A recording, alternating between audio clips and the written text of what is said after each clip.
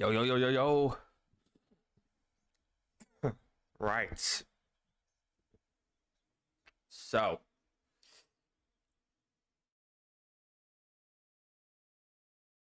today is day two. It's elimination day.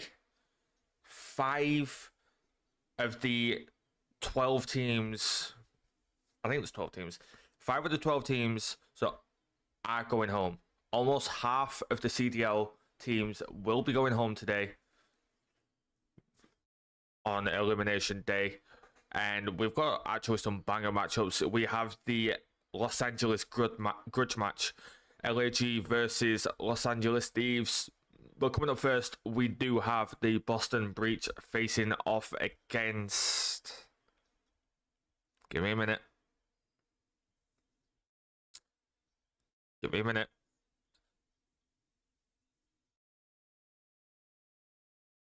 Yep, no, I've lost it. I don't know who the fuck they're playing. I've just seen the lineup too. I know every matchup except for that first one. It's Boston versus...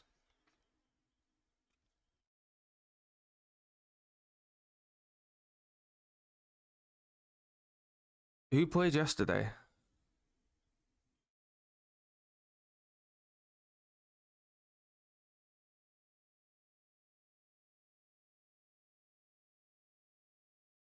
They'll show us the lineup in a minute and we'll go from there.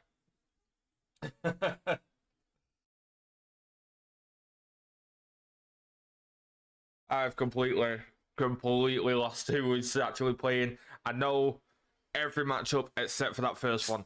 I know the Boston Breach are playing first. I just can't remember who they're playing up against.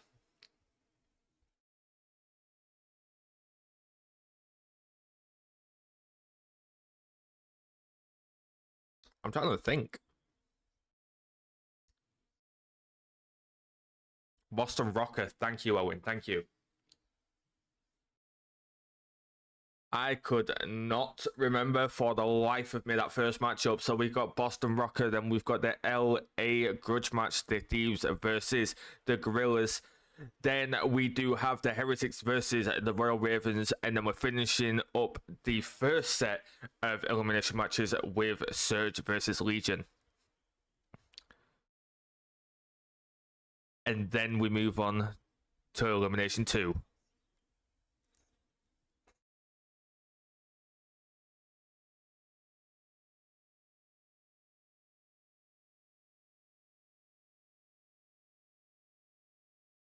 No worries. Appreciate you stopping by once more. Make sure that y'all leave a thumbs up on the stream if you're liking it. I know we're just getting started, but you know it helps me out. I'm fighting for views against Octane, against the Flank, against Scump, against the actual CDL themselves. I need all the help that I can get, boys and girls. So make sure that you drop a thumbs up, maybe even share the stream. And if you are not subscribed, make sure that you do so. Hopefully we should be getting into this first matchup in about 15 minutes, I would say. We're just recapping what we saw yesterday, day 1. It was honestly pretty tame all the way up until that final matchup. And honestly, I'm still pretty salty about that because, let's be honest, we all know that Thieves should have won that 3-0.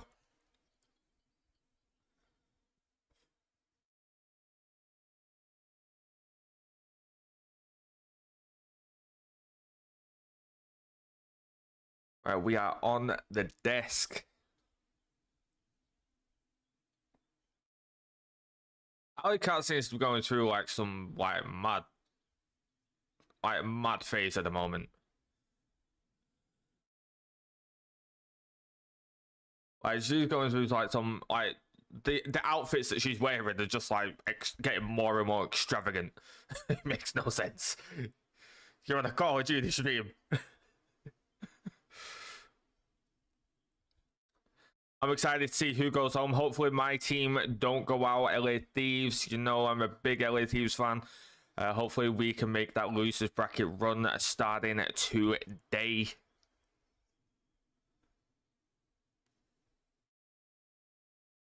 But who knows? Anything could happen. Anything could happen today. We could have some massive, massive upsets. The host of Major 2, the Miami Heretics, are also in the losers bracket. They're going to be playing third against the Carolina Royal Ravens. So we could actually see the host of this event get sent packing.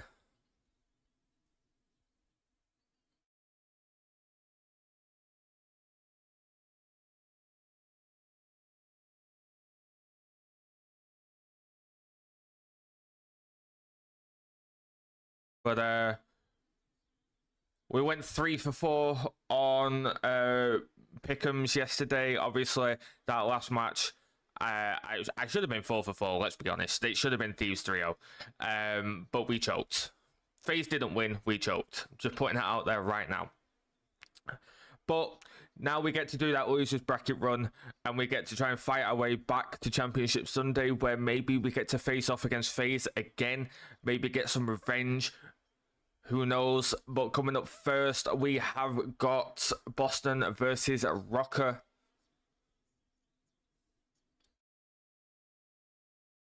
Four of these teams we have not seen play yet. Rocker we have not seen play yet.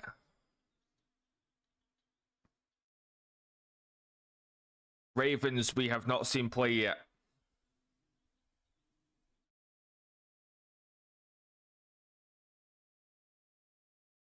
Gorillas we have not seen play yet. And Surge we have not seen play yet either. Obviously, they started in the losers bracket, the elimination bracket. So we get to see them for the first time today and see whether they can make that losers bracket run or if they're just going to get sent straight home.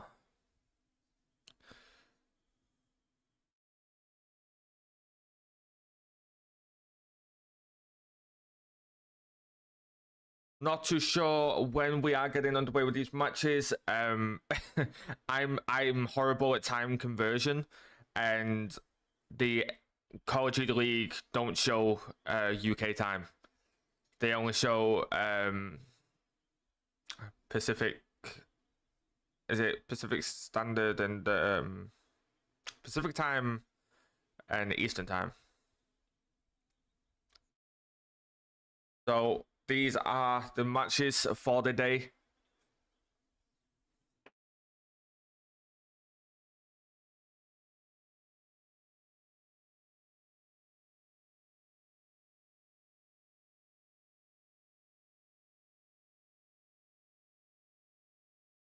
So we should be getting underway here shortly. The crowd is getting loud. Obviously, you guys can't hear because I muted the Elgato whilst we're on this scene here. But we will be going into some games here shortly.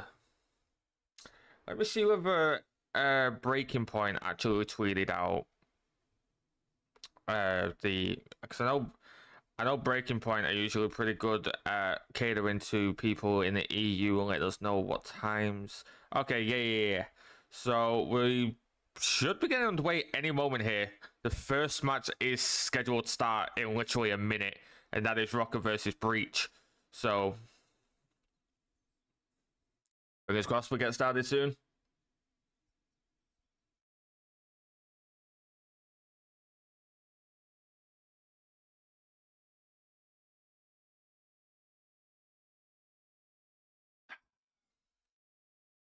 I'm on Monster Energy on deck. I'm ready for today. Day number 2. We got commercials for the CDL team packs right now, which usually means that we're about to get underway here. So we should have intros right after this, at which point, obviously, I will switch to the other scene. But there's no point right now, because obviously it's just like commercials and, you know, desks and yapping. Yapping.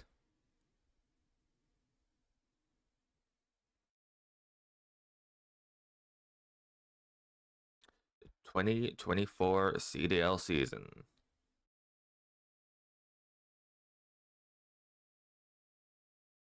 I actually can't wait to get underway. I can't wait to see which teams go home and which ones start their losers bracket run.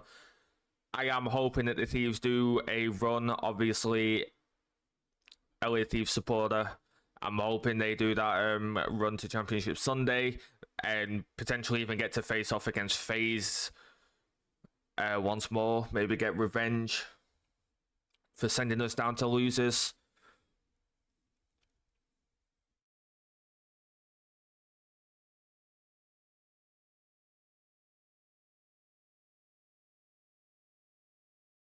It's got a commercial for Warzone Mobile, and then we're getting underway.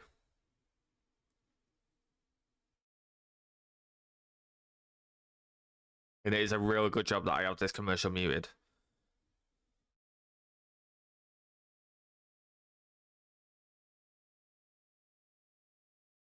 Obviously, the music that the CDL play is copyrighted, but it has no impact on like the video after the fact.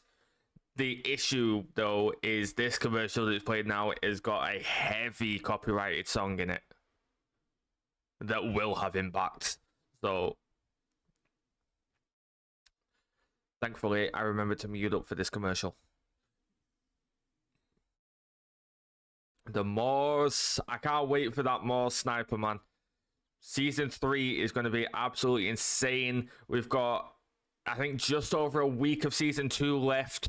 We're currently sitting at Plat 2. Come Monday, we're getting back on that rank play grind over on twitch.tv/Retaunted. We are going to be grinding for diamonds so that we can start in Plat 4 Season 3.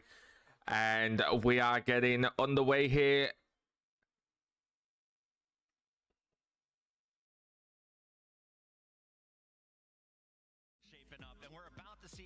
Showdown between some old school rivals, accuracy versus slasher. It's Minnesota versus Boston, and we don't have a lot of time. The players are ready, so I want to jump right into this one with our scuff pick'ems. And Allie, you said during the break, oh, I don't even need to think about this. I know who's winning. Who do you got? I think Boston beat themselves a little bit in the series yesterday, and I don't think they do it today, so I'm going to go with the Boston Breach. You think Boston gets their 6th match win of the season? Yes.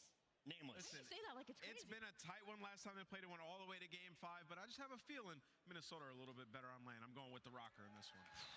I originally had Boston on my predictions, but then I walked by Lynn's. He was listening to rap music, and he was dancing like this. I'm going with Minnesota.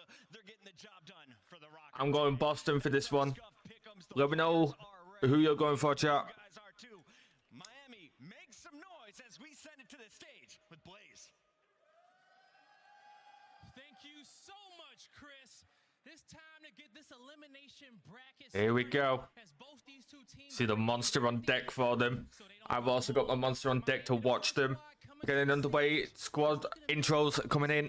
I'm gonna shut up so that you guys can enjoy the intros. Into the breach we go.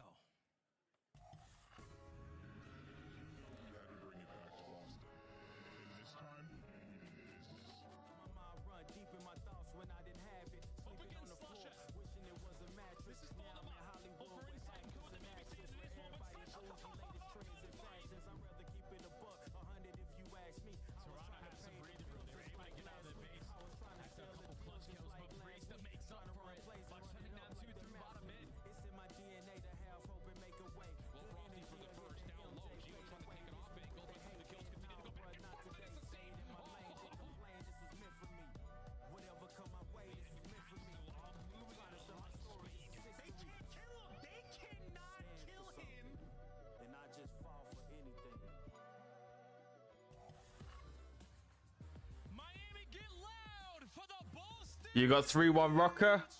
Keep in mind, Rocker is starting in the elimination bracket. Boston started in the winners bracket. This is the first time we are seeing Rocker play at Major 2.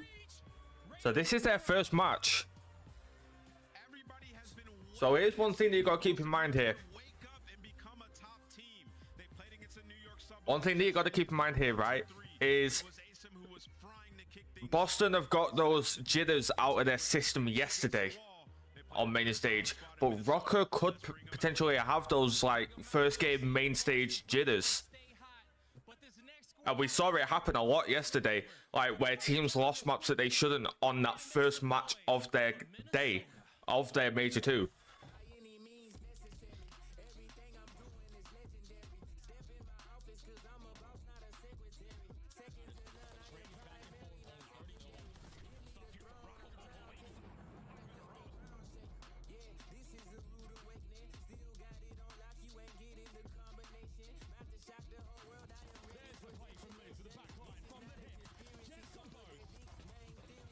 I'm just getting started. Time to turn it up. Going off in 5, 4, 3, 2, 1. Pinch, the pinch, mid-edge. All three of them gone. Rocker, he's able to find another gunfight. Does he get the second? If he does,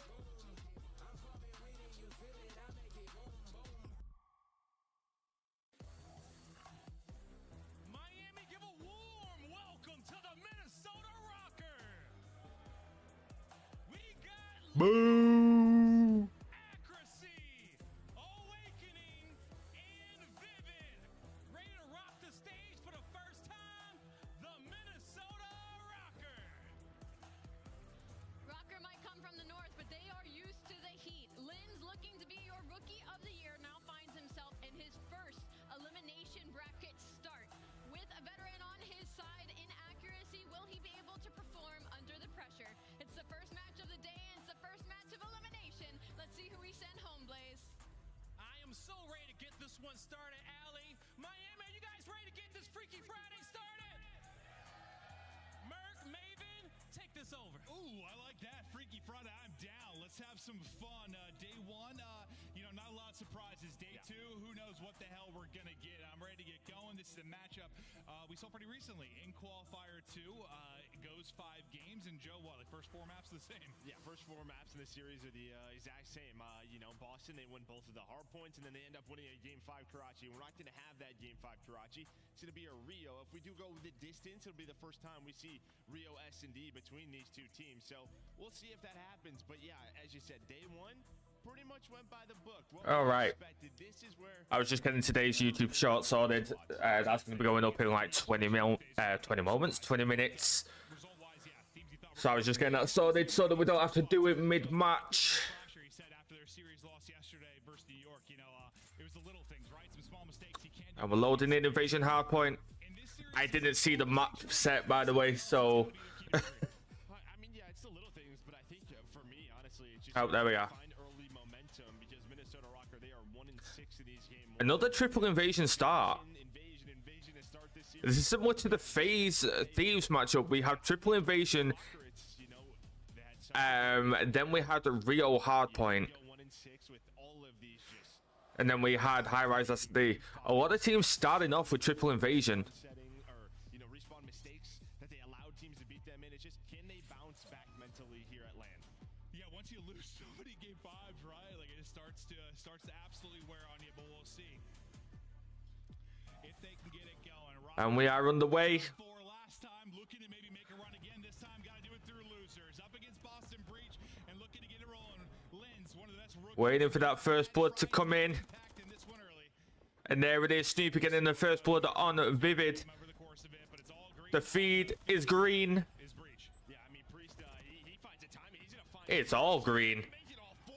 Priest lighting it up here early for Boston Breach. He gets a great timing through connector, able to flank P1. That's where Lynn's just pushes through from. Restart already got a full spree. Timing, able to get a free couple of kills, then ready for all of the spawns, which leads Breach to 17 seconds into map control. And you'd love to get him going early. Is it, guys? And he's being chased and he knows it. He's trying to get away with his life here to play for this cruise. He knows that they're going to be spawning Palace here. Look at his repositioning, but there is one coming behind him. He's going to get beamed off of that head glitch though. And Rocker do have that P2 rotation coming in 33-9 in favor of Boston. Trying to hold the pressure building up the street. And here comes Rocker. They have P2 control. Seconds off of P1, great Boston being funneled through that B street. attempt. You have the spawns for P3. This is where really you find some early momentum. And we could see a break here. That's 2 down. Lynn's still there, 1 HP. That's 3 down. Fourth battle, but this is exactly The last one up on the heady is going to pick up Snoopy. At least for now, not getting any time for your Breach, but they get him out of the hard point. They'll maintain that minimal lead. Still just Beautiful shots from Awakening there. Nobody rotating over. I stand corrected. Vivid is starting to rotate over through Laundry. Looks like Linz is going to go and back him up. You've still got Accuracy and Awakening over on that P2.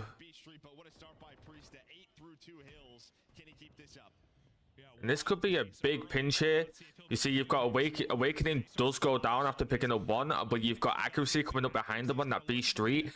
Rocker do have P2 control. P3 control, sorry. They start to push. The lurk is there from Accuracy as he develops it on the pinch, and now the collapse starts to come in as you try to make the plays through. Lin's finding some clutch kills. Viv is still inside. It's awkward there. And the break comes in from Boston. It's another break now for Breach. Yeah, great break there. And you kind of called it. Yeah, Accuracy spawns all the way out Palace before the next hill pops, right? So he basically gets a free pinch due to the spawn. He's able to find one, but Breach, they get the back gas spawn. They have the numbers now, so you take the break. Much needed from Boston extending that lead. Rocker once more, though. They are on that rotation for P5. I'm an idiot. P4, sorry. From Minnesota Rocker. Now, next hard point ready to go. Palace spawn up for Breaches. 2 will be there, 2 from Old. Mid-map kind of controls. Can't do basic buddy math. How often do you see it? Just gunfights basically all around the point in like a circular fashion. And will someone get the hard point eventually? Typically, it takes a trickle of kills as they're starting to leak through here for Breach. Yeah, it's 3 dead, and now it's 3 really Palace just spawns. Boston actually ended with that rotation onto P4. Waiting inside of Rugs, and that was the play. But now you see everybody spawning Palace side. Besides, And it's going to be a sim versus the majority of Rocker down that A street. He's going to get taken. Slasher with the big 2.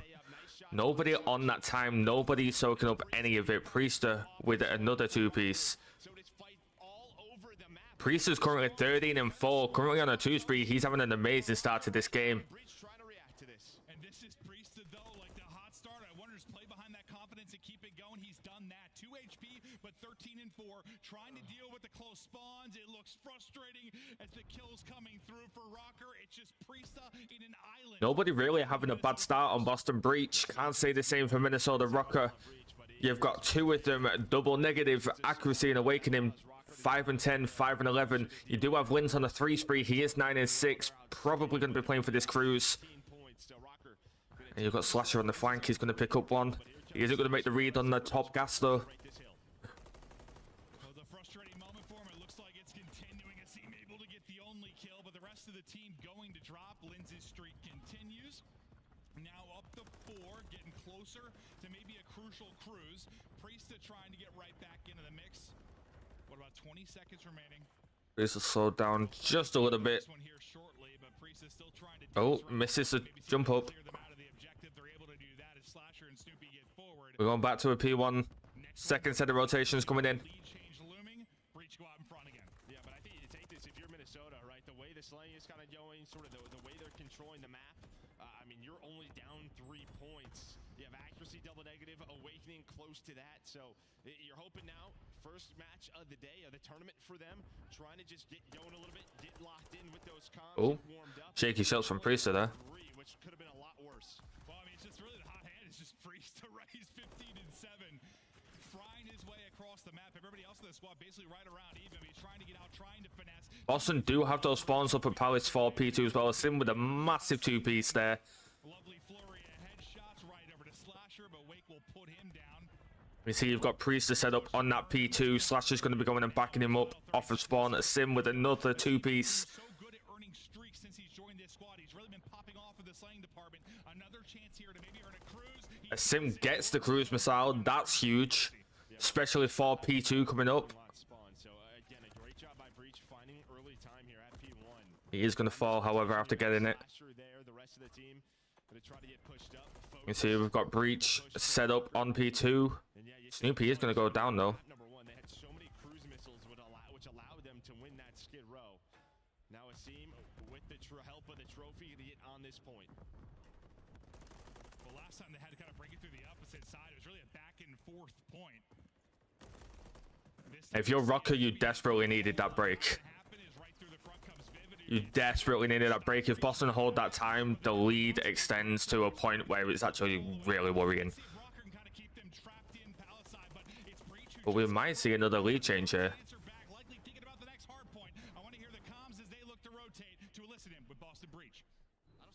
Listening time.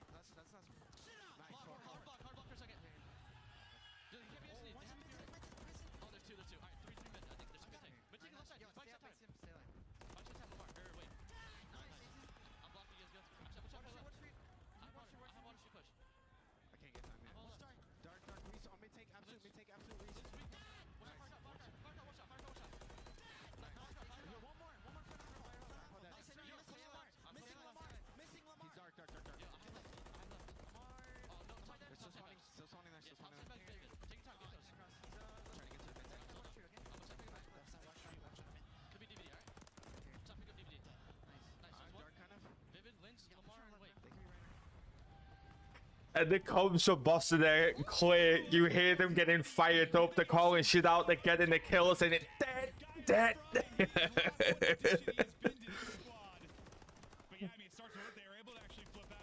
During that listing as well, Breach extended that lead over an 80-point game now. I love Boston Breach's comms. They're absolutely hilarious. And again, another two-piece. Ooh, almost gets a triple on Awakening. That would have been huge and devastating for Rocker. 200-point mark has been broken by Breach. I guess you could say it has been breached. I'll stop now.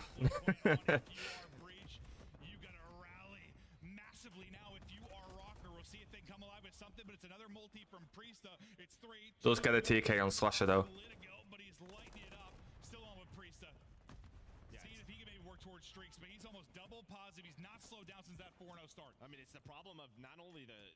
I am completely 100% convinced that Rocker are going home. They're going home to Minnesota, boys. If we go to that P2 setup, maybe that Rocker is able to get, but it's going to take an incredible effort from the side of Minnesota to try to win this map. Big two for Lins.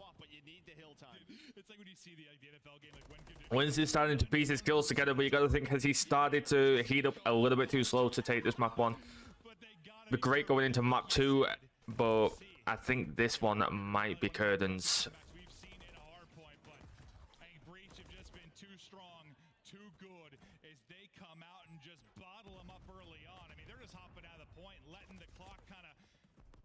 Oh, I didn't even clock that. 15 seconds left on the clock. They don't even need to win on the points here. They could just let time run out. Yeah, that's going to start the clock, and that's going to be the call. So just fighting, forcing Minnesota Rocker to have to fight for this position time and time again. A chance here, though, for Minnesota. Yeah, this one's over. Anytime that the point is contested, that clock's winding down at the 13.1 seconds left. So you're going to have nothing but clean breaks, but you also got to watch out for the fact that they're on 220, so you can't let them soak up too much time. And that's 4 dead. Closer and closer to victory. 50 seconds left on the hard point. 20 seconds to win. Spawning out as Rocker streaks in from Mason. Bang! As he's able to hit, one's going to drop as they look to close it out here. No 10 points needed for Breach. Bodied him up. Linz may be an opener, but this one is looking done. Yeah, they wanted one win condition. That was 250 points. They don't care about the game clock. But Minnesota, they are still here for now. Oof, they catch it. 7.9. It's going down. I just think it is too much right now for Breach. Yeah, too much. No time. Not a lot of options to get a victory here if you are Rocker. GG, that's game. The clock is going because nobody's in the point. It's a map 1 victory here for Breach. We're tied around what, 90 to 90? From that point forward, it is all Boston Breach. Yeah, I mean, they really got going. Breach looked a little bit shaky yesterday, but they are coming out on fucking form today. It kind of heard Asim. He was like, I think the last guy is mid-tank. Like, that's him. We're going to get this flip. And yeah, his comms were correct. It was accuracy, the last player there. So that flip comes in. It's a full 60 at P3, and they run away with it. The last thing I said before we listened was like, can they flip him out like Rocker did? And then like right after that, they do it almost instantly. And then yeah, it was a great listen in. I love to hear it too, because listen, so, I think we've talked about this before. Like some players like to have a hype from a teammate, a hype from a crowd. To some players, doesn't really matter all that much. But dude, hearing Asim get fired up like that, like I don't know how you don't get a little gas if you're on the team when he's cooking like that. And that's it. I mean, you see the gas right there. 6,000. Yeah, 6,000 damage. Him and Frieza with 28 non-traded kills. The duo stepping up in map 1. Jeez. Sim popping off, dropping 34 kills. Priest dropping 31. Now 1 in 7 in your last 8 map 1. So you've been starting slow. Yeah, you start slow, but what do more often than not? You push it to a game 5. Yeah. The question is just, can you get there, and can you win it if you get there? But that, dude, how clean did that look with the exactly 6,000 damage, by the way? Yeah. Like, I've never seen that. Like, you know, it's always something close, so we round up or round down, but like that was unbelievable. But yeah, it's just, this is sort of what I was talking about yesterday when we were casting like Phase Thieves. Like, even though this map's a little bit different, like some of the other hard points, like a lot of times if it's scrappy early, it levels out like that and someone takes over. That happened here. Like last night didn't. It was just gritty throughout. You just couldn't keep it that way if you're a Rocker. Like once the wheels came off, they were off. You couldn't drive the car. You were getting smoked, and Priest didn't slow down. Once Asim was roaring, it's done. Yeah, I mean, really what it was is like there was always just one player left throughout the first set of hills where like they would force a spawn out, right? They wouldn't be spawning Palace. They never really got trapped. Where the second set, as soon as that flip was in, it just felt like they were spawning Palace forever, and that is a spawn trap in itself. No, it can be. Listen, whether it's control, whether it's hard point, I think Drazuka tweeted last night, he's like, that invasion blender could be something fierce. Yeah. Like, yeah, yes, it can. It really, really can. We take a look at the game flow here in a moment, just kind of how things went throughout the course. I think we'll probably see it where it's a round tie game. Yeah, it's like that right around 90 to 90. And then after that, it just builds and builds and builds that lead for Boston. Yeah, it's really that P3. I mean, you see it's around a 40-point game right there, and then it's 182 to 98. And they don't get much more time after that. So a great map. Okay. Breach, but this has kind of been their strength when you looked at it. They have struggled, though, in this search and destroy and control. So what is it? You go from like 86 to 106 across 6 hard points? They were pretty much... Yeah, they got locked up. Yeah, locked up. Yeah, absolutely on clamps. They were pretty much even up until that P5. After that P5 is where it started to go downhill for Rocker, but we've got an Invasion S&D coming up next. Apparently this event is that'll be the call here. But again, the first 4, same thing these guys played last time they went to 5. If you're Rocker, you're in familiar territory. You lose a lot of map 1. I still want that mini fridge. Back into it and get to map 5. Can they do it? Yeah, now for Boston Breach, it's like, can we win an invasion, search, and destroy? 0-5 on the year, where this has been a much better map for Minnesota Rocker. So, again, just the S&D has been not great for Boston. Just trying to get it better, up to that 50-50 mark, but just has not come to fruition. Yeah, we've casted even Rocker here a couple times who like have been solid, but then also like that was one time we cast him where you were getting a little frustrated. Like I think, you know, there were a couple times where somebody like Linz or like it was somebody was getting picked and you were getting really frustrated watching. We'll see how they're going to play today, but take me through the pregame here. Yeah, monster pregame right there. Just a lack of aggression for Boston Breach, as you saw the stats, 11th and 12th there. So we'll see if that gets a little bit better throughout this map. I was about to say I didn't know you could get a square TV, but I just realized it's just 4 monitors stacked in it. Hasn't clicked, you know, right when you got Asim on the roster, like the yeah, you saw kind of the respawn influence. You saw what he was doing in challengers. He was putting up numbers. He was taking that same tempo, pace, and confidence right into the pro side of it. But like the search, Who's going to step it up? Maybe be their playmaker, or will Rocker continue to hold the advantage on that in this matchup? But now let's go. Take me through the monster pregame here for Minnesota. Yeah, Minnesota Rocker. I mean, that's the attack is a mess. Their defense is a lot better. You see 12th win percentage on attack. They're getting a lot of plants down. Vista and Departures will be added to ranked play as a test from March 25th to the 29th. So in 3 days. There we go. Map 2 underway as Rocker look to bring it even in the series. What a talent Snoopy has been. This will be on his Still waiting on that first blood to come in. There is action close as he's hearing the utility go off nearby. Flasher probably going to be the first person to get any sort of information here. Either send one gotta be or just kind of give it up, and that's the play call, is to give it up. But Snoopy's in a great spot where he is lurked in a DVD, but the timing does not go. First blood does come in on Snoopy. First blood over to Minnesota. Yeah, it's just like it hits like almost a little too slow. Not a good smoke though. Not a good smoke. Yeah, it's a land behind Slasher. David's still able to get a kill though to put him to the 4 versus 2. Priesta takes up one. Him and Slasher out trying to get it done. Some tags into accuracy. Bomb now getting planted though. And here we go. About 40 seconds on the clock to work with, trying to retake this in a 2 versus 3. Yeah, obviously you have the trade on the pinch, but if you're Slasher, you would love to have another nade. Oh. Slasher, Priesta both find pace. Now it's down to Lindsay. 2v1 scenario. 30 seconds left on the clock. Oh, that's a breakdown from Rocker right there. Slasher, Priesta, we have seen them win titles before. Clutch up in round 1. Yeah, like, you know, we saw Slasher's POV in the not a lot of tough gunfights. That is a breakdown from Rocker. Some beamers. Then you almost get a freebie there if you're Priesta. Monday that will be. Yeah, exactly. I'm excited for that. Some different maps in the pool. I did say I expected a couple of map changes after Major 2 because they will start getting the map changes ready and tested before the pros start scrimming again, because obviously they will have a break after this Major for a week or 2, and then obviously they'll start scrimming again, and then they'll get back into qualifiers for Major 3. So they'll probably do the playtest whilst the pros are like taking a break. Boston are going to take the first round here, and a double first blood coming in. Accuracy with the big nade. Yeah, usually it's a spawn jar that people are afraid of, but that time the nade connects and finds 2. So we just saw 4v2 in favor of Rocker. happen again. We'll see, but that would be spectacular. You still got Slasher involved. There's a chance here, Jeff, for them to bring it back. They got a lot of time to work with. No, they really do. Okay, well, Slasher's gone now, so it's all Snoopy in the 1v4. courtesy of the accuracy. They now have information on whereabouts on the map he is. See if he can maybe make something special happen, but as you said, there was a ton of time, so you still got like 40 seconds to go. He got bombed, but now they know your position. Maybe the gig gets up. Accuracy gets absolutely. He's gonna pick off one. Luscious shots there from Snoopy. Oh. My lord, he's got a cannon. Yes, he does. 1v2. In a row, and now he still has time to work with. 20 seconds on the clock. Does he make this read? Not rotated. He is still sitting mid-tank. Vivid looking over him.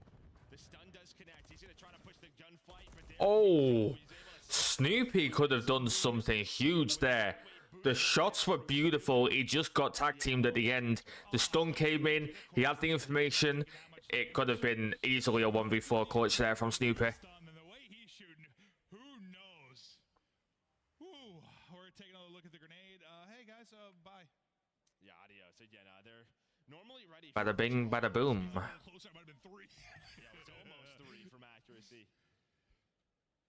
But that stabilizes the round, gets them on the board. I thought, dude, Snoopy was shooting though. Dude, both those gunfights, not easy. Just snap it.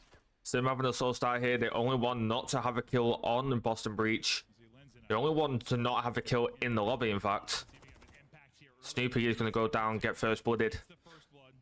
3v4 in favor of Rocker. And again, Snoopy was kind of your B player. You're not playing around the site. He was trying to play in a forward position, gets caught in round 1. Did he throw it too deep again? Yeah, it looks like it. Yeah, it's not in front of the barricade, so you have that spot. Rocker's struggling with that smoke for B. On that smoke. It's just same thing. Put it in front of it. Yeah. Like right when it hit, I was like, is it Priest in front of that? He's got 2v3 bombs going down on A. So you've got Priest kind of like rotating over into that midpoint. Slasher's going to pick up Vivid. 2v2 now. Now to a 2 versus 2. The same duo. Priest and Slasher trying to clutch this round out. It's like a deja vu from the round 1. They have 30 seconds to work this though. On opposite side, it's probably going to be 2 1-on-1s. It's going to be the case. Priest might have a great timing here. Yeah, he is. He's going to spot 1. Does he see accuracy? Ooh. But there we go. Enough time now for Slasher. 15 seconds left at accuracy. He is so good in these situations. And while he's just going to play right behind the car, he knows he has to get on the defuse. Not going to happen, and it's the Iceman who clutches up for Rocker. Nice clutch there from Rocker. Plays the clock, gets out. Make sure no chance there for Slasher and this Breach team to get another clutch. You gotta see accuracy there. I imagine it's like, what are we doing in these scenarios? Stop making this harder on ourselves. Yeah, I'm taking the boys. Just Before throw the it in map front of the 3, barricade. get on the map, just throwing some smokes. It's not a difficult one. This isn't like CS where you're throwing over 7 buildings off spawn and trying to like cut something off. Like, no, it's not that difficult, but proving to be for Rocker early. But they got the round win, so at the end of the day. Rocker up 2-1. Let's see what starts to develop now for Breach. And this is, I mean, listen, it's early, but he's had such an impact in the respawns. Sim's still yet to get a kill. Yeah, just trying to, just play. Obviously, you're playing with a new squad. It's still early with this roster. Right around a month. Priester taking that gunfight on Awakening. On that A Street, Awakening's going to take out Priester with the first blood. Blooded. And a lot of the times, it feels like they're kind of relying on like Snoopy maybe to find an opening. Besides the clutch. And you're probably going to have accuracy versus Slasher here on that B Street. They look to be wrapping this out towards B, so the pressure's going to be on. They are wrapping it out to B. Vivid is rotating over to back up. Vivid. I mean, accuracy. Now Vivid rotates across. Maybe get shots from the barricade. Lynn's rotating across, and 3v3. 20 seconds. Watching number 2. Slasher might be the point man here. He might be the point man. And there we go. Lynn's is going to spot him. So now it's just a clock. Boston Breach, they have to go quickly. Snoopy through connectors going to find it, but there's a stun. Can he get to the bomb in time? That's the question. Run! I don't think He didn't get it. TDM. He can't plant. And now it's on Vivid to stay alive. No, my God. So close. Oh my God. Massive for Rocker. I didn't foresee the stun, but when you said it might be a fake, or maybe rotating, I'm like, I don't even have time for that. You sure as hell didn't, but that stun ends up being the round. I mean, they couldn't cross, right? You get the player to coop, but they don't want to risk it with Vivid in that position on the barricade. So they didn't want to get to the B bomb. They were hoping Slasher finds a pick, A Street. That's wild. I mean, he sees where Lynn's is. Rocker up 3-1 now. And then the stun hits, and he... A Sim finally on the board. Oh, that's where you wish you had a smoke still for the barricade, right? Or you're running tackle. Yeah, you've got Vivid watching that A Street, going to take the gunfight against Priester once more. Rocker now trying to find their opener. Vivid giving up that gunfight against Priester. A Street is wide open right now. No, Vivid rotating back. Kind of typical 2-2 setup from Breach, but really See, you've got Sim and Priester on that A Street. disrupt this if it builds like So it is a 2v1. Couple of defensive rounds. Just hasn't found anything. He's just been the one getting caught. So Vivid seems to know where Priester is on that bridge. But it looks like they're going to go towards this A site, so it could be on a seam and Priesta. To deal with First blood going to come in from Lynn's on Slasher. team shot or just an insane rival shot across the map. I'm assuming a team shot, otherwise Ooh. one. Asim goes to pick. He finds nothing, things falling apart. Finally, Snoopy involved. There's a pillar accuracy, he's finessing, can't stick with the rival, finally able to send it forward and get the kill. Down to 65 HP, but still up. Priest able 2v2, bomb is down, 30 seconds left. down to a 2 versus 2. Chance for another 2v4. He can't 1v2, information on both of them. 25 seconds. 7.5 to defuse. With the Priest to death, things probably got too difficult. Yeah, Lynn's is playing this well with the rival, just trying to buy time. 15 seconds, though. Now it's down to Snoopy. And he's going to hop it. Versus Vivid. No, he isn't.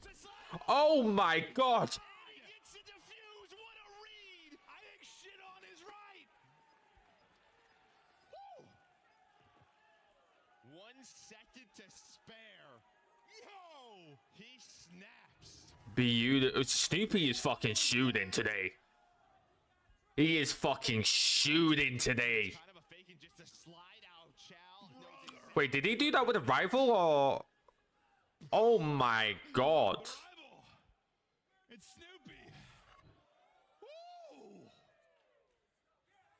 That was disgusting. Snoopy is fucking shooting today. Oh, you bring it within a round, and that just reminds me of maybe like yesterday with Kismet's 1v3. Rocker are still in the lead 3-2. Sim still struggling on that 1 and 4 KD. Snoopy on the 4 streak, 2 away from that cruise. Maybe a chance for streaks is unbelievable there as he gets 3 out of 4. I mean, look at their 2 round wins. Ooh, Sim gonna get away with his life. Barely. Rocker 5-0. Without question, But it is not. So they're staying alive. They're staying around to the map. And this has been sort of the issue with Rocker at times. Just these breakdowns. If I would describe qualifiers. See, now if I'm a Sim here, I'm smoking dark and checking this spot where Vivid is. Brutal, man. Whether they're beating themselves, the game's Because he isn't going to push the smoke and risk getting beamed. Vivid can't quite get around the edge of the corner. I'm going to come in. We'll see. Stun does hit, but holding for now. Only 35 seconds. No first blood. All 4 up from either side. Some toes getting tickled as Lamar tries to get the angle, but he'll reposition. They're trying to wrap back. Priest is going to drop. Oh, we might see a first blood coming there for Rocker. Yeah, we did. Vivid. Slasher's going to kill accuracy of 2v3. 2v2. Now it's a 2v2 and bomb's being planted. Lynch doesn't see him on it. Bomb is down. And there we go. Oh my god. Chow. Does he know the second player is through? It looks like he has to reposition. Now down to Slasher. He knows all pressure on him. Here's the double Chow. Rocker finally. Rocker 4-2 up. All the time in the world. Back on the board. Yeah, I was about to say good trigger discipline there from Slasher. Not shoot early and try to give himself the fight, but unfortunately for him, it's both. It gets dropped. But yeah, that was almost another one that slipped away, and I was about to start losing my mind. And you're kind of seeing why at times Breach is 0-5 right now on this map. I mean, defenses have come down insane clutches. Attack rounds, it's not looking convincing. Down to 15, 20 seconds. And then they start and execute. But here we saw Linz just on this A push, able to get in a cafe and then find this last kill. Well, I mean, yeah, it's not a good sign. Usually if all of your search and destroy round wins are miracles, probably not a good sign. They're lucky to have 2 in this. We'll see. If maybe they can get a first blood and Wait a minute. advantage, like they just never have numbers. Ever. Oh, I was about to say, he got stunned. The other side of the map, it's a Seaman Priesta.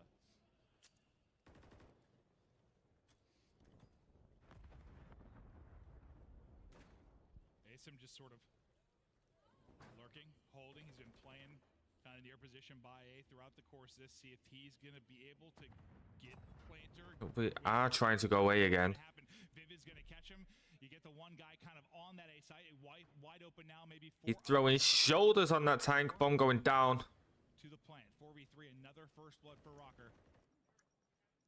And another retake opportunity for Breach. And really, you're just waiting on Snoopy here. He's the man working B Street, trying to find an opening. Because if you're Priester and Slasher, you're kind of waiting on him.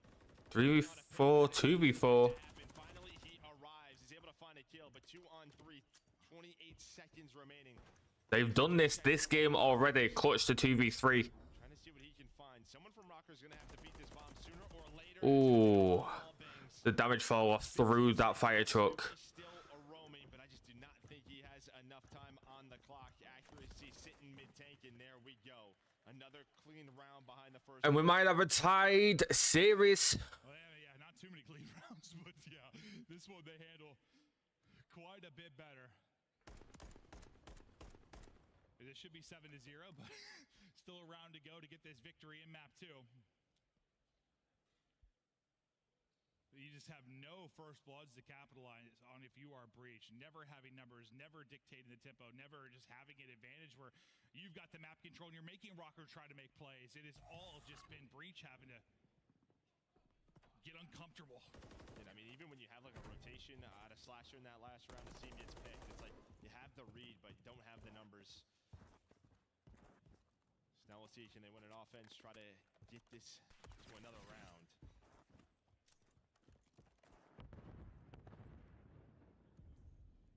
We'll see.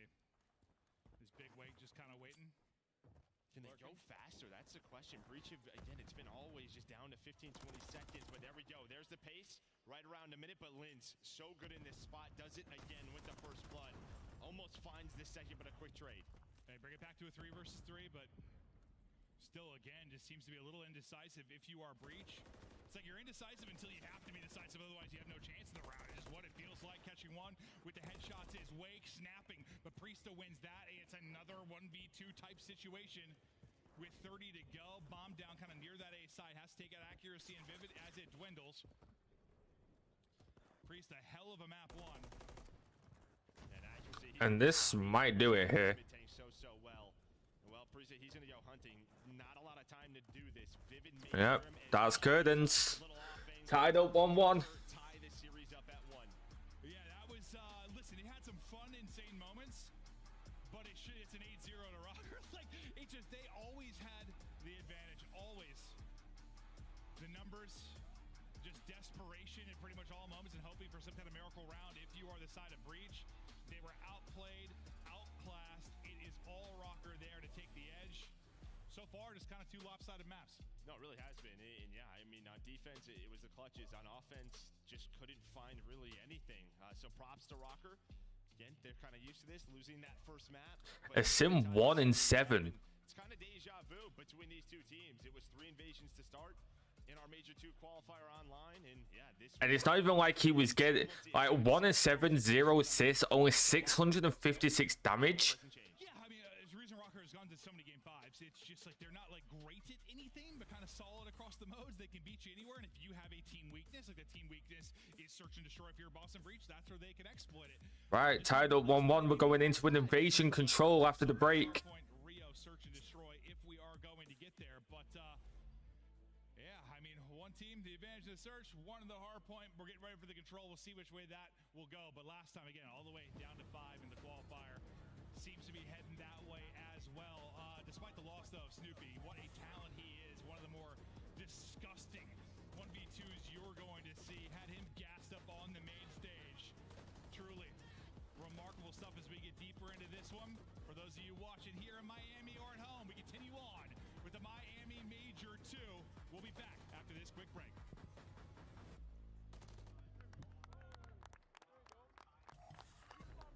Upgrade your game with a Scuff. Save $30 on the official CDL collection at scuff.co/CDL. Get better with a Scuff. The first. So I'm just uploading some content on CO/CDL to change your game. The Call of Duty League is brought to you by Monster Energy, the official energy drink of the CDL. Does he catch the timing? Doors pop. There's the first. Skies tries the battle back. Not gonna happen. Optic take the round 11. And this timing is absolutely freaking brilliant. Civ caught out over towards Stack. Doesn't want to overcome. Yep. That's such a beautiful play, man. Right, that's all of my content uploaded. With only 24 seconds left, that's such Now we get to focus solely on Call of Duty. display great trust. But he's nowhere near. Wait a second. Vivid may have held this long enough. The pistol's out and Lucky 2 in a row. So it all falls into the hands of Lucky. What can he try to get done? You get it done by yourself. This guy's taking over, man. Ooh. Already? Jesus. I know it. Thought the race was going to favor over to Seattle Surge, but it's just been a multi-kill or somebody going beast mode. It's Dio who kills the entire squad. He is lighted up. Give him more. Papa's hungry. Cell will be able to kind of avoid this. Yeah, there's a tag on it, but Civ gets isolated. Cell damage comes through. Time is an issue. Oh my goodness. Here we go again. Finally, the kill comes out. Does he get on in time? Oh, nice. 5 in a row. Saves the round and gets us locked in. Right, I'm just going to nip to the toilet before coverage resumes. Does he get timing again? Recommend y'all go do the same if you need to. I'll be back. 1 for 1, but the trades are decent. We're gonna go 2v2 early. Does he catch the timing? Doors pop. There's the first. Skies tries the battle back. Not gonna happen. Optic take the round 11. Woo-wee! That's how you get it done if you are Optic Texas.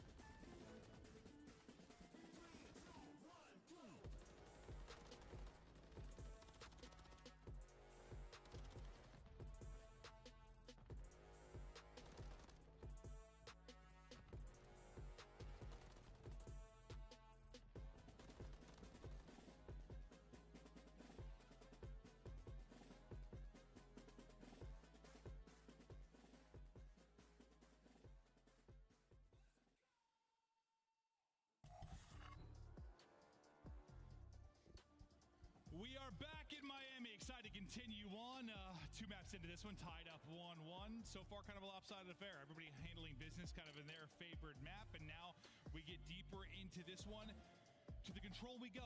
What stands out for you? Maybe think about this invasion control. I mean, Boston breaches attack, right? We saw it yesterday. It's just not, it hasn't been great. It feels like they're trying to find these transition plays over to A.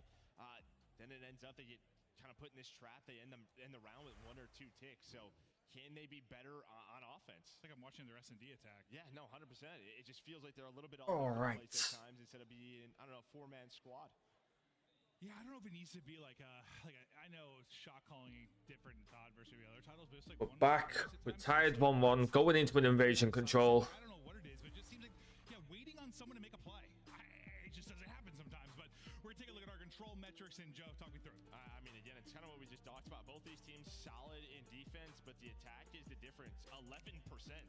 Oh, I love Monster Energy, man. Not good at all. It's awful. No, that stinks, Joe. No, it does. So that's the big thing here for Boston Breach, and we saw this yesterday. Obviously, New York's a little bit different, right? They have the talent, but they need to find some improvements. They're playing this map time and time again. Yeah, they're playing just hoping their defense is better than the other team's defense, and they get to a round 5 defense and win all the defenses. That's big D right there. Yeah, they're trying to whip out the big D, get it going. In this map 3, we'll see if they can do it because the attack, is not. Here we go. Boston, maybe some changes. Map number 3. Overnight, maybe some things to work on. Obviously, we saw it yesterday and the struggles that they had there. Working Rocker, kind of get going off the tail of that search and destroy. But now into the map 3. Major 2. Boston majorly outslayed Rocker on the first respawn hardpoint, but Wynn's going to start the match off with a massive 2-piece on Slasher and Snooper. Yeah, I mean, kind of have this 2-2 split for Boston and what's open in the middle of the map. So you had to see. And Rocker are about to get that first tick on B. And that was the call. But here's the thing: we saw this yesterday. They just keep one on the point to pause the clock. They try to get everybody pushed forward. But all the Wynn's finally going to go down. Vivid going to follow. So now the retake is possible here for Breach, and you already have Priest already top American. As he gets pushed forward, there's the pick. He'll be able to take. Second tick about to come in. Action is awakening. I guess they lose him for a second. If he backs down, you try to push through if you're Snoopy, but you're going to get caught. Priest is still. And that's going to be B point captured. We're going to have 2 minutes, 10 seconds on the clock for them to try and get A. And honestly, here, accuracy could push straight down that A street and get on it. And well, that easily had spotted. Lynn's able to take him down after a couple of tough deaths. As you see, Slasher's going to rotate over to it now. Another one of those rounds. Like, do we try to retake this? Do we not? Do we just set up for A? And then, as the time is a little bit too short, well, Rocker, they get the timing, and now they have some good map control here. We're going to see a Sim versus accuracy here. Accuracy. Sun's going to come in. Sim's going to go down. That's Rocker on the point. Trophy goes down. Tim Duncan on the map here, looking clean. Accuracy, trying to stay up behind the trophy on the side. Vivid collapsing through. Gas, the snap is on and backs up Asim. Ooh, Asim. First hit comes in on A. Got accuracy here. Maybe not alive and well for long, but you stop the clock for a long time. You're still a minute 40. Minute 40 on the clock. They need 2 ticks. Slasher having a slow start on this one, currently 1-4. Can be. Well, now things will slow down a little bit. You have one player above in Snoopy playing that top position inside a cafe. I thought maybe the timing wasn't going to Ooh, big 2 from Snoopy. He's able to find a double. You do have one and Vivid on it. With accuracy looking over. Accuracy answering with a 2-piece of his own. Vivid following the trend. And there we go. Accuracy, Vivid going huge. Now a chance here for Rocker to find another tick and maybe the round. Second player's gotten a That second tick comes in. Third tick progress has started. A quarter way, halfway. It's round. That's gonna be all 4 dead again. That'll be the round. It's a lightning strike early on as Minnesota Rocker win an offense and make it look easy. And when you're up against the worst offensive team in control in Boston Breach, compounds the issue. No, it does. Yeah, pressure is now on Boston already after round 1.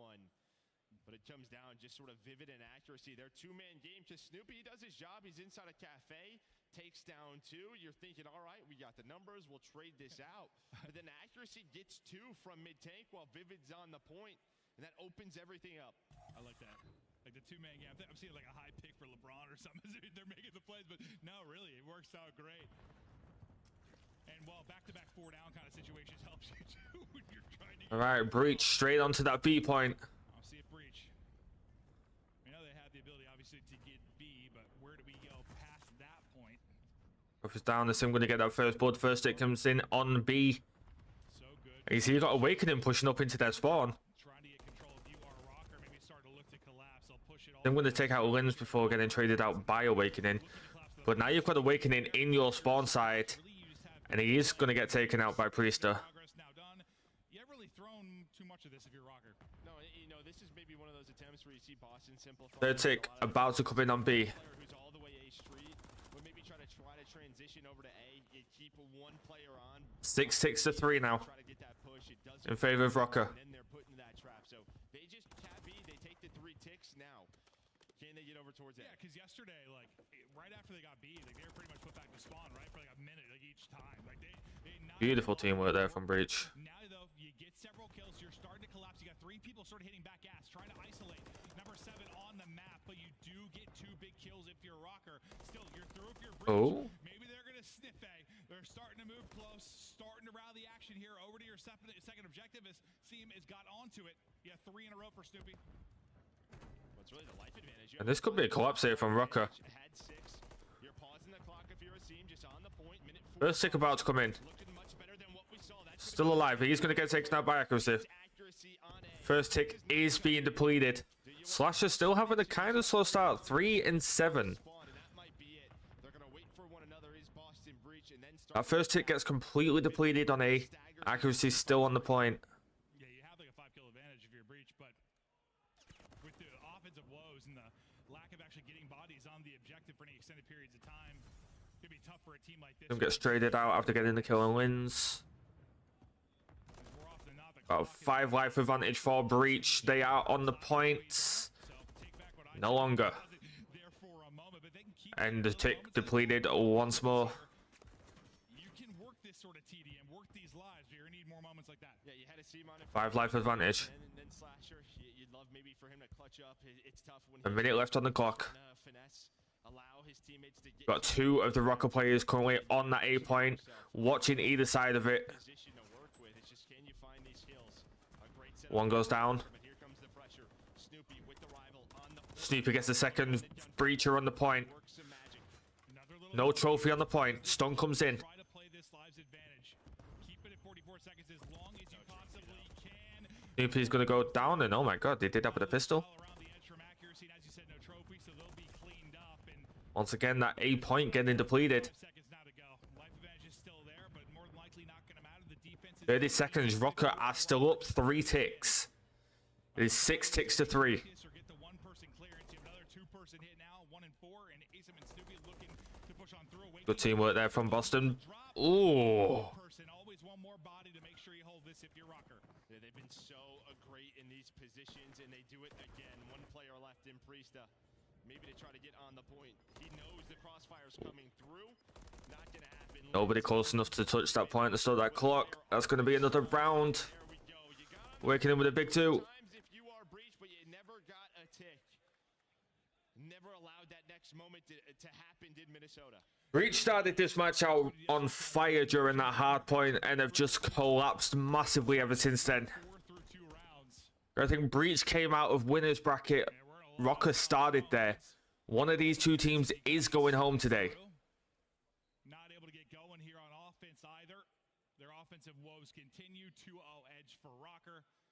A round away. What adjustments do you need to make if you're Breach on defense then if you're going to keep this and extend it? Yeah, I mean, they might have to get aggressive here, right? Just try to maybe get some streaks to carry into the next round, get them in a spawn trap. Where you have 3 to 6 tick-wise. Snoopy with the first blood. Slasher having a horrendous map. He is 4 and 11. He's dropping Draza type numbers now. See if somehow they're able to muster up some magic, but so far the aggression's been there, the kills have been coming through. Starting to push him back deeper and deeper if you are Rocker.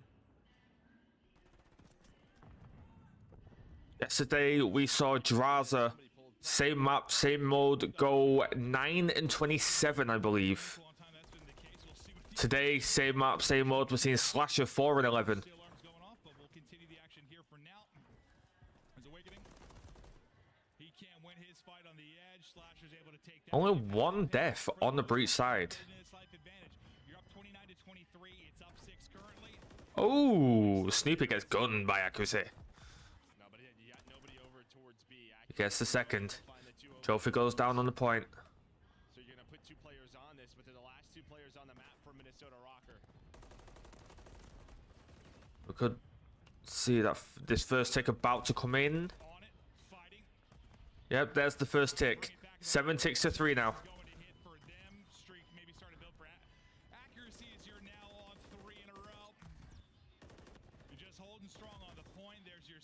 Accuracy halfway to streaks. Lynn's not far behind him. Lynn's also halfway to streaks.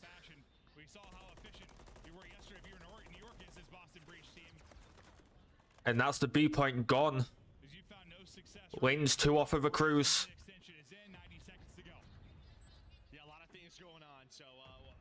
First tick on A comes in.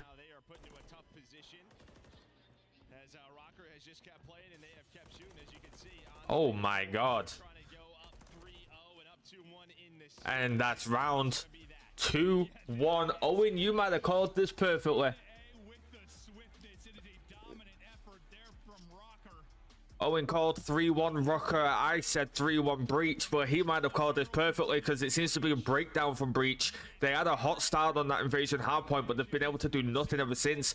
On Search and Destroy, a Sim struggles to get anything going, and then on Control, you've got Slasher struggling to get anything going. Basically playing a 3v4 with a decoy on your team. The Slasher triple negative in that Control.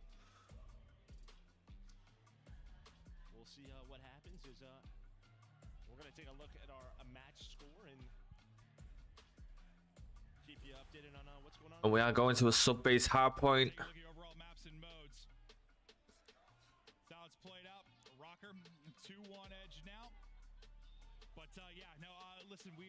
And at this rate, I saw people leaving over the course of that. I see people coming back in. We're trying to figure out what all is going down. But yeah, I mean, so far, Rocker Control need one more map to close it out. But as we look to get things figured out, I think we're all good. To see people filtering back into the venue, just wait on more information. We're heading to a quick break. We'll be right back. there was a bit of a scare at the hotel that the pro players were staying at yesterday, so I am sure that they are on high alert when it comes to stuff like this happening. I'm not going to go too much into what happened yesterday at the event. I'm sure that if you are watching my stream or watch, then you already know because you'll have been following the Call of Duty.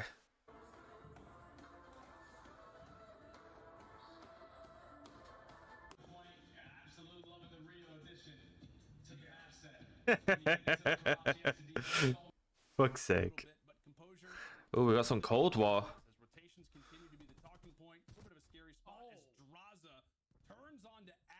Draza and Kenny were on the LADs for 3 years. Cold War, Vanguard, and Modern Warfare 2.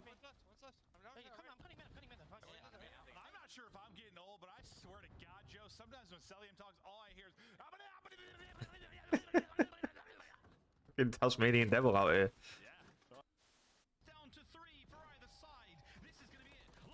Why does the quality look so shit on these clips?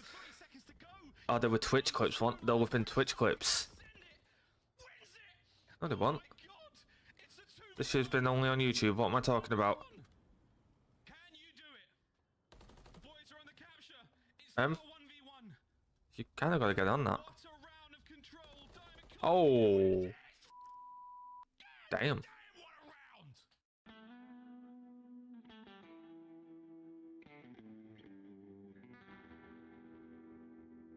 We got a sub-base hardpoint coming up next. Stack a point and just get that extension because they don't even have 2 ticks done yet. Now they will as Formal he gets pushed up into wood and they're just playing around these spawn kills. They're looking everywhere. Only 1 death in this round for Optic. Oh, Draza must have come in towards the end of Cold War. You know, we knew we were going to come in and handle business. You know, they're a pretty team. I don't know what all the hype is about around this match. I mean, look at the scores. I did. I did. Have like a map you love back in it, but it doesn't have to be exactly the same. famous. Draws a nice little angle through the statue. Yeah, there we've got Draz and Kenny. Oh, we've got some Vanguard gameplay to get Automaton from Envoy. The Vanguard World Champs, Los Angeles Thieves. Dashi.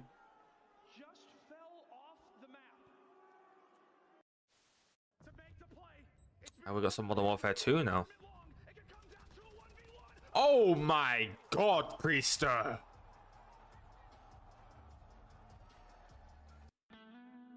Did you see the way that man snapped onto that second one? Oh my god. It's kind of fucking wild. Don't know why we're having another break. I think Maven did say there was something going on in the event. Obviously, with what happened at the hotel, they're probably on high alert. Cellium with a massive 3 there back in Cold War.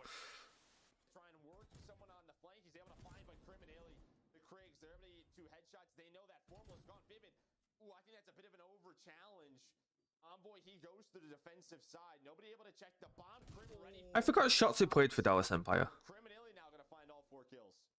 This is formal for the ace. Third. 4. Illy wraps back and it's formal with the ace.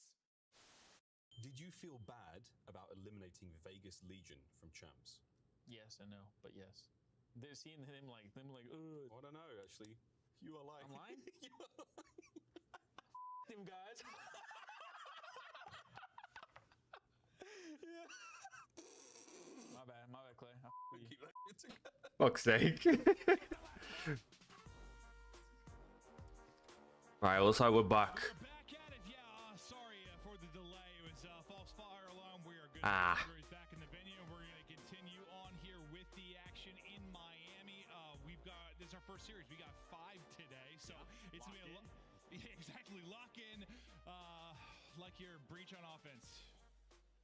Or wait, no, well no, that's more like unlocked. That's more like rocker on defense. Yeah, and I kind of did that backwards. Very unlocked. That's the opposite. Yeah, no, that's a good point, Joe. Yeah, don't do that. Oh, you've unlocked the keys to my heart, though. I appreciate that. I also appreciate that. But now we're just waiting to get back into it. We're taking master mode, just kind of resetting here in case you just joined. Subbase Hardpoint coming up next. Rocker up 2-1. Just to figure out what was going on. Subbase coming up. Rio search and destroy to go. See whether that extra break gives Boss and Breach a little bit of time to like regain from that control 3-0. Since then, I mean, I know it's a 6-2, but that was an 8-0 for Rocker, really, in the search and destroy. It's a 3-0 in the invasion, in which it is incredibly lopsided. They've just been bodied these last 2. Obviously, you have to answer back here if you're Breach or it's over, but you got to muster up something, man. Yeah, I mean, listen, again, you know, we saw this online, Major 2 qualifiers, first 4 maps are the exact same. So the one win here for Boston Breach was against a Rocker. It was a very close game, I believe 250 to 242. It was one of those games that on Subbase, the spawns went the way of Boston. They got it to a map 5. Can they do it here again? They see maps within 30 points. That's what Rocker have struggled with this stage. All the close games have pretty much gone the opposite way. Let's say their rank was -42. That's probably not good. Well, there's only 12 teams. Yeah, no. That's what I was thinking. Damn. I imagine that's sort of your plus minus when you're buying SR, but I saw rank. I'm like, -42 in rank. Damn. Yeah, but 12 teams, that is not good. It's -42 SR. That's all. Yeah, taking the hits in the SR department, but you see Looney on stage kind of chatting through with his players. Been a wild. We've been doing bits on the SR department, playing ranked, gaining 100 to 200 daily, sometimes 300 to 400. You're in control. Vivid kind of chatting through with the I'm currently sitting at 4,449 SR Plat 2. Got just over a week to get through Plat 3 to Diamond 1. We'll be back at that coming Monday, where apparently we will be playing Departures and... Ooh, what was the other one? It's just so many game 5s, and when you think about like how Departures and another one. Can be like how many maps there were that's like, God, they should have won that. God, they should have won. Damn, what was the second map? Yeah, it builds it on you. It breaks you down. We're testing 2 maps, Departures and... This looks so different. Is a team that got top 4 at Major 1. They clutch up in some of those map 5s. They're Fuck, I'm gonna have to check this. It's gonna do my head in if I don't look. Now what happens? Vista. But the young guy who's definitely an impact on this team is Lens. We're gonna take a look at some of the stats from him. And Joe, he's been fun to watch. No, he has. I mean, doing it with every gun and every game mode. You can see, though, Stage 2 sub-base hardpoint 1.2. Obviously, you know, this is one of the maps where the pace can pick up very quickly, but also drastically slow down, and it comes down to some key one-on-ones on these rotations, specifically around P3 and P4. So we'll see what happens. I mean, Boston yesterday, we saw them play New York on... Just hitting Nayfoot, letting him know that there's 2 maps getting added into ranked. You got to think if they're getting added into ranked, considering that ranked is a, it's called CDL rank play, they're probably going to get added to the map pool for Major 3. Over and over again, as he was kind of the route man, kind of the guy in position, and it was either like he would get a kill and then he would hope he'd spawn somebody out, but they'd spawn safe, or he'd need his teammates to get a kill or 2 on the front side, they wouldn't be able to. Like, he just felt like he was on an island so often. But speaking about some of the guys here in sort of a head-to-head, they've been doing it for a long time. Slasher, accuracy, breakdown of them, debut for both of them just ages ago. We're talking about a decade of competition. Yeah, they're two. I mean, they're best friends, right? So I mean, they lived together when they were on opposite teams at some point. So which is crazy. Looking at the stats, you got to think that Slashers had a better career than accuracy though. 22 grand champs very successful. to 9. Yeah, very similar mindset. I think they have a way they want to play the game. Grand finals, sorry, not grand champs. 22 to 9. Get people to play the game the way they want to. Sometimes teams that start slow and see more success as they get going and build upon stuff, but they're kind of in that position right now for both teams. They're so similar. When I think about, like, I don't know, they're Are we going to a game 5 or are we saying bye-bye to Boston Breach for the remainder of Major 2? At least you have the Major 1 result for Rocker. You're just trying to get going if you're Breach. That's true. Like, if you're talking about the overall narrative, like with regards to like your chance to champs and overall points and stuff, like yes, I finished like that, like getting a top 4, like it gives you a little breathing room, whereas like you're running out of air on the other side. Yeah, and it's sort of, again, desperation time. Just find a stretch where you're winning multiple series in a row. But I'm seeing the match is about to begin, so thank you for staying patient with us throughout this little break. Yeah, we were just waiting on one player. I think they were able to get butts and seats and get ready to go. Again, thank you, everybody. I know... Here we go, sub-base hardpoint. Got issues, but we're looking to get back into it. Appreciate the patience. We love you all. You're all very hot, attractive. And now, to the sub-base, where you're looking to extend this series to a map 5. If you can somehow do it, if you are this Breach squad, but these last 2 maps have been brutal. No, they have. And now Minnesota Rocker 1-4 overall on this map. Boston Breach 2-1. Sorry, overall 2-1 for Minnesota Rocker. So we'll see who is going to what. Well, Minnesota. There we go. We're underway. Are we going to a game 5 or we're saying bye-bye to Boston Breach for the remainder of Major 2? Boston did win the first hardpoint against Rocker, and they are straight onto that point. Accuracy is going to pick up the first blood on a sim, and then it comes at the first break of the game. He was at times the playmaker for this team on this map, trying to do it again. 8 to 8 HP. I mean, he nearly went off there. Just needed one more bullet onto Vivid to get the triple. Yeah, but China, you see the state of the map. Both teams vying over P2 control. Is Rocker able to get on through? You're going to be on the hill, collect some of this time. But you're going to have one player. Who is that? They're so slippery right now. Accuracy trying to find him. Is that Snoopy finessing around? He was able to find one. And he had Accuracy chasing him. But he's allowed his team to get the time and now work up the map. I mean, you put Snoopy and Accuracy in a 100-meter race inside the game. That's not close, Joe. No, it is not. It's very, very different. But with that play from Snoopy, they get the time and now a chance to break on through P2. Accuracy. Big 2 from Vivid. On the hill, but he does get cut down. Finesse is there for Prisa for a moment, but you do have one player sneaking through, and again, that is Snoopy. Yeah, after Vivid's double, they've been trying to lead. opening anywhere. We'll see if Snoopy can maybe find it. Going to be a tough gunfight, but you run out of ammo if you're Vivid, but over the top, or I should say right next to the sides, Awakening's got his assistance. I was about to say lead change about to come in. Coming through for a moment. Lead here for Boston, but minimal. Slasher can't hit. They didn't get 3 in a row. It's just straight now the one-on-one on the other side of it. Snoopy is able to win it. Oh, the TK comes in. Trade there pretty quickly. Yeah, very quickly. So with 10 seconds left, you'll get a solid setup here if you are Rocker. You'll be able to come off spawn and work up a bit of the map.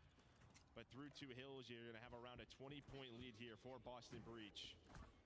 As well as Snoopy, we kind of talked about Priestley yesterday. This time through, a lot of these moments, it's been Snoopy trying to find these gunfights. I felt like this was the case like a lot yesterday for Breach. Like, he was spawning all the way out top left from this point, having to try and get across, and this is the one where they struggle to sort of disrupt and make it messy at times. Snoopy's a little bit slippery today on this map. If you are Rocker, Lynn's ready and holding, breathing room for Rocker, lead change looming in the wind. There's the lead change. Rocker now in the lead. 30 seconds left on that point. Ooh, Sim gets one. Almost gets a second. Rocker's still with point control. Snoopy with 2. Gets traded out by Accuracy. Breach have the rotations for P4. They're making noise. Got one on rotation. That's big. Gonna get traded out by Vivid. Breach on that point.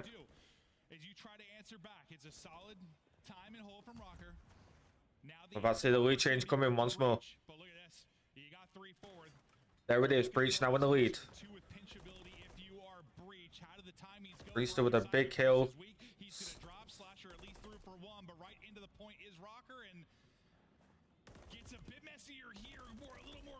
Rocker now in the lead. Vivid with 2. Yeah, they find the openings, you spawn out if you were Breach, and that is not what you needed. Still, though, going to be a pretty close game. You'll have Sim with 2. set up over towards this P5 if you are Boston, so another chance to do it. Almost gets 3. Rocker, they have done their job. Yeah, no, you're going to keep, when this is how the game is going, you're going to have chances for these early setups if you're going to get broken pretty early in hard points, but it's like eventually, do they flip the narrative?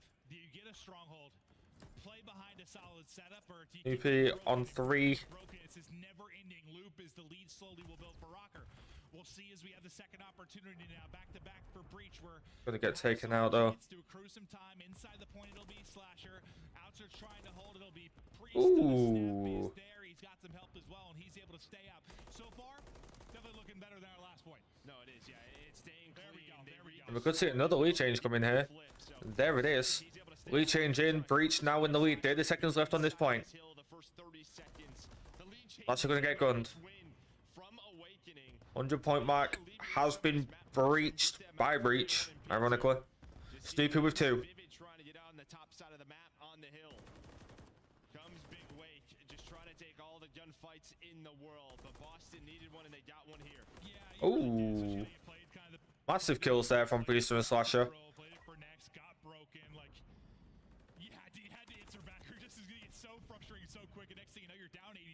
Nobody on that point. The swing comes in.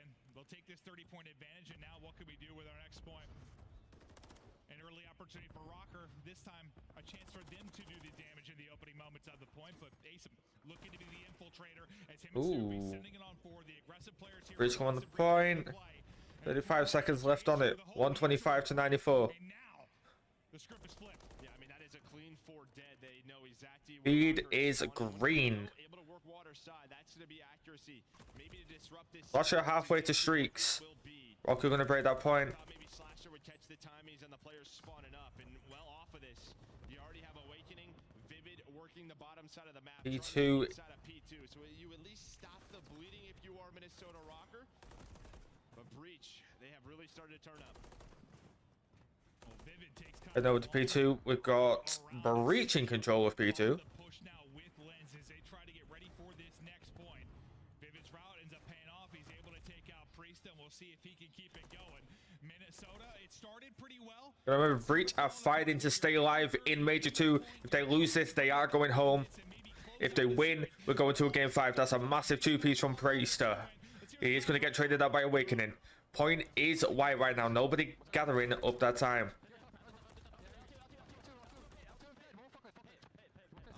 Both teams trade for trades right now. Breach are on the point. Slasher gets 3.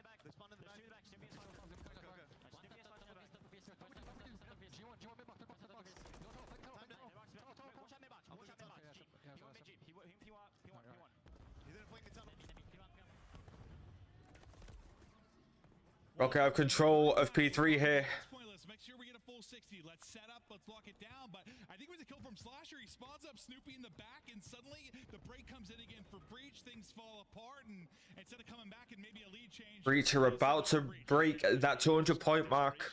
They know how important that hill was. They have another chance, though. Similar to Boston on the first set. There it is. Somewhere, or will Boston run away with this and send us to a map 5? Rocket do have the rotation for P4 though. Will spawn safe for now, so they have this set up. You see where Boston's trying to attack from. Even with a full 60, they're still going to be behind by 15. Just kind of on an island, but Slasher's finding the picks, finding all the picks. Massive kills coming in from Breach. The break comes in. Cannot win off of this hill though. Slasher on the 3. 21 and 14 from Slasher. To close out the game, where you've got to be flawless on one side, you just need point by point on the other if you're Breach. 4 in a row for Slasher, lighten it up at 22 and 14. Snoopy right there with them. 25 just needed now for the victory. You got a one-on-one on the other side of it. We're watching Slasher one off of his cruise. One off of streaks, and yeah, you can't win it on this hard point, but you're winning it on every side of the map. I mean, this is just a blender right now for Minnesota Rocker. I mean, the kill feed has been so green for Boston Breach. They have really turned it around. Cruisey could take out Slasher here. Nope, he is going to get taken out. He's going to get the cruise. Rotation. Now we're back to that hill, and well, after that, you get the cruise. Oh, Slasher almost gets the kill on Awakening, but that's game. Breach takes the hard point, and yet again, we're going to a game 5. And this is back-to-back, just the same thing we casted last night, in the sense of, like, we start with 3 evictions, we're about to go to a game 5, and now map's been close. Like, there was nothing close yesterday in that Thieves versus phase to close out the night. This, I mean, it's a close series, and that's 2-2, but the maps haven't been close.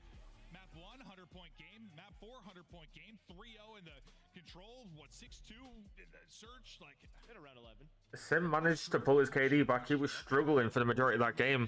For map 5. Yeah, give it to me. Give it to me. Yeah, maybe that's what we're waiting for. But you're not wrong. Yeah, both teams taking care of business here, but it's deja vu. Similar to what we saw online. Boston winning both of the hard points, getting us to. And we're going to the first game 5 of day 2. Sometimes, like, well, it'll happen pretty often where you get a matchup that you had, like, in the online. It's not maybe all that often where it's identical, but usually a lot of the same maps. Yeah, they don't. P3 and P4 were the only hills that Rocker had any control over. Breach there. Other than that, it was a complete blowout. Just like the first hard point on Invasion, now we're going to a real search and destroy for game 5. From 64 to 121 at that P5, and then they stay in the lead from that moment. And again, you were just kind of shut down. You get 50. We had a game 5 yesterday, but it was not as intense as this. Game 5 yesterday was to see who was carrying on winners bracket, who was coming down to the losers bracket. This game 5 is to see who is going home from the tournament. Whoever loses this next match is done in Major 2.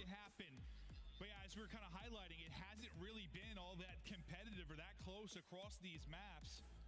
Series overall though score. Rocker started in the elimination. Breach started in winners. This is the one that's what different, right? From that. Yeah, so you had the Karachi S&D, which I think was a 6-1 for Boston Online, but that's vetoed, not picked. We have Rio instead, and neither team has played a Rio S&D so far. So interesting. A fresh one here. Yeah, no, we had the crystal ball really for the rest of this, and we just saw what we knew the outcome probably would be, and that's how it played out. But now we get ready for a map 5. We're ready to go to Rio. We are tied up 2-2. At Major 1, you're able to make that run through the winners bracket, get a top 4 if you are Rocker. Now you're up against it starting, and losers trying to battle back. You haven't won any map 5s in what feels forever. Can you get one done now? The map 5 coming up after this quick commercial break. Commercial break.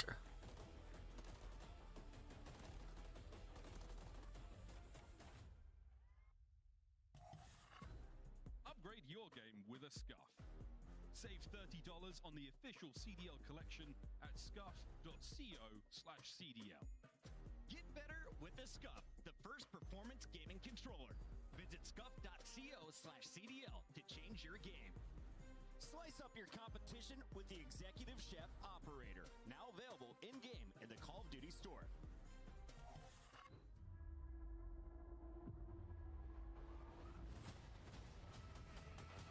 The map set is in for the next match. LAT versus LAG. We have a real hardpoint starting us off. High-rise search and destroy, a high-rise control, a sub-base hardpoint, and an invasion S&D.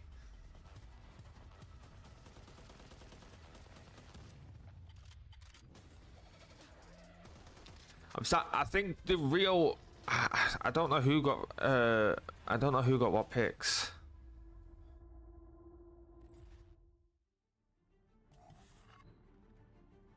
I don't know who got what picks, but I don't see LA Thieves picking High Rise Search and Destroy for that second map after what happened on High Rise Control last night against Atlanta FaZe.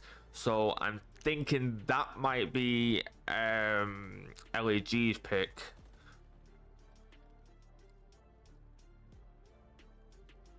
We got a quick break here before we get into the map 5. And then we will be saying goodbye to one of these two teams. The first team to leave in Major 2. Could be Boston, it could be Rocker.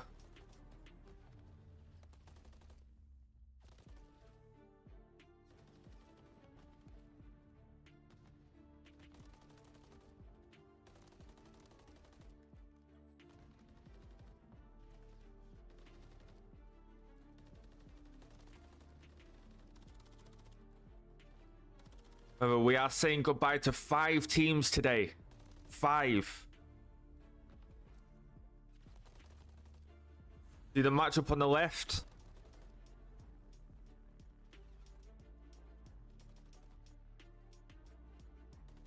Five of those 8 teams will be gone.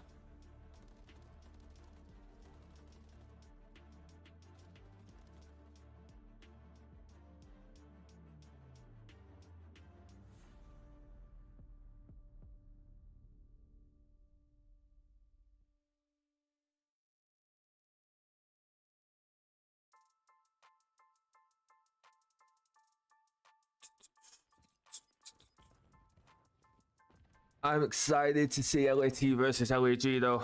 I actually can't wait for that matchup. I'm hoping that LA Thieves can actually pull out a win and go on a losers bracket run. Carolina Royal Ravens versus Miami Heretics. Obviously, Miami Heretics are the host of Major 2, so it would be a little bit of a shame to see them go home, but obviously I want to see Clay win. And then Seattle Surge versus Legion. I don't think that's going to be close at all. I honestly think Legion send Surge packing.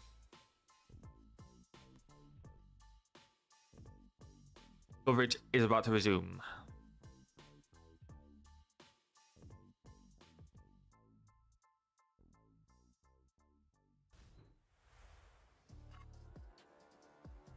Here we go. Ready to go. Welcome back to Miami. Map 5 coming up. And this is big. I mean, we're talking losers bracket. You lose, you're done. I mean, head to the beach, I guess, get some sun because you're no longer competing. Yeah, at least I guess you're here. That's true. It could be worse.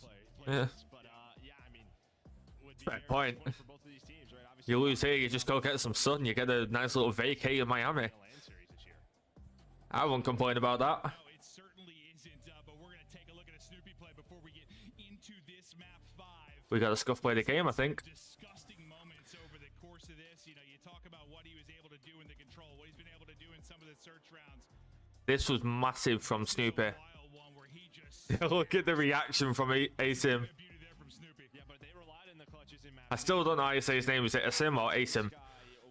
Like, different casters pronounce it differently. I have no idea. I want one of those headset cushions that they have on theirs. Because, like, honestly, my headset hurts my head. It didn't matter at all. They got smoked throughout the rest of it. Like, it was awesome. It was disgusting, but doesn't mean Could be in for a long night. We've been live for coming up on 2 hours. And we are still in the first series of 5. So we could be in for a long night. Imagine every single one of these goes to a game 5. We could be here till 2, 3 o'clock in the morning. if you're breach, can we get a first blood? At least talking about the map 2. I know Slasher did a good job yesterday on Terminal, but like, whoa, we gotta get something going on Rio. Here we go. We got a real search and destroy. Ready for our second series. This will close it out for Rocker Breach. We head to Rio. Search and destroy. We are saying goodbye to one of these two teams. Losers go home. Offense first for Breach. And this guy can kind of be your point man on both sides. It's a 2-2 split now, so a very slow round. What the fuck is Snoopy doing? This to me just kind of lives and breathes Slasher, right? Kind of playing for that opening pick with the Then gets that first blood with the nade. So there's that first blood from a team with Nade's crucial on that round 1 because neither team has a trophy. Snoopy's going to die. Slasher's going to trade him out. It is a 3v2 in favor of the Boston Breach. And it looks like they're going to be wrapping the bomb to A the second the Rockers start wrapping back to B. Vivid's going to get a kill, get traded out by Vivid. TV1. And he might have perfect timing here. He's got one. He's got two. Perfect timing.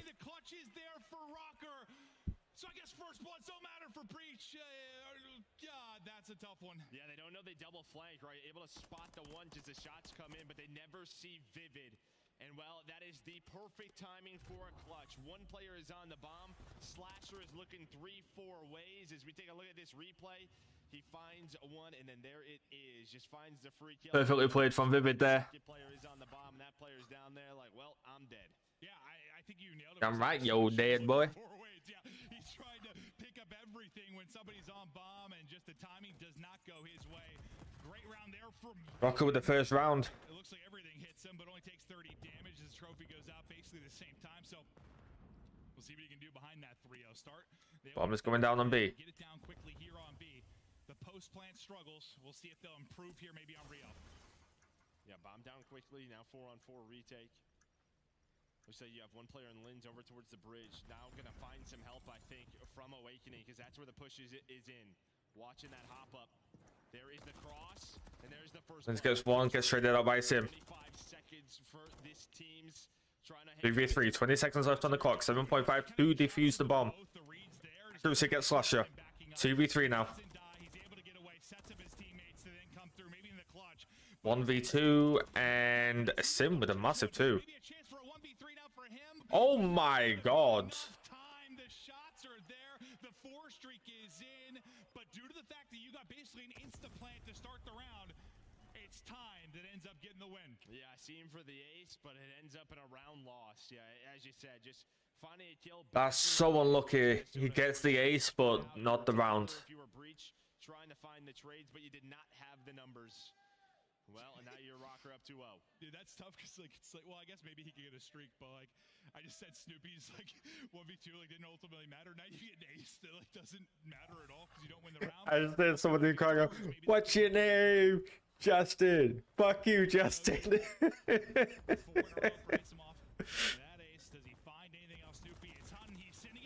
Sim on a 5, 6-1 right now. He could have a cruise here. And he does get the cruise. That could be massive. Snoopy 0-3 though. 2v2 scenario. Trades coming in. Rocker 3-0 up. We could be saying goodbye to Boston Breach here. It was such a pain in the ass for them online, but so far, so good here in map 5. Yeah, the map 5s have been their kryptonite. Even though you've got the Iceman, it's been the absolute lack of ice over these past couple of months. Now, yeah, you said it, all these 1v1s, all these clutch moments, they're going their way as they inch closer to getting this map 5 victory. But here we go. Sim does have that cruise in his back pocket. Not even a round victory. That is tough, but you've got 3 kills on the rest of your squad. And Linz, despite the fact he's 3-3, man, like just the first loss. Like, winning those opening gunfights have been big. Yeah, he's starting the domino effect. So giving his team in the advantage. Didn't know that was the spot. You do have a crossfire set up, but Slasher, as soon as he gets taken down, Rocker knows the focus is over towards boxes. This could come down to Priesta because the rotation is in. He's inside. I'm definitely going to be using that spot in rank play. Down a man. Oh. Priesta maybe with the timing. Linz will be ripped out of this one, able to get away with his life for now. You love the timing for Breach. You love the P. Okay, you hate the timing. Priesta getting the worst timing there after getting the best timing. Then one for Awakening. Snoopy drops. Oh, Priesta looks one way, looks the other. He will. And we could be looking at a 6-0. For Rocker. Oh, I thought maybe it was still the difference, but it's not going to matter at the end of the round. Yeah, I mean, Somebody in the crowd shouting, "Somebody help him!" And I gotta agree, a Sim is popping off, but nobody else on Breach is giving him any kind of backup. He is the only one basically getting kills. He gets caught top middle. He does not want to stick around too long. He's trying to get close to his teammates. Just does not happen because he had no clue where accuracy was. And Well, then he gets caught again, just with that first blood. Rocker up 7-3 for Asim. Snoopy 0-4. Slasher 1-4. Priest are the only one remotely helping Asim here. Matching what Ace was doing, he's at 7-2 as well. You get a first blood if you are Breach. You got to get around when streak now coming in. Vivid though brings it back to 3-3. The streak is not going to hit either. The first blood once again nullified for Boston Breach. I mean, this is an all-in round. You get a first blood, you call in the cruise. We're going to see it's a top middle push here for Rocker. As well, they're trying to catch those two players. It seems though the one player still over towards A, so it's a rotation back. Again, what is this timing like when you get on the bomb? Because Rocker are doing this quickly. Last time we saw this, Rocker got perfect timing and picked up a massive 2-piece to win that round. Bomb goes down. They can get the retake. Everybody basically backed up garage side. For Boston Breach, it has been desperation time. They need a round, and they need one badly. Big kill there from Priest. Massive kill from Priester. Favor again, just don't throw away your life. Snoopy, good job just getting damage in, buying time. Priester though gonna lose a fight. Ow, accuracy with a massive 2-piece. It's a 1v1. Hey, Breach are gonna win their first round of this map 5.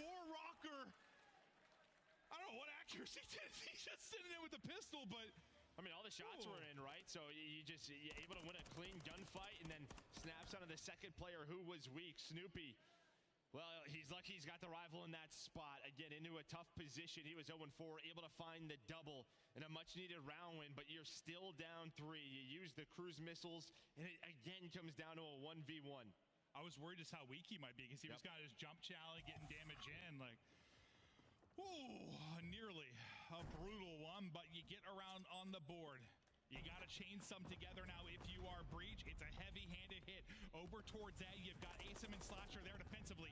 Asim with the opener. His hot game continues. Slasher, though, will drop. It's all on Asim. He's ripped the half HP, but the help is coming through. It's Snoopy that's there, but he can't get anybody after Asim falls, and the two-man defense is gone. Priest's nade hits, so Joe. All right, we're right in one of these situations. Yeah, I mean, Slasher just gets caught. I mean, Vivid's so aggressive with that rival.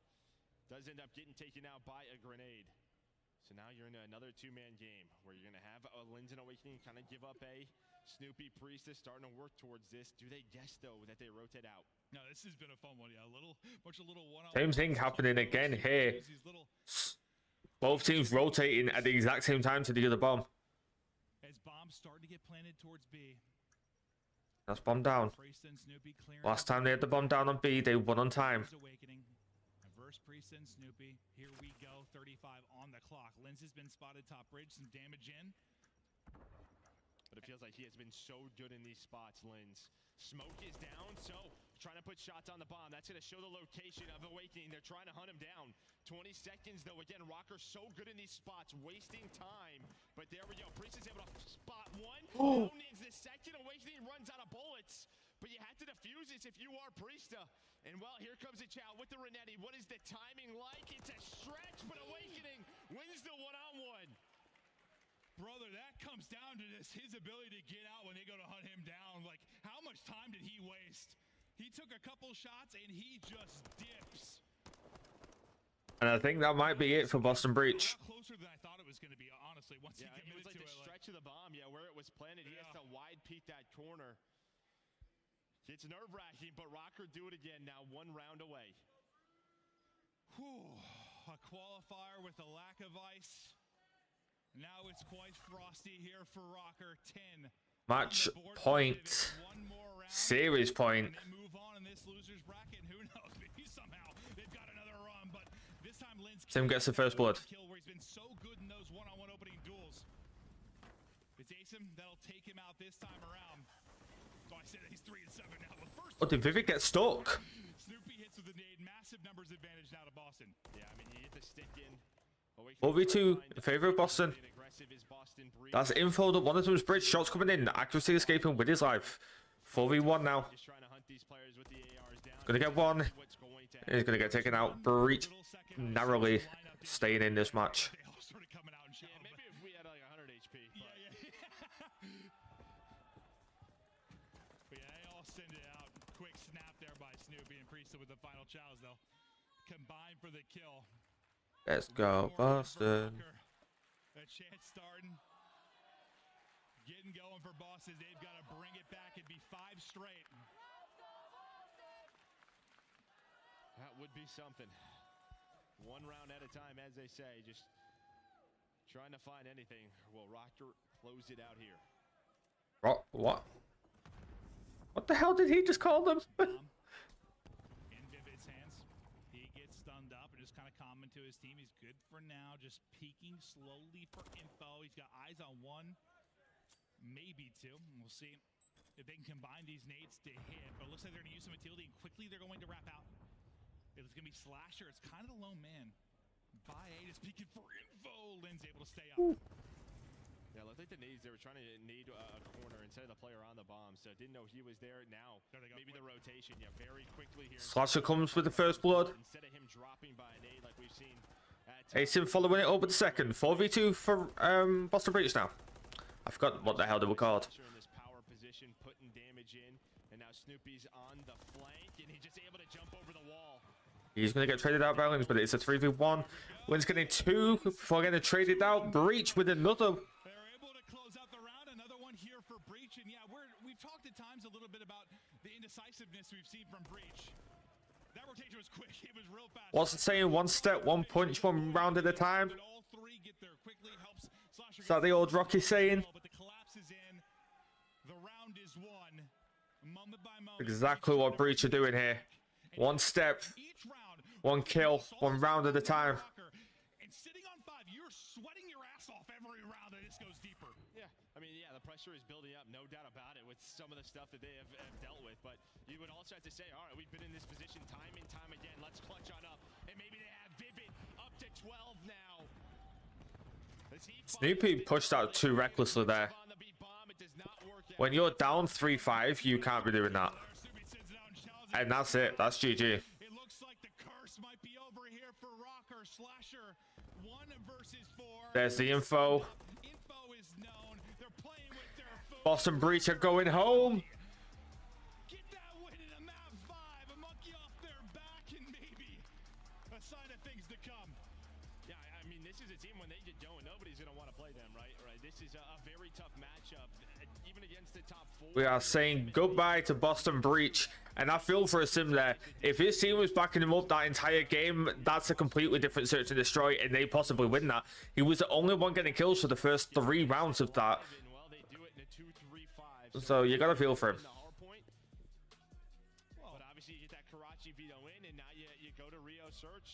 But Breach are going home, or at least no longer competing at Major 2. Maybe go to the beach, get some sun, get a tan. Who knows? But they ain't playing anymore in the Major 2. Doesn't tell the entire story when you've got that many map 5s. Yeah, no, that's it. Yeah, they're playing them tough. I'm sure scrims are going well. It's just these moments that have not been going their way. But now on the Boston side, yeah, it's just another one where haven't won a match on LAN. It's not like your online qualifiers have been great. You're just able to scrape on through the last day to make the winners bracket. Just feels like they need to find a strength in a game. Look at that. 11 and 8 from Asim.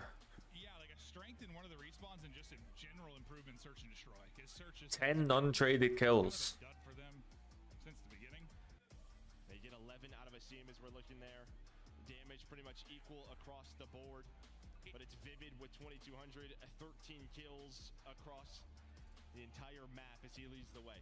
And it's tough because, like, you know, you're thinking maybe it's more firepower, need more kills on the map, needing more, you know, just electric moments. And then you bring in somebody like Asim who has had some of those moments. He's had those maps. You know, he's been the consistent slayer for the team, but the results are the same. So it's just like, how do we fix this? But when we think about the Monster Winner Spotlight and who got the dub, it's Vivid that drops a bomb in the map 5 as Rocker try to continue the run.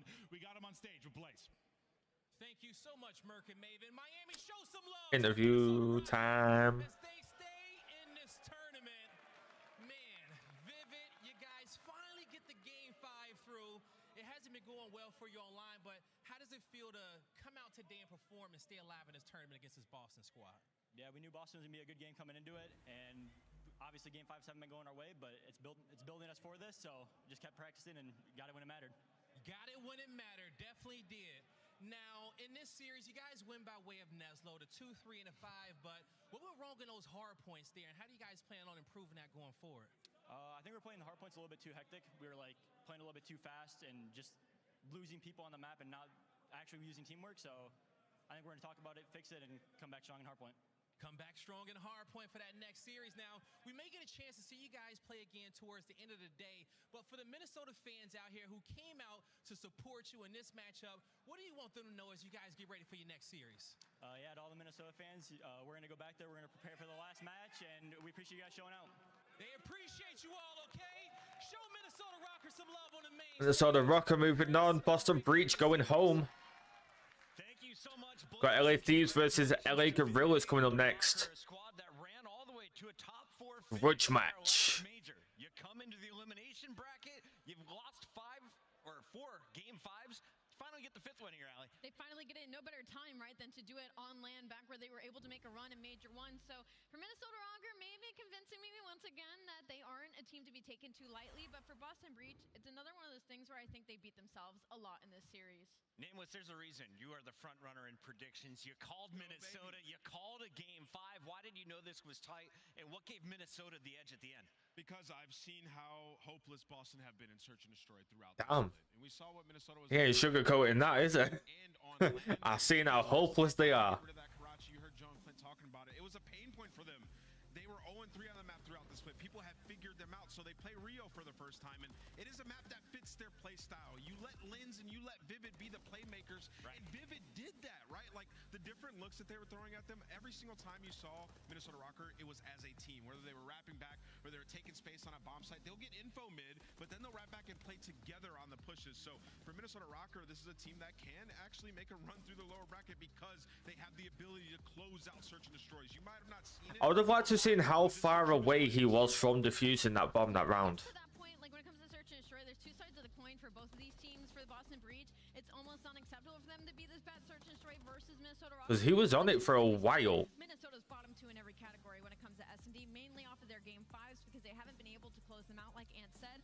But for Boston, like for them to lose that control, I think the fact that they even lost a defense is kind of insane to me, considering they're a top 3 control defense team and they're gifted invasion in map 3 in this series. So I think this is another thing where Boston has to hit the lab and make sure everybody's on the same page. And stop playing invasion control. Let's stop. Maybe switch it up in game 3s. Of the league in Their control, offense is terrible. and they can't win an invasion. That is insane to me. 5 match wins on the season for Boston, and their weekend ends here in Miami as Minnesota powers on. Let's take a look at your Scump play of the game. It's got to go to Vivid, one of the most accurate players, if not the most accurate player since he joined the CDL, going 13-6 in the game that mattered most. I mean, it was a Vivid masterclass throughout the entirety of this map number 5, and it's off of the back of that gifted round 1 where Vivid actually gets the 1v2 in the end, but it's because Boston Breach didn't play for the information. They immediately don't know where Vivid is. They go for the bomb plant, and unfortunately, a person looking over the lay doesn't have any info on where Vivid's going to come from, so he's gifted the 1v2 to go up 1-0 in this series, where Boston Breach had the first blood. They had the numbers. Like, they should have won that round, and that gave him the confidence to then go on. Massive play from Vivid there. So good, man. I mean, you guys are watching these highlights. Like, he has such a keen ability to make plays with his teammates. You've seen every single one of those plays that he made, there were nades and stuns coming in behind him, right? And he's willing to go in and do the dirty work. If he's finding bloods, getting into action early, you're going to win the round. You drop something. Boston out of the tournament. Awakening and Vivid moving forward with Minnesota Rocker. That match is done, and you can see in our bracket, we're just getting the day started. 5 matches here on a Super Friday, and we still have Heretics, Royal Ravens, Legion versus Surge. And after this one, we find out who plays Rocker in that round 2 of the elimination bracket as we see another battle of LA. Yeah, we're going to see Minnesota again later on today, but first we have to find out who's going to meet them there. And of course, we got to find out what maps we're playing at the next major. We just got some. I'm so confused on how this bracket works. You saw it on social media, Nameless. You were the first one to hit the repost. What's going down? This makes me so happy. We got Vista and Departures entering into ranked play. Before we decide what goes into our official rule set, we're going to let the community get a stab at it and go ahead and try and play it. I have played these maps already in the Respawn game modes. I think Vista is a beautiful map. A lot of different colors. It's on the sea. It is amazing to play in. Departures is a huge map. If you like to post up with the AR, you're going to have a good time. As much as I love it, I'm excited to play those maps in ranked play. We got Vista and Departures being added in, like they just said. In general, that we're getting to test these out before the professionals get to test it out. Usually it kind of goes through their ringer and then eventually gets added to ranked play. But now we get to test this out right after major number 2 and get to have a new refreshed vibe as we head. This gets added in on Monday. The same day that I am back over on Twitch. If you don't know, I'm doing these watch parties all the way up until the final match on Championship Sunday. And then come Monday, I am back at it on Twitch, grinding rank play over a week to get Diamond 1 so that we start Season 3 rank play in Plat. And we get to test out Vista and Departures through the 25th to the 29th.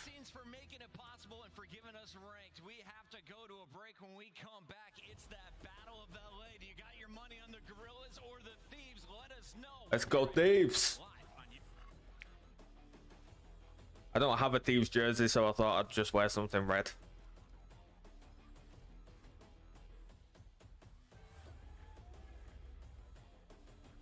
Departures be far too big. Nah, I reckon it'll be fine. Depends what mode it's in for, because they haven't announced the modes yet.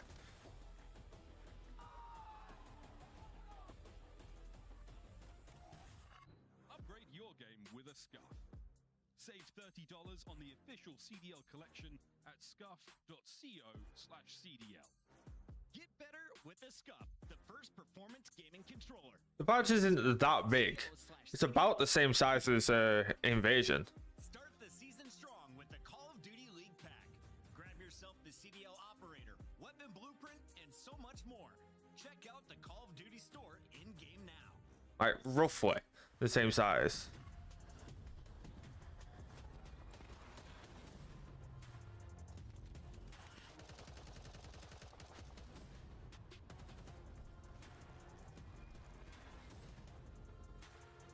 I mean, I guess we'll see on Monday when we get to test it out. I mean, it is, like I said, it is about roughly the same size as Invasion, so maybe it gets put in as a control map, which I reckon it might work then.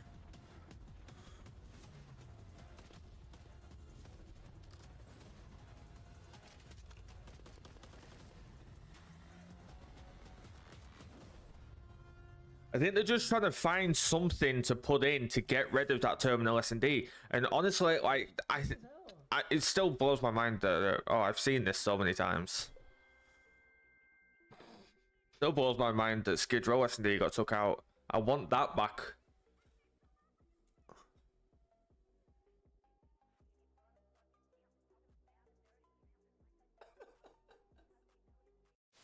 To find out and in a very quick manner. Archie's putting in a few bullets toward the tractor as here comes the nade. That could be big. That's massive as Arctane's able to find the first classic. Everybody explodes and that will be it.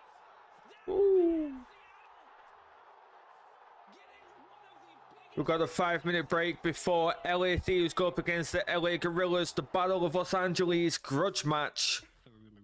After this, only one team is going to remain. Only one LA team is going to remain in Major 2. We've already said goodbye to Boston Breach. Rocker moving on. The diamond nut, excuse me. You know what I'm saying? How could I not be like? How could I not feel like I'm not gonna lose? You know what I'm saying? Like, come on. Yeah, and that's what I was gonna ask you. Is like, Sib, you're coming into a winning culture. These guys won champs. We obviously. Unless Priesta can come up with something magical, something historical. New players falling. Ooh. Priesta ends up getting traded out, but Standy's still here. No respawns right now for Rocker, but hey, we've got to put ourselves on pause. 1.5 seconds on the clock. Atlanta FaZe, they've got to push their way in. They've got to dig their way through. Nades, tacticals, utility tossed out. But take a look at this. Take a look at right now from Minnesota, and they do not. I miss Vanguard, man. Competitive Vanguard was so good.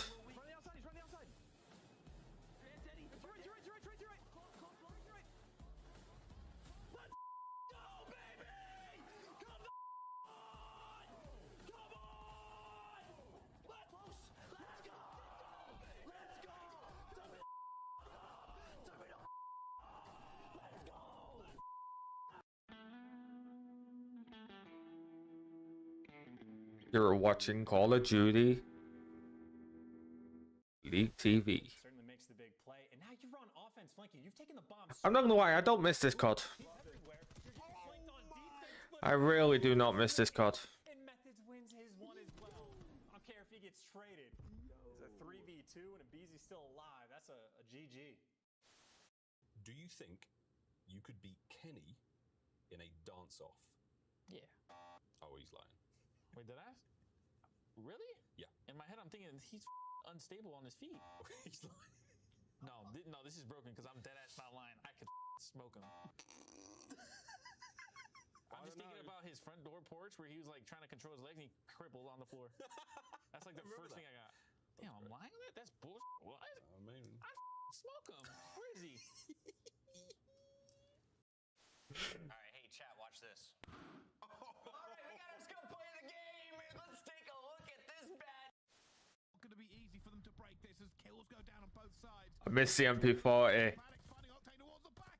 Does eventually get it, looking for Kenny. Oh my god! No, Kenny! Oh my goodness! Joke's on you. We won champs this year. They've just been ruined. What is this? 9 and 4. What? Look at that. What? No, it does. Yeah. You're basically balancing your nipples on a metal pole. The math ain't mathing. Yeah? The math ain't mathing. He should not be able to lie down in that spot. Oh, take a look at this rush. Take a look at this aggressive play from Minnesota. They make their way in through middle. They instantly hop in. This was a Charlie spot. Ooh, that's a massive three from Standy. Vickle now. Last one up. He's got a trophy though, right? He threw a trophy out. He threw a trophy out. I think this might be too slow. Either way, he got it. Oh, he does get it. Yeah, it was too slow. He gets it. He just hops it right away. Nobody checks the bomb. Oh, yeah. They actually went for the challenges and gave us an I forgot Major 1 trophies could still stop cruise missiles, couldn't they? the hell was that? That's the best gun in the game. That is the best gun in the game. One clean break, one set of kills there. 10 seconds and then we're back into it. LAT versus LAG. He's got time to get it done. No one there to watch it. Will it go through? Formal. Oh, he kills him. Respectfully, I will dye my hair purple if LAG win this series. I'm going Atlanta face. Putting your hair on the line? Putting my hair on the line. She's putting her hair on the line. LAG are gonna take map 1. Wow, dude. Oh my goodness, here we go again. She did dye her hair purple. Does he get out in time? Oh, sure does. Maybe there's enough time for him to force a couple of gunfights, and Fane offers him his life, but the kills come through.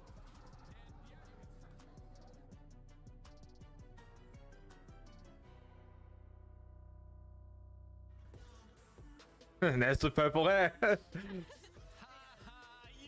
purple hair. Funny, you know, at least It's kind of purple.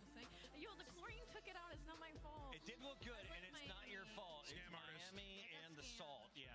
Listen, if you want to pay for it to get done again, like, the offer's there. Never mind, it's That's purple. what I thought. We got LAG taking on LA Thieves. This is going to be an epic showdown. The Battle of LA continues here, and There's a beach ball being thrown about. confidence in the team opposing LA Gorillas today. Do you think LA Thieves get the job done? I actually do think the LA Thieves get the job done. The only reason being, well, first, I'm going to talk about LAG because Hit me what with they these guys. did versus Atlanta was incredible. But my biggest stress point right now when it comes to them, again, is going to be that slang department just being so incredibly inconsistent. Honestly, Thieves were robbed. What they did versus Atlanta was insane. DiamondCon had a takeover map. We even saw the ceiling of Estrio, but like Ant likes to say, It's fine. We go in that losers bracket run and we meet them back in the grand final on Championship Sunday. time these two teams matched up, Fame had a 0.7 I'm confident in that. in the respawn. DiamondCon had a 0.6 in the hard point. Like, you just cannot be dropping numbers like that and expect to beat some of these top teams. Yeah, for LAG, like I said, the floor is so low. It's like challengers level at times. Especially how Draz is fucking playing at the moment. They have not been able to do Like, holy shit. Man dropped 9 and 27 in control. 10, extremely inconsistent. I will say, there's some good aspects of their game. They're 4-1 their last 5 S&Ds. True. Actually pretty incredible. They're number 1 in plant 1 percentage. And when Look, they ma, convert, they convert no it, hands. in the entire league. So there are some parts of the game that have improved. But for the Monster Energy pregame, I have seen the maps and modes for this. I just can't remember them. I know we're starting with the Rio hardpoint. That's all I can remember. Oh, high-rise S&D. And then high-rise control. On that stage, they feel oddly comfortable. And Fame was extra confident this morning. I asked him, how you feeling? He said, I'm ready for a 2-minute. I can't remember map 4. But we have an invasion S&D to finish off, I'm pretty sure. Will they be able to get there and play against Minnesota? And I'm sure they'll show us in a minute. The Thieves, a squad that went to a game 5 against Atlanta. I mean, At least I hope. was playing really darn good Call of Duty yesterday in the winners bracket. Absolutely. So now going into the LAT conversation, the reason why I'm leaning that way is because they've gotten better, right? The last time these two teams matched up, it was a search and destroy that LAG was able to take, but LA Thieves took everything else. It was a 3-1 victory, and they've gotten better at search and destroy during this split. When you look at LA Thieves right now, which of those 4 players' names comes to mind first? I'm going to go with Kremp. What I saw yesterday from him, he was Kremp was amazing yesterday. They looked great and competent throughout that series yesterday. They did have a big choke in the S&D, but that's Atlanta phase they were up. I don't want to fucking hear it about that search. Another chance at life here in the elimination bracket against the Gorillas. And as we take a look at our Monster Energy pregame, We fucking choked that search. Well, I mean, they're great at the hard part, right? Their first and opening duel win rate. We could have 3-0'd one of the best teams in the fucking league, and we threw so hard. Excuse me, in converting it in the first place. So they might be getting those opening duel wins, but they're not converting them. I'm kind of leaning on Afro for that. He has a pretty low opening duel win rate right now, so slow down the game a little bit. Oh, hold on. To help you out in some of these maps and slow down and Rio high-rise sub-base invasion. That's the map set. I wish I had it up on my phone the entire time.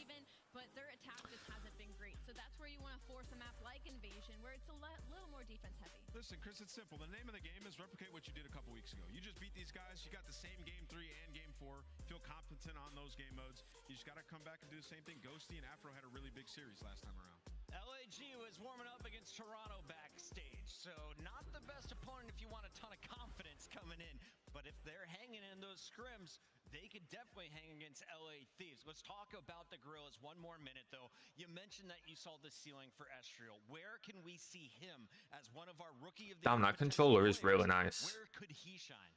He could shine in the respawns. To be honest, for LAG, that's been their biggest struggle. I feel like in Search and Destroy, I'm gonna have to get it. That's too nice not to. But Estriel, he's just about finding that. I'll probably never use it. Maybe if LAG start winning some maps, they place well here. Maybe then he can be added to that conversation. Do you agree with that? Yeah, I agree. It's off the rip here. You got Rio, map number 1. Yep. You know, LA Thieves are 1 and 3 on that map. My food is ready, chat, so I'm just gonna go and grab that before we get into these matches. That is a map that should suit Estriel really well. Coming off of that confidence he got versus Atlanta phase, he should feel good on that stage. I know some old heads out there like to look at franchise records before placing their wagers. Let's take a look at some of the numbers here from the Battle of LA. This has been multiple different lineups since the start of the CDL, but all time, for some reason, JCap's LA Thieves have been beat up by the Gorillas, and not always in tight matches. You can see 7-2, all 3 land victories going to the Gorillas. And even just this year, LAG actually still has the edge versus this specific roster. They're 2-1 right now. LA Thieves won the most recent matchup, but before that, LAG had 2 wins on them, not only in the qualifiers, but an elimination round as well. So they feel confident playing this team on land. Allie, the chat's really upset that your hair isn't more purple. Will you dye it purple again if they win?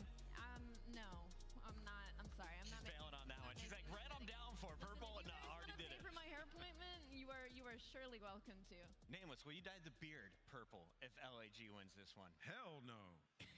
Why not? That's a crazy. There's a couple gray hairs that would show through. Wow. I'll get a purple belly button piercing. Not serious. Let's take a look here at the Gorillas and their road to a 1-6 finish in stage 2. It was a mess. This had some close games. This had some blowouts, some unexpected ones, like going up against the Surge. We thought that was going to be a big game 5. No, it's the Surge with the 3-0. Then they lose to the Royal Ravens, and then you have to stack up against a juggernaut squad like the Subliners and close out your terror run against Atlanta FaZe.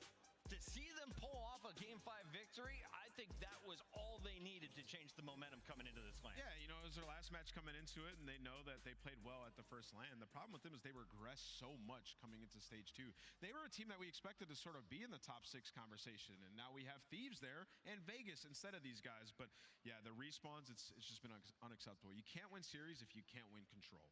And Ali, of course, for LA Thieves, we have to mention why they may have improved from Major 1 to Major 2. They swapped out half the roster. Let's revisit with some highlights from the LA Thieves. All 4 members contributed in their success going all the way to that Game 5 against Atlanta yesterday. Absolutely, they did. And then when it comes to LA Thieves, when it comes to those specific players and Nasty and Krem being added into this roster, again, it was actually those 2 players that have the most comfortability in this matchup versus the LAG. Nasty had a 1.32 in the hard points in the respawns last time these teams matched up. So for LA Thieves, even if they don't do it through the respawns where they should, they've gotten better at search and destroy.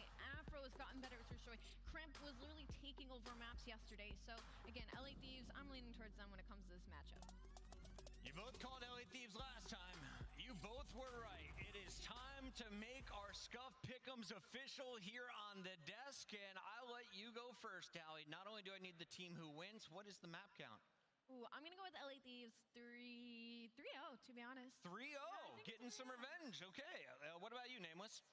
I'm going to go with 3-1 LAG. Oh. It makes no sense, but I'm giving you guys a chance to catch up. Makes no sense. I also am going with LAG. I ride with the purple squad. I don't know why, but when I do, they make me look smart. Fame, I'm counting on you, buddy. Let's get this party started as we send it to the stage with Guy Blaze. All right, let's get this party started. Our second elimination matchup of the day, and it's going to be the Battle of LA. But let's see who the City of Angels is going to favor more. Our first squad coming to the stage has a fresh batch of Nashot secret stuff. Get ready, because here comes the Thieves. Right. Back. Intros are in. You know the deal. Face cam's going off whilst I eat.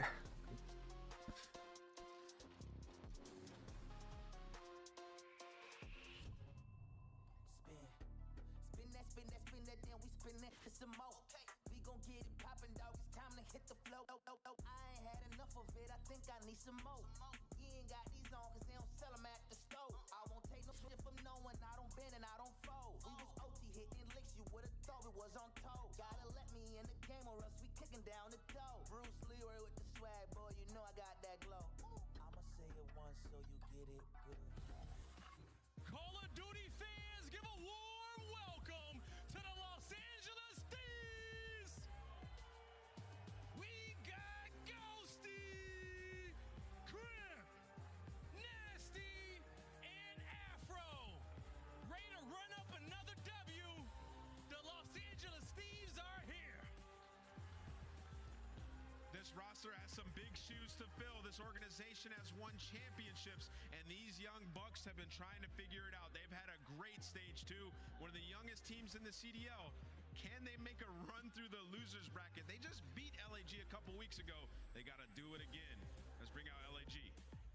We'll see if the young bucks in red can stay cool, calm, and collected. But it's time to bring out their opponents. Get ready, because these gorillas are ready for warfare. All shadows, ground team is mobile. Keep them covered. Eyes watching for the opposition. How they crushing any competition. Long range, yeah, I got the vision. When I'm in the trenches, anyone can get me. I'm with the team when they need me. Or out on a dolo mission. It get rocky riding on this road to riches. If I catch you slipping, then it's over finished.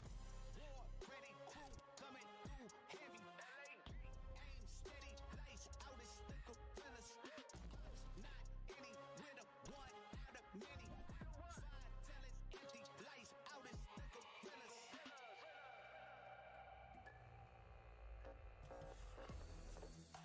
Miami shows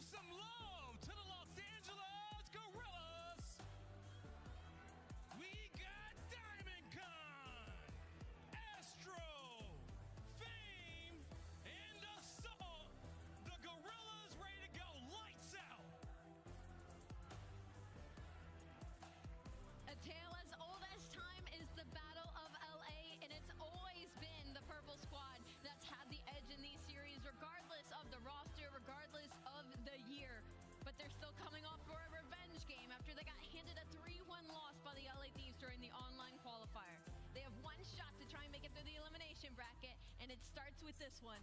Let's go, Blaze. One shot to get it done. It's do or die. Show some love to your casters.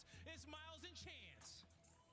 Thank you very much, Guy. Thank you very much, Fort Lauderdale. It's ready to rock and roll, man. We've got LAT taking on LAG here on LAN. Let's GO. And we're going to start on RIO as well. Rio for the map one, a spicy one to kick the series off with, and a rematch as well from the online stage. So it is going to be battle on land, an opportunity for LAG to make amends for their previous loss. Yeah, I mean, the battle for LA has been quite a contested one for a while now. Thieves just coming on top recently. Now we have a nice showdown. I'm interested to see how this one goes. LA Thieves yesterday, magnificent. Absolutely magnificent. It should have been a throw, but hey, whatever, man. It might have been the choke of the tournament. Vegas maybe have something to say about that. I'm excited to see, though, how this all goes down. I spoke to Fane yesterday. He was front row watching the matchup, and he came backstage, and I said, who did you want to play, man? He was like, look, my head was telling me FaZe, my heart was telling me that Thieves are going to win it. At the end of the day, he's confident enough in the game plan they have for both these teams. They've beaten both of those teams. It really was, I don't care, let's get in the ring. Yeah, and look, I don't know if you trust like Call of Duty math, but keep in mind, as far as that like versus Atlanta FaZe battle goes, LAG did actually take him down. So where Thieves struggled, LAG had success, but it is loser's bracket. It is lose and go home. It could be 3 maps, and you could have the quickest flight out of here. Today is the dagger day in the Call of Duty world. I know for a lot of the toxic fans, they enjoy it. They love it. They love to see those tears. But of course, there's going to be joy on the flip side. Extra CDL points, a continuation in the tournament. Both of these teams can be lethal threats, but you got to get the job done here. Here we go.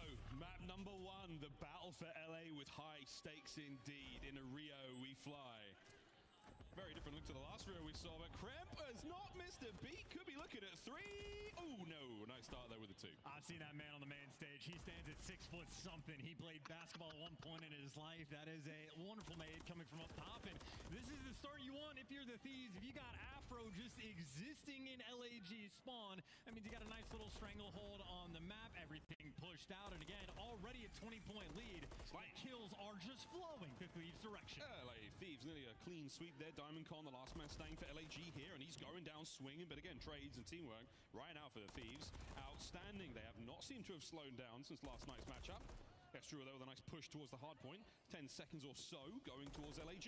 Yeah, well, that 10 seconds going to get stripped away. Ghosty not going to be happy for it. And a little double kill. You just see the spawns that are coming through. It's only Fane behind enemy lines. Kremp there, roots him out, takes care of business. You maintain the back spawns, and you get that new time. This is the perfect opening break that LA Thieves, they've delivered on. And you already see Afro. He's pushed out in distance. Freebie kills for him. Right now, LAG can find no success. Oh, not a moment, I think, since P1 has ripped off. 49 and climbing to the 8 of LAG. Gorillas on the approach. Diamond Conestral, respective kills. Up close, though, it's Krem. Behind the table of Glizzy. Gobbles himself a kill. The hard point finally goes into the hands of LAG. Yeah, off the back of a nice triple kill there by Diamond Con, rolling through the back spawns as well, ended up appearing. So LAG able to cut their losses. Not a strong start for them, but collecting a little bit of time in the final 15 seconds of scrap. LA Thieves actually interested in fighting for it. See if they can take it away. It comes down to a 1v1, and Diamond Con comes out on top. This is that stage 1 form right now for him, a 9-4 start. The only reason LAG are in this game. We haven't seen this Diamond Con in quite some time. You're not wrong, mate. Assault on the back line versus Ghosty. Loses it. That's going to be an important moment here. Can LAG capitalize? The Thieves trying to get closer towards that hard point. A toe dip. The rest of the Gorillas line up on the other side of the map, and now split spawns. Yeah, it's just so tough right now. Estriel trying to live in the back line, but he's not going to be able to get those spawns. Every kill he gets, it's going to be a little bit more difficult. You see LA Thieves get the 4-man wipe, and Ghosty as that backline player, picking up 3 kills, blocking those spawns well. They just set his team up for success. Diamond Con continues to be basically the only person from LAG showing up in the kill feed. Yeah, absolutely. 20-odd seconds remaining here on P3. There's a couple of members of the Thieves in this one. Diamond Con, the Chow, can't get it done. Nasty holding it down. Ghosty on the trades again. It is teamwork. The name of the game right now for the Thieves. That scoreline is still very large. And you got that P3, P4 rotation as well. So Ghosty right now, you see him just hanging out in the background on a 5 spree. A kill away from a cruise. The rest of his team completely set up around this new time. This is one of the money hills we have on the map. There are pinch spawns coming through, but Nasty also spawns behind everybody. So free cleanup kills in the back backline. It is the funnel system. LAG cannot make anything happen. They are being bullied. And by the way, Ghosty, he has not died in 2 minutes. 12 and 6 for Afro. 4 spree for him now. So you're still sitting on the 5 for Ghosty. Afro trying to catch up. Lovely work there from LAG to break through the backline. Forward they go. No spree for Ghosty. Nasty keeping it alive on the hard point. And an awkward turn. But Kremp's there with the kills. Trades done. Shut for business. 25 to go. And that's what it takes. An awkward spawn into a flank just for LAG to have any success. If you have Ghosty again, whose life just went on for 2 minutes without dying, that's an indication of how well the Thieves have been handling this map. Diamondcon again, being the guy in the kill feed there from LAG. He picks up 2, but it is not good enough. Scrap time from LA Thieves, and even on the rotation, I mean, 2 players are working it, and Kremp, he has the flank route. For a moment, not a single Gorilla has actually turned to pick this up, so Kremp might be able to pick up a freebie kill or 2. Ooh. There comes Kremp. 13 and 8. Cruz invested from Ghosty. Right on top of the mid-map. Takes care of Fame. Assault just managed to get away with his life there. Now up close. Oh, wow. What a win from Diamondcon. That would have been ideal. Estro keeps that line holding. Nays there from Ghosty, but you're trying to get on towards the hard point. It's a great hold so far from LAG, but the Thieves are knocking on the door. All right. So far, no answer whatsoever. They are being ghosted. And the problem is the trophies. Thieves take full control of this hard point on Rio. Eventually, the nades are going to overwhelm, and as soon as they get that player out of the time, LA Thieves continue to be overwhelming. Rio is a mix fest. It is a battle of the map, and right now, Thieves are just obliterating them in the kill feed. Absolutely running the kill feed. Let's have a quick listen in and see how the comms sound with the LA Thieves. Listening.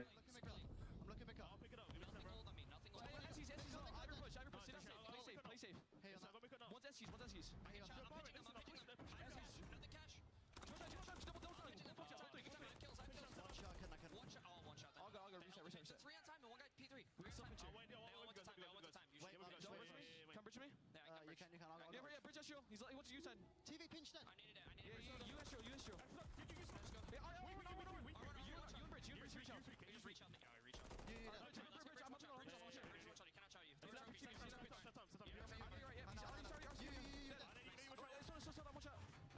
Trophy in time. I have a trophy. I'm dead in it. Soda and right side. Reset. I have TV. TV dead. I spawn mid cut. I'll see. Fight that. He's there, Soda. Yeah, heard you. I'm hitting Soda. Kill the spot. Are you ready? Side on the right. To the side. One shot. Missing diamond. He's probably new. I'm looking to cut. Thieves down in hot chance. Them run the score up at the Thieves haven't missed a beat from last night. Comfortable game as well. I love the patience on Afro as his teammates died to go on the pinch back towards P1, able to keep those right side spawns, and LAG just struggling to apply that pressure. Now the kills, though, starting to flow their directions. Esriel, this second half rotations, has been a much hotter hand. Still a 70-point deficit to work from, but hey, they're in the time. Feels so weird being sat up at this setup and not having a controller in my hand. But right now we're watching other people go to work on Call of Duty. LA Thieves, LAG Thieves, 180 to 109. Currently have the scrap time. Ghosty gets away with his life. The only opportunity on this map to really go on a run. So LAG attempting to keep things under lock and key on the roto. Esriel, though, gonna fall, but good news, you spawn right back up. Players inside the time, and you have the back spawn. So he's about to break that 200-point mark. Moment in a good spot. Diamondcon playing his life brilliantly, toe-to-toe. Oh. Back over to the point. It's going to be LAG in control this time. Now, we have seen many comebacks here on Rio. Anything is possible. With the Gorillas slowly but surely starting to heat up, this map is far from over. And Assault's got a little bit of intel as well. Spots out Afro, so he just waits for the kills to fall in his lap. But it is Trades coming in on Assault. 30 seconds on this point. Trades coming in once more. About to break that 200-point mark. Thieves have broke 200 points. Nasty with a massive two-piece. It's going to get traded out by Fame. Fame's going to get traded out by Afro. Afro's going to get traded out by Diamondcon. Diamondcon's going to get traded out by Ghosty. Ghosty's going to get traded out by Estral. And Estral's going to get traded out by Non-stop trades. Making his way in at the feed. Ghosty there as well. Nasty doing what he does best. Frying so far. An open hard point, now full of red. Yeah, Nasty, the untradeable. A flank maybe through boxes is the only way for LAG to actually make this move. It's extra from up top, and, well, Nasty is actually in a very weird position. A player just behind him gets cleaned up, and, well, now players soaring from over top, but the kill feed remains red. LA Thieves remain dominant, and Gorilla still spawning so far away. Big two-piece for Fame. Forward now that Gorillas fly. Plenty of time to get the break and stay alive. Can they get Ghosty out of the point? No one able to get involved. As Nasty on the back line, keeping them at bay. And this could be map number 1. No one there for the Gorillas. As the Thieves have locked it down, it's by the garage. They're ready to rock and roll. Remember the massive two-piece to close out the game. Thieves take map 1. And we got to see a look of disgust on Kremp's face, maybe feeling that game was almost too easy for an elimination game there. LAG proving that, at least on Rio, they were simply not a threat. And of course, when these two teams met online, well, the Thieves, they just pieced them up in the hard points. It's a new map for these two squads to face off against, but I think we saw why last time Gorillas banned this map against LA. They got absolutely handled, and that is just a cakewalk across the board. That is what, like a plus 25 in the slaying category for Thieves there as a whole. Damn. Slaying like that on a map like this, again, GG, not even close. Great work. Thieves just went absolutely ham against Gorillas. Fantastic work in the kills department. Not necessarily the most damage, but again, that was the teamwork. It's a massive map 1, a massive confidence map after a loss last night. Like, that's exactly what Thieves needed to start out against the LAG, the Los Angeles Gorillas here. And that sequence in that game, where it is literally trade for trade for trade for trade for trade, was absolutely insane. It was just non-stop trading.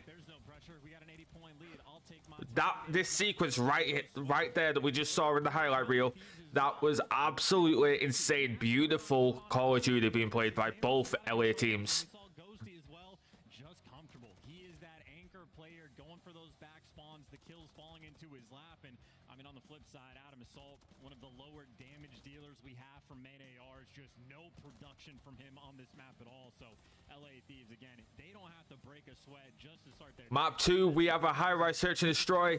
We played this map against the Atlanta FaZe last night, and we did struggle quite a bit on it in terms of getting kills and managing to like stay in it with rounds.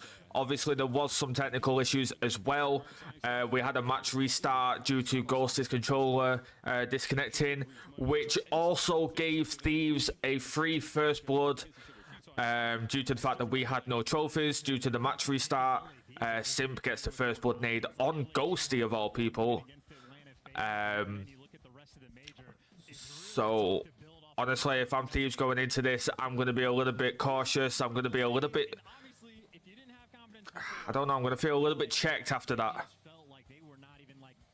last night, but we'll see. Going into map number 2, S&D though was the only shining light for Gorillas in their previous series, but We will see. Band there that you see from LA, that terminal, they got 6-1 by LAG. Don't want to deal with it again. We got some new maps in the mix. High Rise, I know, is a map that Gorillas have played quite a bit, but I don't think the LA Thieves are going to be sweating it too much. They got that rep in yesterday against Atlanta FaZe, and that's a team you're going to learn from. It was a big loss. It wasn't a dramatic finish to what was a crazy series. We'll see if they've learned from it, Chance. You're not too wrong, mate. But High Rise, a double dose for you folks at home. Take 2 of those and call me in the morning. I am definitely not a doctor. See how that one goes, dude? I mean, any strong feels coming to this one? Who's looking hotter in the search game? Well, that's actually very difficult to say. He is an idiot, isn't he? He really is. But LA Thieves hasn't exactly been their overwhelmingly strong game mode, although admittedly in the game 5s have been quite clutch. So I'm certainly leaning towards the Thieves, but on a map like High Rise, like, you do have a comfortable, few comfort picks, let's say, from LAG. Maps that they are at least used to, that they have the repetitions on. High Rise S&D is certainly one of them, but again, it's not like they have shown an excess of dominance on it, so Thieves not going to be too fearful. And again, it is the AR battle. It is those long lines of sight. I know that's sort of Ghosty versus Assault. Ghosty, he's not going to be stressing. Won't be indeed. Well, we're almost ready to get into map number 2. Here we go, folks. LA Thieves, LA Gorillas. High Rise search and destroy for map number 2. We've touched upon those long lines of sight. God, I wish we had snipes in this game. Just that extra little bit of flavor, man. You know what I'm saying? I mean, it would be every single round. Every round. You wouldn't be able to chow it either, because like every single team is gonna have players capable of hitting that shot basically 10 out of 10 times. So it would be an interesting square up, but maybe we'll just have to rock with the MCWs. There's a few players in the league that treat the MCW like a snipe and go for that chow off the rip every single time. So you never know what the damage output is gonna be. We'll see how the stats come into play in this matchup. We're ready to party. Here we go. Match 2 underway. Elimination matchup. The Thieves, the Gorillas. Let's go.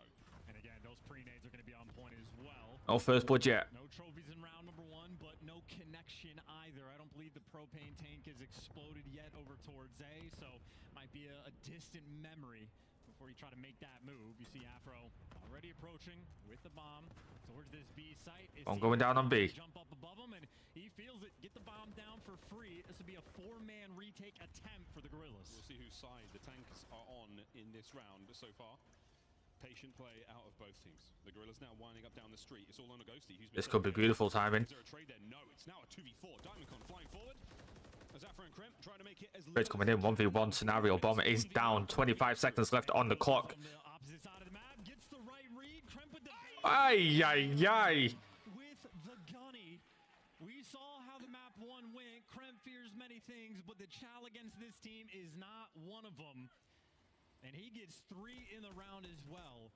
I'm thinking for a post plan, we got the bomb down. Let's kick back, playing elevators, watch over. LA Thieves said, nope, we're running it down. It was a double hit over down like the A Street. And I mean, hey, they might have lost the first 2 gunfights, but Kremp picking up 3 in the round, starting things right.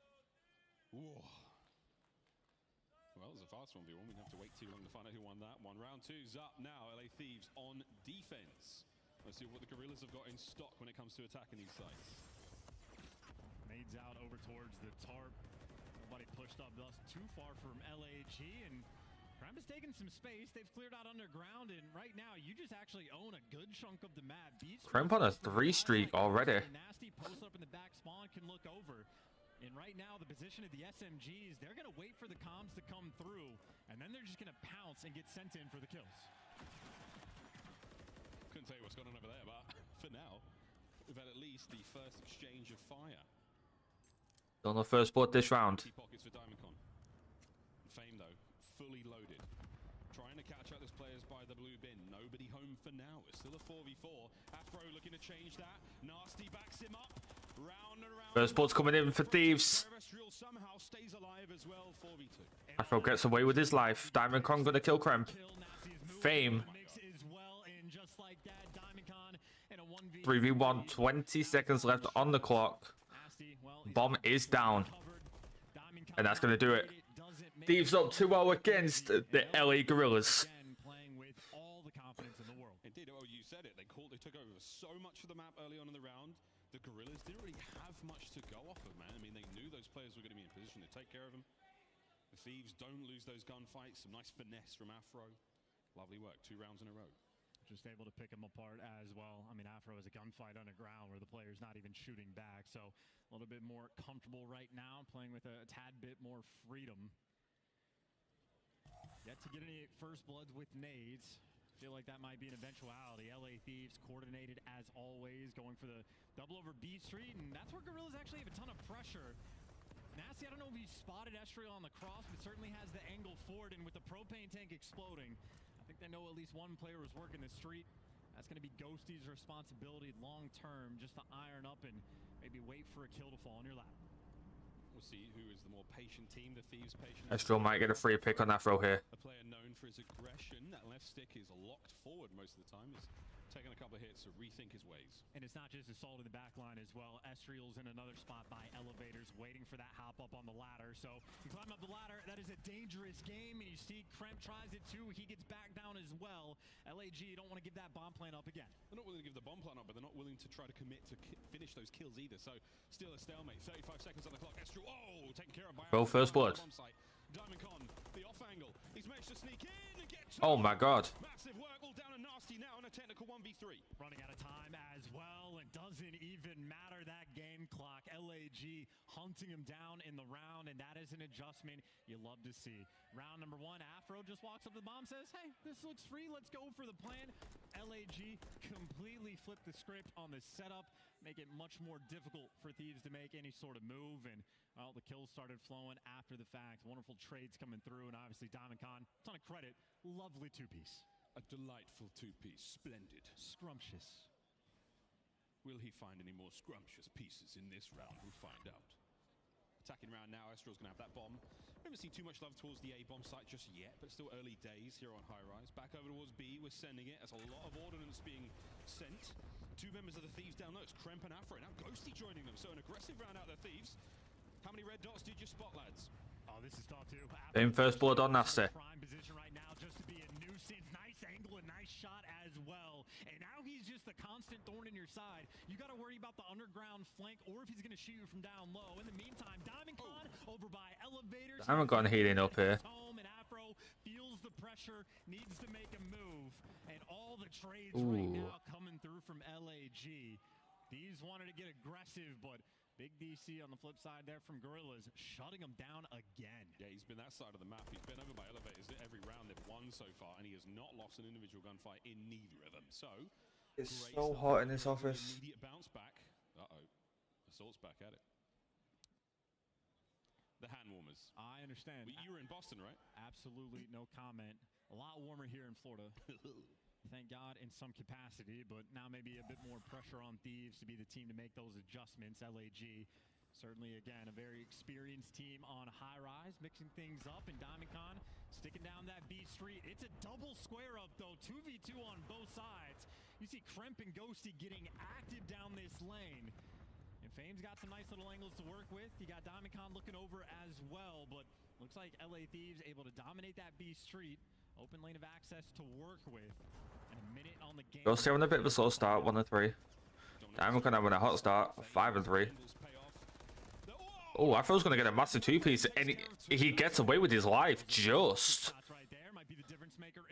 3v2 in favor of the LA Thieves. 45 seconds. Bomb is planted. Nasty's getting the kill on Estrel. It's a 3v1 now. Assault now for the 1v3. But he's going to need a little bit of a You see, you've got Nasty kind of rotating behind him. Oh, the tower just saves Ghosty's life. And I'm curious, that might have been a moment where Estriel might have the covert sneakers. Kid Nasty really seemed like he was ready for it, but players that are ready, Afro at the top of that list. Easy shots there. Yeah, just the rival 9 with the headshot as well. Nice little snapper there on the Diamond Con. And that all comes down to Diamond Con getting forced to back off of that B Street straight off the rib. So LA Thieves making moves on that B-bomb side. Single round advantage for the Thieves. And the opening salvo there. There's a different look this time round. Two members of LAG, though, well pushed out towards the A-bomb site, so now more space gained. And it is going to be Fame. He's got himself into Hut. Nasty's going to check this, not spot him out. And I think the play is going to be on Fame as well, because if you don't have the intel, well, there's the jump, there's the move, and the kill as well, and out with his life. Maybe 3. Though, because Ghosty picked up the first blood, but it is a bunch of thorns in people's side. It is the flank coming through from Kremp, applying the pressure, and well, there's the first propane kill. The first of what will may be many in this map. Kremp has stayed alive. His position is made known. Escape with his life. 45 seconds to go. Gorillas yet to get the bomb down. Will be a massive here for Kremp. Zone as well.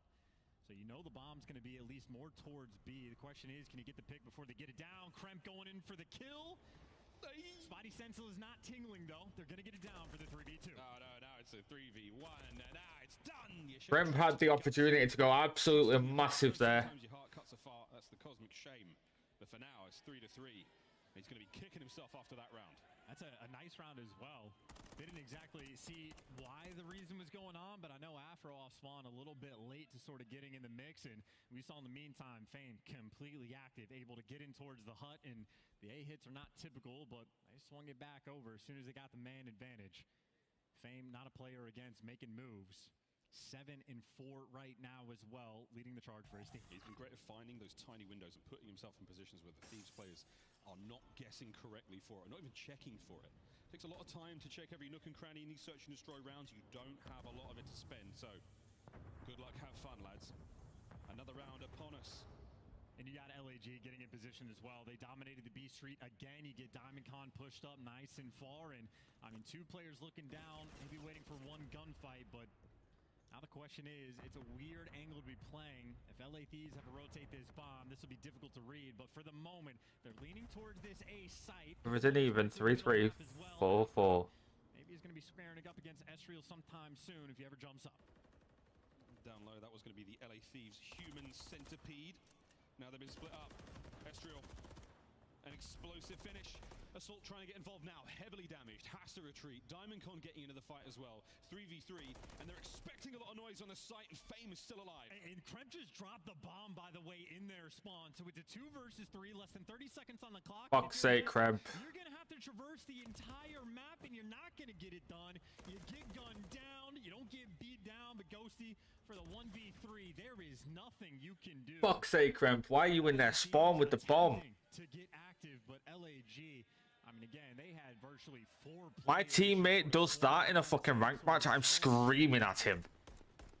Able to control it expertly. And DiamondCon 8 and 4, him and Fame basically taking turns. I don't think anyone was in a position to trade Kremp there either, so he goes down. No one's close enough to pick up the kill, one thing, pick up the bomb, another. So that round became very tough for the Thieves to win. Good work out of the Gorillas, punishing play, and Fame on a 4, DiamondCon on a 3 spree as well. So looking to get the bounce back here. Bomb in hand, little bit of a double back. We'll see where the nades go. And last time Fame was able to run straight up towards the HUD, so if nobody's going to be watching it, maybe LAG trying to get active again, but no, they cut towards underground. Fame and Estriel working together, playing some corners and looking for some intel. Kremp's going to be the guy down low, and you see for LA Thieves, one guy in the radio tower, roughly the same setup LAG had the round before. Estriel, nice opening bit of damage. Ghosty's there.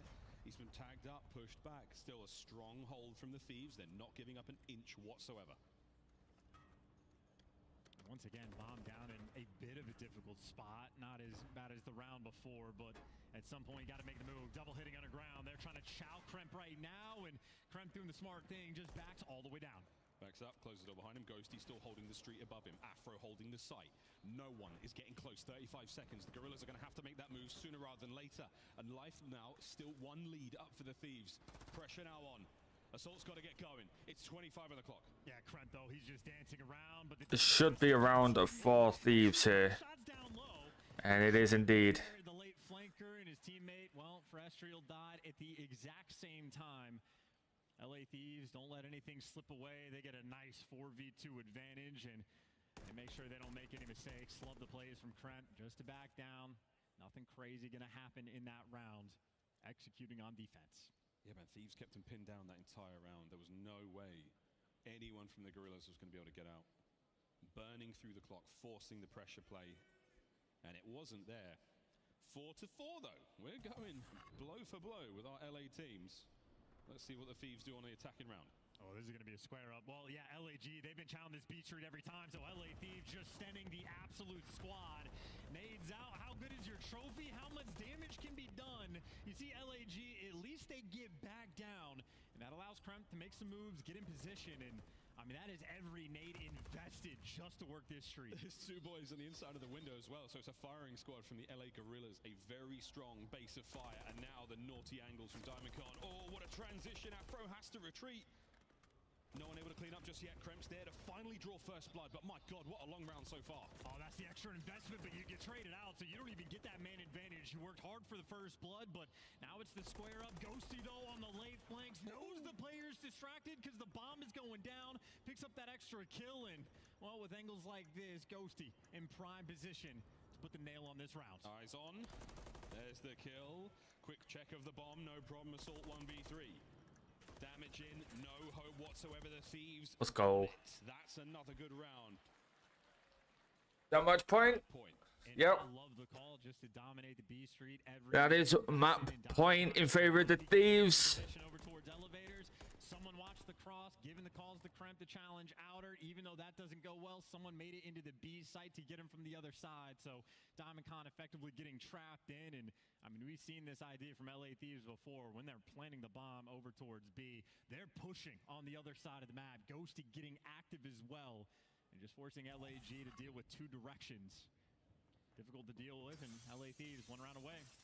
being 2-0 up in the series. Yeah, you got to check that sort of game instinct you have of like, hey, is anyone watching the flank? Is there anywhere they All right, let's not fucking throw this time, boys. all that noise taking place up front? You got 2 shots here. Kremp, tough stuff, 53 HP. A very similar look to the defensive hold we've seen from the Thieves so far. Yeah, well, this is the soft propane tank, so you're not too fearful of dying from it. Unless you're underneath it, weirdly enough, it's the cover that makes it hurt a little bit more. But Kremp back in position, and again for Thieves, just more or less owning the map. Playing a little bit more passive underground. Afro's dancing down low, and LAG sort of looking for that open avenue of attack. I'm just dancing right now. This B site is open though if they climb up, but yeah, Kremp's just right back to it. It's all about these timings. Oh, it was great. Sense not enough on the timing. Afro able to get in there quickly. That's a problem. Fame makes it a very winnable round to force a round 11. At the moment, 4v2. They just won't commit. No commit on offense, but on defense, a little bit more passive. And, well, yeah, the bomb going down, 4v2. And now Fame's doing the exact same thing. Diamond Khan gets the extra kill. Ghosty is in between the entire roster. And just like that, LAG get it done. For just once, can we close out a fucking search on that point? Like, this is what lost us the fucking series against FaZe. We played the one invasion, we just couldn't close it out. We were up on 5. It was 5-3 at one point, I'm pretty sure. And we just ended up fucking choking. And I fear it's going to happen again. Gorillas on defense. Here we go.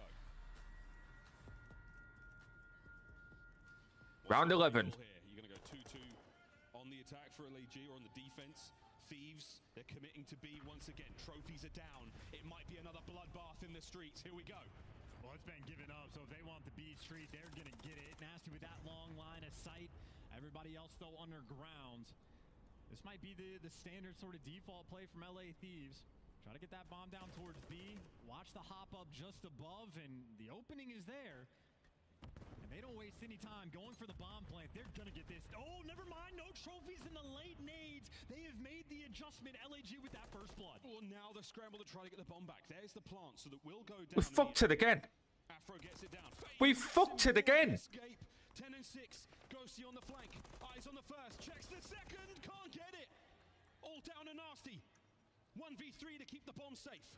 Oh, Fame spots him as well. Fame spots him on the little jump up, then always in the back, and everybody hopping up top. We fucked it again. The adjustment gets made. It was the exact same strat they had in round number 1. Oh my. But it's not the trophy players that were working that bomb. It's the SMGs. And Estriel just drops the Semtex at his feet. LAG, the experienced team on high rise, really came in handy for that round 11. The clutch factor certainly there. Great job from the Gorillas. They tied the series up 1-1, and what a performance from both Fame and Diamondcon there. 10 and 6 respectively. We'll see if that can keep rolling into the control, but hey, for now, man, a good game of search and destroy from both teams. LA Thieves, they continue to have an issue with high rise. Well, not the ideal situation. Those round 11s can be haunting, but that is a moment that LAG most certainly needed. So far, this is roughly how the series went when they matched up online. LA Thieves pieced them up in the hard point, but the Gorillas able to get their revenge. So all tied up and squared away before we go over towards that control. But again, as you pointed out, credit where credit is due. 2 players from LAG there, absolutely fantastic, and just a lovely first blood in the end. Splendid. Well, it's another game of high-rise control, folks, that we're going to be keeping our shoes on. We're not going to go too far until we have to go sub-base, and that's when we put our shoes on, we put our hats and gloves on, it's going to be chilly. In the meantime, though, we're going to take a very quick commercial break. On the other side of it, we're playing control here on high-rise. We'll find out who takes the lead here in our matchup of LA Thieves taking on the LA Gorillas. Don't go too far. This is the CDL.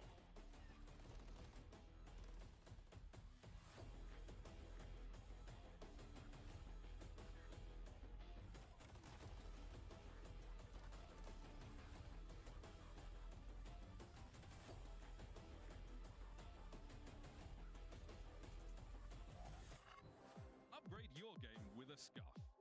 Save $30 on the official CDL collection at scuff.co/CDL.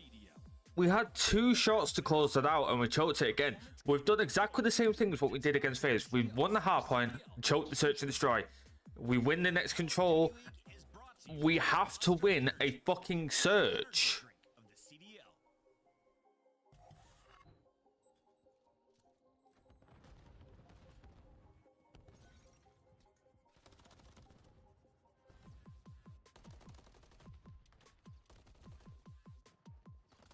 we don't win these next 2 respawns, we are fucked because we cannot close out a search and destroy to save our lives.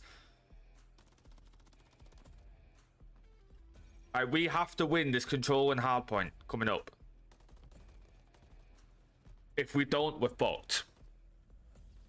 Because for whatever reason, since the roster change, we cannot play search. Like, before the roster change, we couldn't play fucking hardpoint. After the roster change, we can't play fucking search. There's no winning.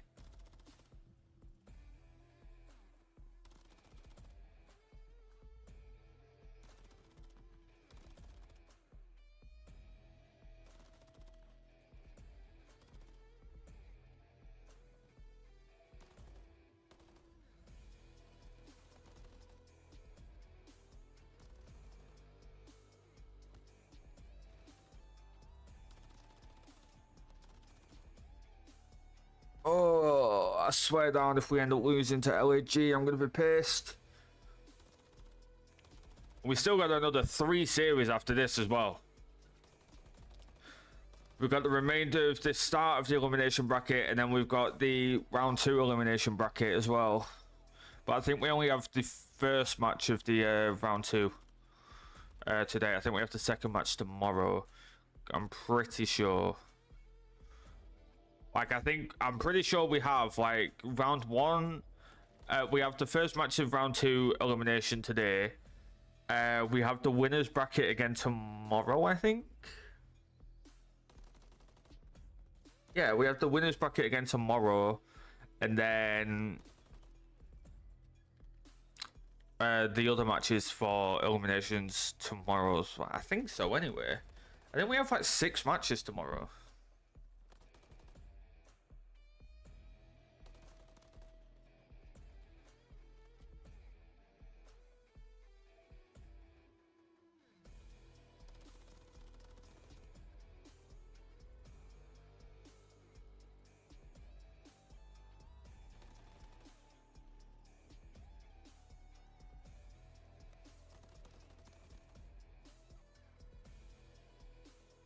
Do do do do do do do do do do do do do do do do do do. We see Minnesota play again later. Do we have the winner of this match play? Do we see double thieves today if we win this? Welcome back to the Call of Duty League. If you're an Anakin Skywalker fan, you don't love sand, but we certainly do here at the league. Look at that gorgeous lineup there over in one of the many Miami beaches. Well, what a wonderful day we are having here in the Call of Duty League. But other folks are having even better days. Many days of birth today. We've got Shelby in the graphics file. We've got Drippy. Crowd, I'm going to need your help. It's Drippy's birthday. Nothing but love to Drippy and the entire, hype squad. But we're going to have to... I need some help. I need your help here. Will you sing with me, crowd? That's a yes.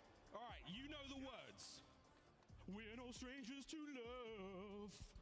You know the words, you know the rules, and so do I. Let's just do the chorus. You all know the chorus, right? Never gonna give you up, never gonna let you down, never gonna run around and hurt you. See, that's why we like Drippy, the only one with vibes in the crowd. We're a big Drippy, happy birthday. Thank you very much. And thank you to the whole hype squad. You guys are at every single event. Not bad singing, to be fair. Champs. I just sang Rick Astley on the air. My life is complete. This might be my last series. Let's go, boys and girls, into high Not bad singing, to be fair. Who keeps rolling here in this series. Never gonna give you up. Never gonna let you down. Never gonna run around and hurt you.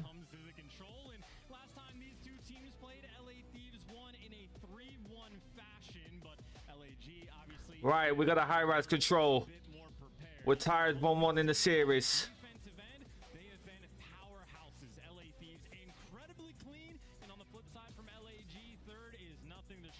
On paper, we should win this map. But on land, anything can happen. Looks fantastic. Maybe the less talented compared to Drippy, but we like him nonetheless. Definitely not as tall. And first blood's gonna come in first roll. The feed is white. First kill for Thieves. First tick on B is gone. Estral with a 2.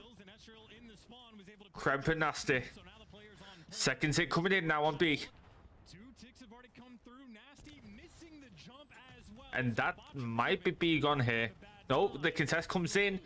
And Nasty saves it just. And they're going to deplete that third tick of B points.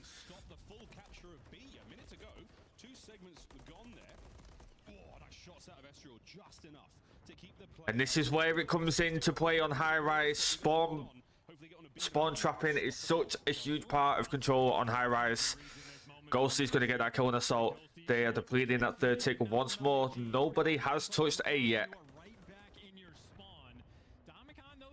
Diamondcon with a big 2. Kremp and Nasty.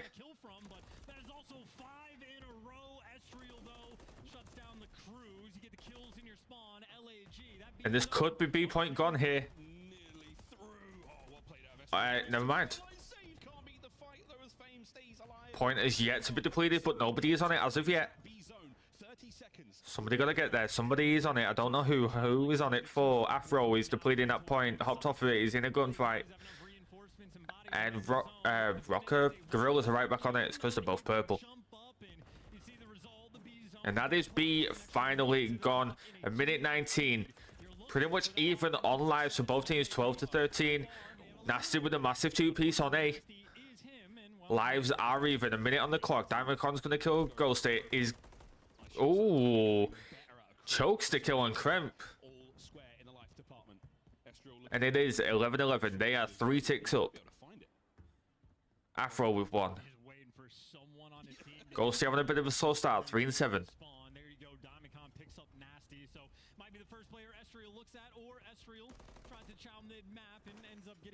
Now 3 and 8. Fame with a big 2. 2 down for Thieves. And Fame's pushing that spawn. Going to try and get the same 2 off a spawn. Ghosty gets out. Nasty gets him out of the spawn. That is such a huge kill there from Nasty. He gets that spawn trap in. It is Curden. 7 lives to 6. 25 seconds on the point. No ticks as of yet on A. Not even a little bit. And Gorillas are on A. Afro comes up with the contest, gets taken down. We're about to see that first tick gone. There's the first tick. 3 to 5, 2 to 5, 1 to 4. Can he clutch a 1v4 halfway through that second tick? Afro? Okay, no, yeah. I agree with that. I thought he accidentally jumped off there, I'm not gonna lie. But no, that's big. You don't give up that second tick. You've lost the round either way there. The least that you can do is, you know, make it so that they're only up 4 ticks rather than 5 or 6. So that's actually a big choice from Afro there. Once again, on paper, this is why I thought he fell off. I thought he slid off. He's never teamed with Clayster. That was completely intentional. Afro was making business decisions on the main stage. Any excuse for us to use the To me. Take it. Clay is the worst for falling off of maps. Good to see the slaying department for both squads, though. Chance very active. Ooh, it's gonna be First blood for Estral again. Kremp's gonna kill Fame. Ghosty with 1. Assault with 2. Nasty gets 1. A minute on the time. Lives even.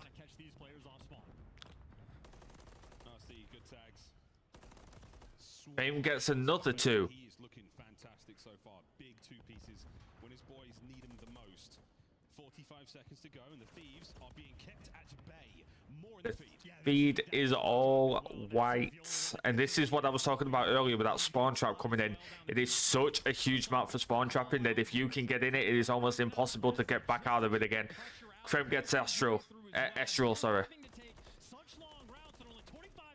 Ghosty gets 2. Diamondcon behind gets 2, gets traded out by Afro.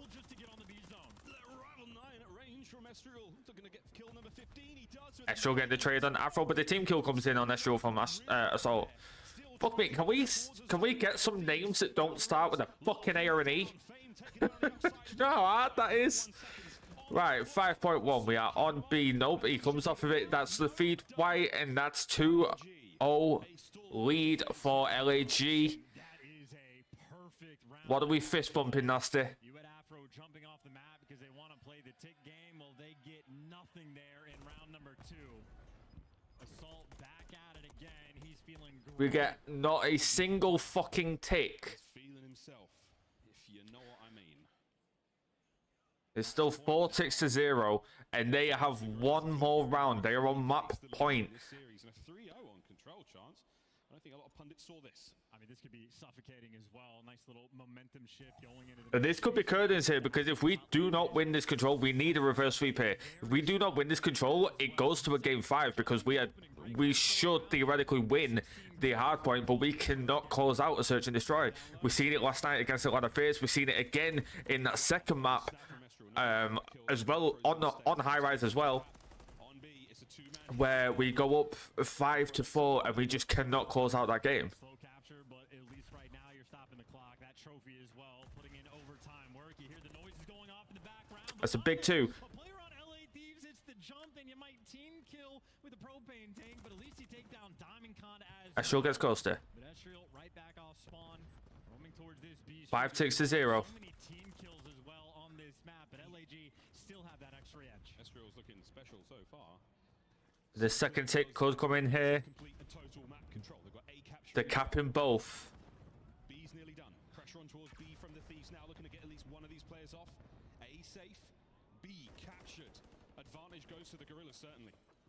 This is scary hours as well right now from LA Thieves. This is not... Thieves are also down on lives. Good news, you just got that underground spawn though, so a little bit quicker for the map pressure, but this is an elimination match for LA Thieves. A moment like this, the pressure just continues to ramp up. I hate to say it, but we might be saying goodbye to the LA Thieves today. Killers. Trying to play spoiler as well. They've been fantastic this round. The trades continue to flow their direction and right back on the zone. The feed is all white for LAG. They're up 4 lives. They have that first tick on A. Second tick in progress. Halfway through it now. Second tick about to come in.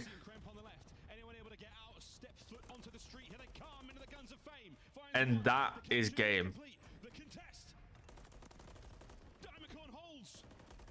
And that's the round. LAG 3-0 on high rise. 3-0 high rise control is fucked. LAG made it look like light work. I mean, they might have had to fight tooth and nail in round number 1, but after that, that was an absolute breeze.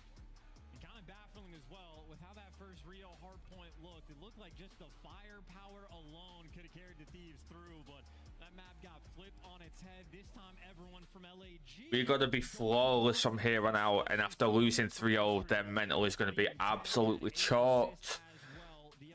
Question is, can they, as professionals, regain going into match number 4, hardpoint, sub-base, I believe? And the story for the Gorillas might be a team that could potentially just be leveling up on land. Oh boy, well the battle for... This is exactly what I said. On paper, we should have won that, but anything can happen on land. The Gorillas Thieves now have to bounce back on... I mean, come on, look at the FaZe match last night. We almost had one of the biggest upsets in probably CDL history of Thieves coming from fucking dead last in the leaderboard, scraping their way to winners, to almost knock FaZe down to losers, all because it was LAN. So that was a speed run performance by the Gorillas, and again, this was the only round that was close. It goes to the 6v5 on life count, but obviously the propane... And I, honest to God, thought he accidentally slid off the map there. They just slam him after this. Like, it was like round number 2, from the opening break, you win the first set of gunfights, and then you just set up the spawn trap on defense and simply never look back. But for the Gorillas, a team that has been, you know, I'd say mediocre on the attacking rounds. Those were... And it shouldn't technically be this close, because you've gone up against one of the best teams in the league last night and almost 3-0'd them. And now you might just lose 2 series in a row and place top 12.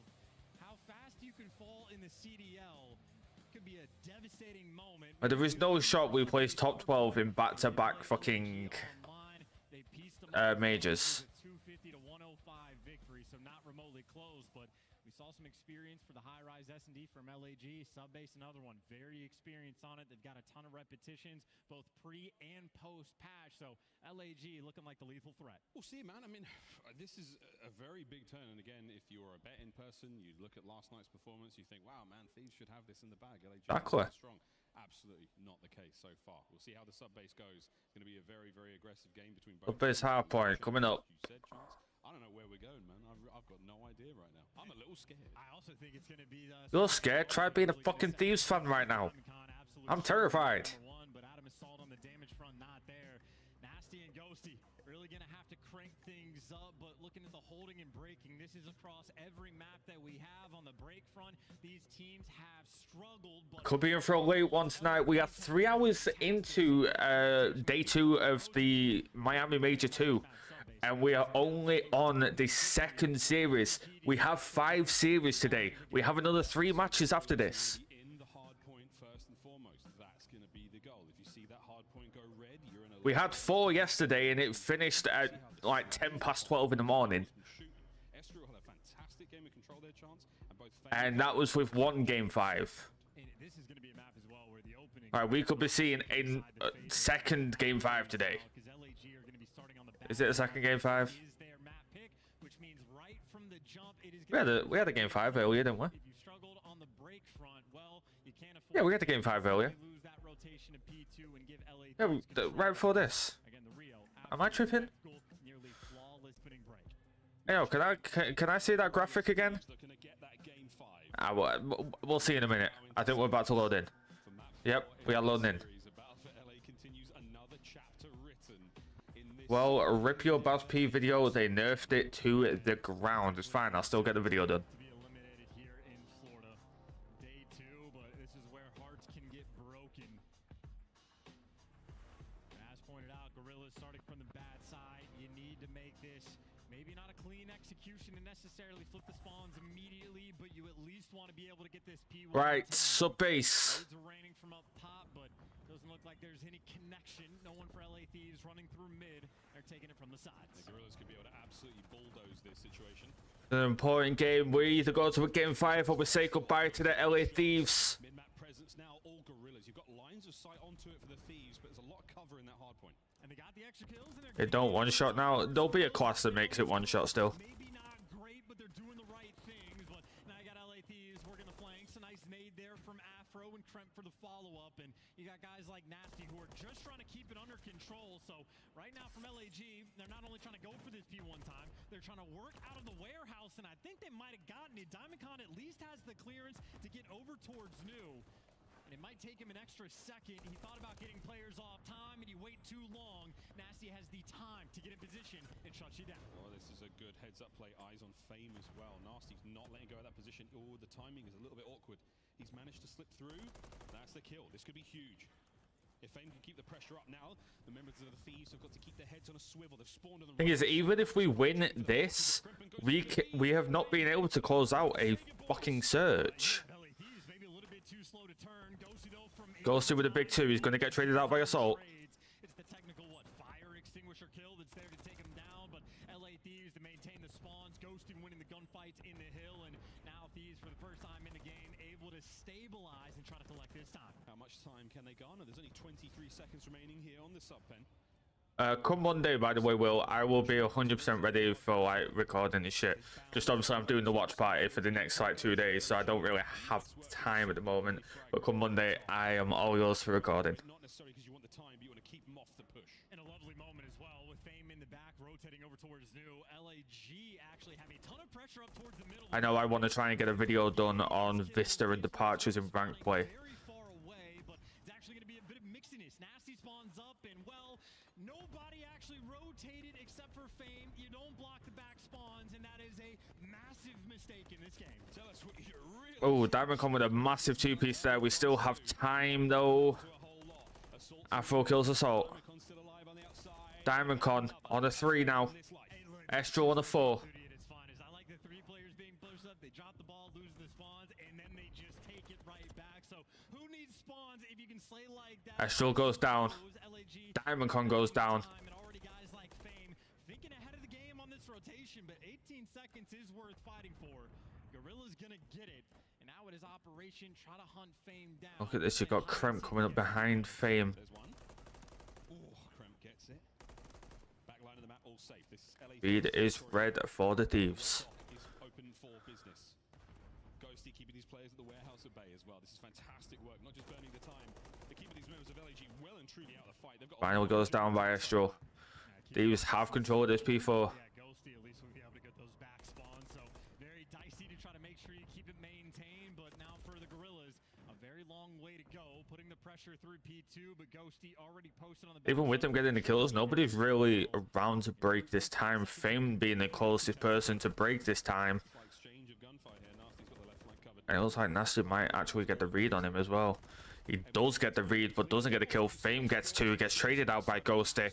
Thieves in the lead by double. Try to give himself some time, give his boys a position to fight their way out of this side of the map, because that's the next problem chance. Diamondcon gets two. Well, Ghosty ends up like spawning on the pinch effectively to shoot a couple players in the back, and they might turn for it, but you're at least able to collect. That's the kills for yeah, going to P5. Making moves to try to claim some sort of power position on this rotation. Gorillas will be here first, but LA Thieves may be in position to try to break it down. Ghosty afforded nothing on the map. Fuck?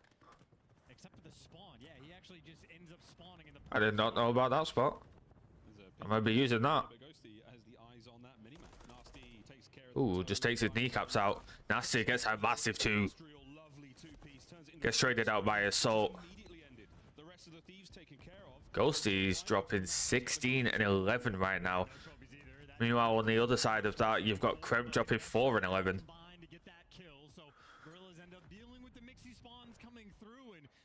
Been the name of the game for him. The mixiness has been fun. By the way, in the kill feed, Ghosty has 16. Kremp and Nasty right now combining for 11. Oh my days. Afro doing what he can to fight his way forward. 10-ish point game right now in this hard point, and this is map 4. Elimination. Going back to P1, we're going to be about even. We are going to get a lead change. Set of hard points complete. Not a crazy scoreline for either team. Fame though, he's playing the perfect spot as well. Nice. Fame gets one. Inside the hill has every direction to look. Fame and Diamondcon able to get a couple kills around the point, and now you make the move towards P1. They never actually successfully flipped the spawn. Assault with two. Partial. Ghosty on one side of the map, everybody else for Thieves on the other. But in the meantime, LAG just happy to collect the time.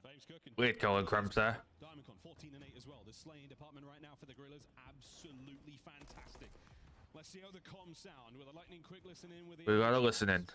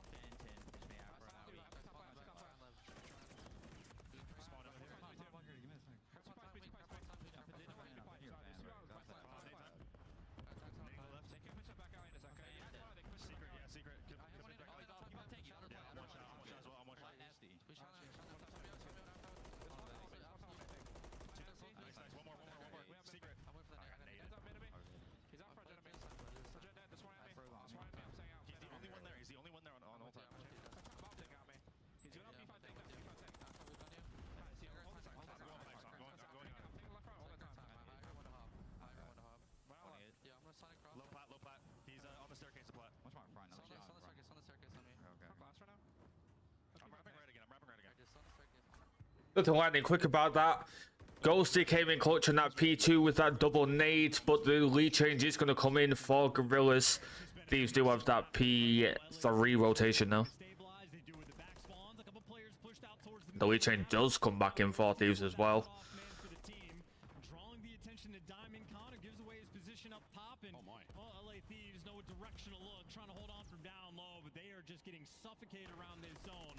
Gorillas trying to do their best just to keep them off. Beautiful work from Diamondcon to stay alive there as well. Situation right now for the Thieves. They've got players in the middle of the map. A couple on the point as well. Nasty wins a big one. Ooh, that's a big kill from Nasty. The lead has changed. Estriel and Co fighting for the other side of the map, and here we go. Another hard point. Another possible lead change. Estriel's in such a difficult spot as well. Ghosty was above him that entire time. Ghosty from heaven above. Just getting that rotation for P4. Might not get a full 60 on that old P3, but you rotate Look on the left here. Diamond Con is in the water on the left of Ghosty. You might see him. He does get shots on. Just survives 12 HP. He's still in the water though. He's going to do that jump up. Now makes the approach. Afro with the coverage. Up close in person though, it's Nasty in the feed. Nice work again, holding onto the Oh, point. Ghosty thinks he's still in the water. 20-point game. 3 dead though. Same with 2.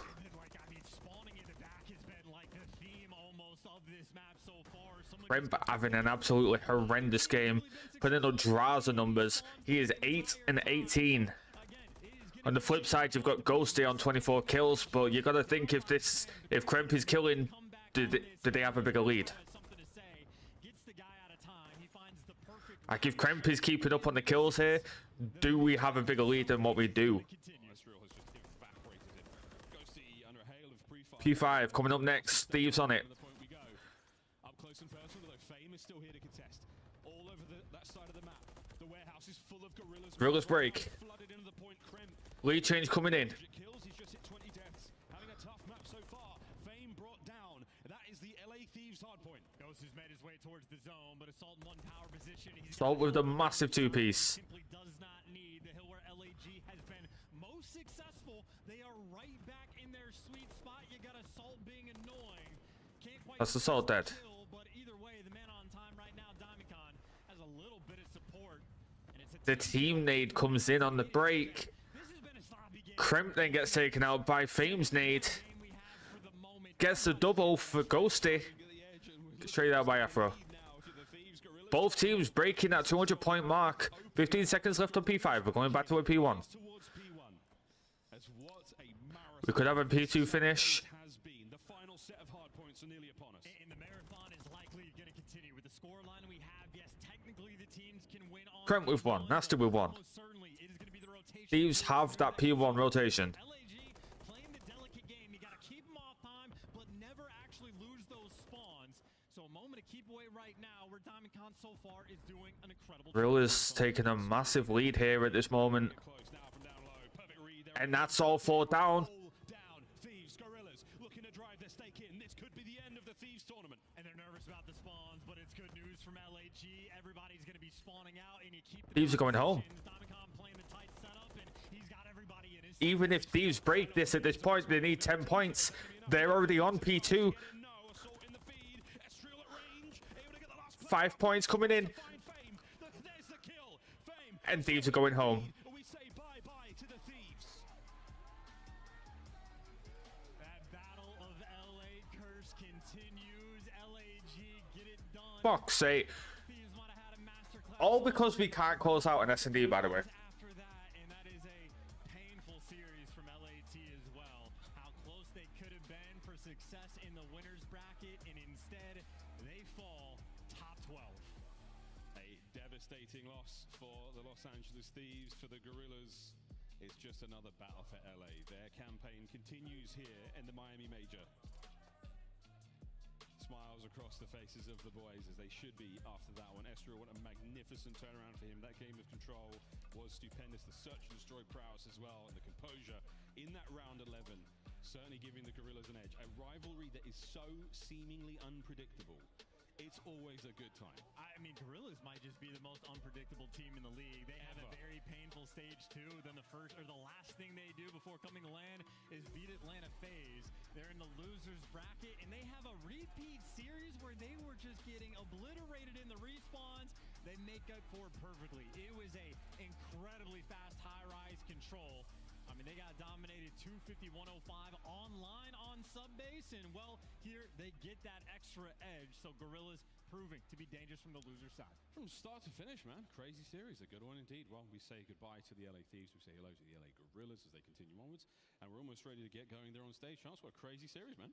Unreal, and I know Diamondcon as well. He was the initial shooter there on Rio, but he carried himself through a massive series as well. So that's the man we got to talk to. He's the man on stage with our Monster Winners Spotlight with Diamondcon and Guy Blaze. Thank you so much, Miles and Chance. Miami, show some love to DiamondCon and Los Angeles Gorillas as they stay alive in this tournament. DiamondCon, how does it feel to be the best team in LA again? No, it feels great. You know, I had to win the battle this time, got the dub. They can beat us online all they want, but end of the day, when it matters most, we'll take it on land. You said you take it on land every single time there. Now, what was the game plan to take these guys down? It's a 3-1 victory for you.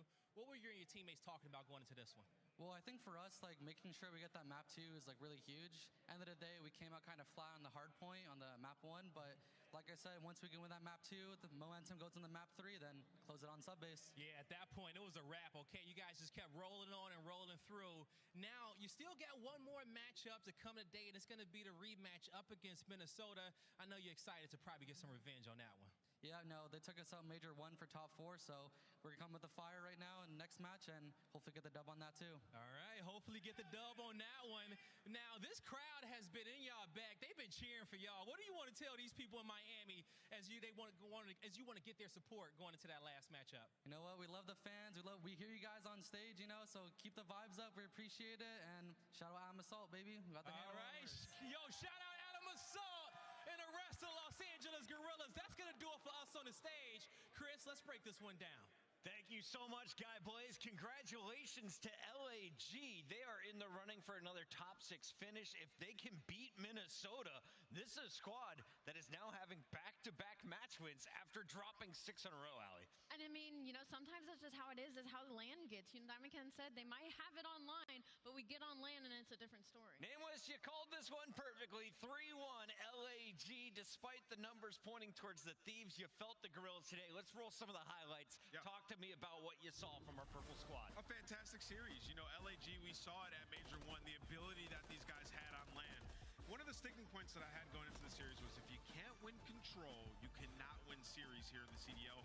They do just that on a high-rise, a map that they were 0-4 on throughout this split. Some great attacking rounds. And then you heard in the interview Diamondcon talking about the Game 2 S&D, how important it was. High-rise is a map that they've liked throughout this stage. 2-0 on that. Defensive opening duels, they were #1 in the league there, had 5 of them in that map. So executed their strats basically perfectly when it comes to that.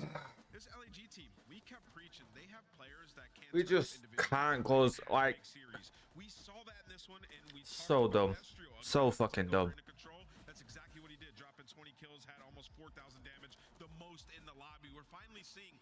Like, how do you go from almost 3-0 in fucking phase to losing to LAG?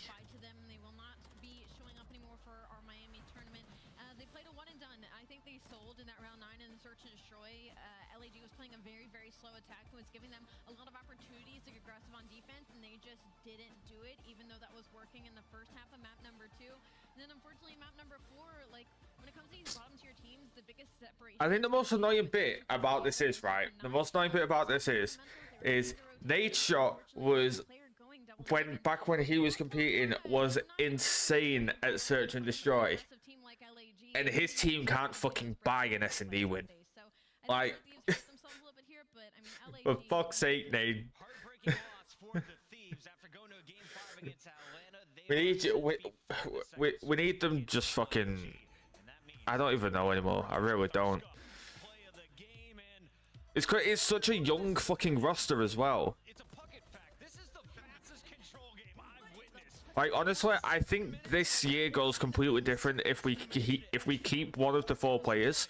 I would have said Octane, pair Octane and Ghosty up on AR. Obviously, Octane being the older player would have been IGL.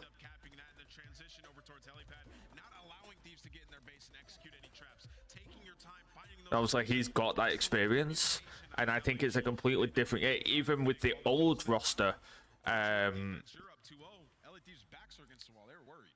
So I don't know. We just can't buy a fucking S&D win. Like, we fucking throw against FaZe for the 3-0. Well, it wasn't 3-0 at the time. We fucking throw against FaZe. And now we just fucking threw against Gorillas of all teams. Like, come the fuck on. Oh man, I can't wait for these matches. Heretics have had the Royal Ravens far. We'll see if Clayster and the guys can get it done. Thank you all for tuning in so far. This is day 2 of 4 here at the Miami Heretics Major 2. When we come back, Clayster and Carolina. Oh, we just can't buy a fucking win. Top 12 Major 1, top 12 Major 2. Like, come on.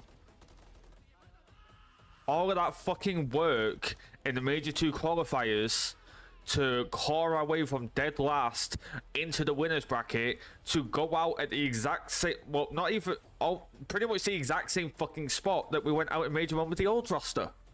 Like, we've made no fucking progress. We've dropped 2, picked up 2, clawed our way back up to fucking go out on the next major in the exact same position that we went out in the fucking first major. All because we can't buy a fucking S&D win. Start the season strong with the Call of Duty League pack. Grab yourself the CDL operator, weapon blueprint, and so much. Like, I seen Draza tweet something last night, and Octane replied to him saying, "Don't make me spawn in." And all I thought is, please, for the love of fucking God, Octane, spawn the fuck back in. We need you, motherfucker.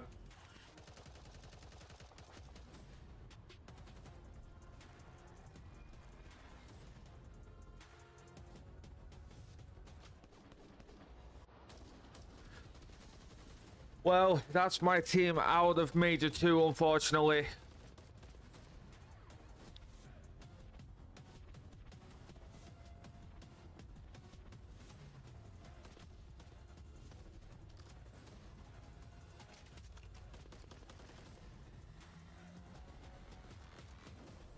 Not good.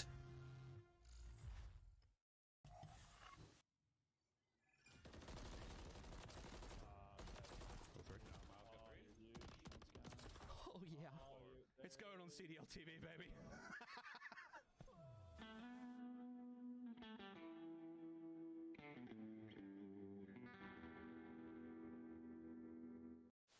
Whichever bomb site they choose to go to, 30 seconds on the clock, and well, Easy's been seen, he will drop off the map. We got Heretics versus Ravens. The Miami Major 2 hosts, the Miami Heretics, going up against the Carolina Royal Ravens. We could see the hosts of this event go out and go home. Thankfully for them, they don't have far to go. Is that Steve? Is that Mulch? That's Mulch. Put him in. Man, Oh my god. First time I met Steve, he was playing for a team called the E-Girl Slayers. No. At UMG Philadelphia. I think we throw him top best. He's going next to Crowder. behind me, baby. Let's go. Hey, Ben, relax. But to the right of Crowder, I think. Calm down. Yeah, that looks pretty good. It's fucking godlike to me. Good to me. This list is unbelievable. This is a godlike list, I think. In such a fantastic spot, we'll find one. Looks over towards top 3, we'll dip out. Oh, it sucks to see Thieves go home. Trying to find something. Capsule will find another, though. He's been an absolute menace over towards the market side. It sucks to see them go home in the way that they did, because, like, obviously, like I said earlier, we've dropped 2, picked up 2 new players. We've come back from being dead last to come into Major 2 in the winners bracket, and we've gone out in the same position that we went out in a Major 1 with the old roster. So there has been, like, progress, but in terms of the Major, there hasn't. Like, we've still gone out in the same spot.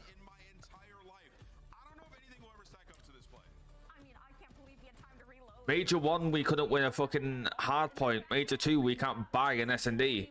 Like, what's next? We're gonna make another roster change that can't play fucking Control? Like... Watch the A-bomb push.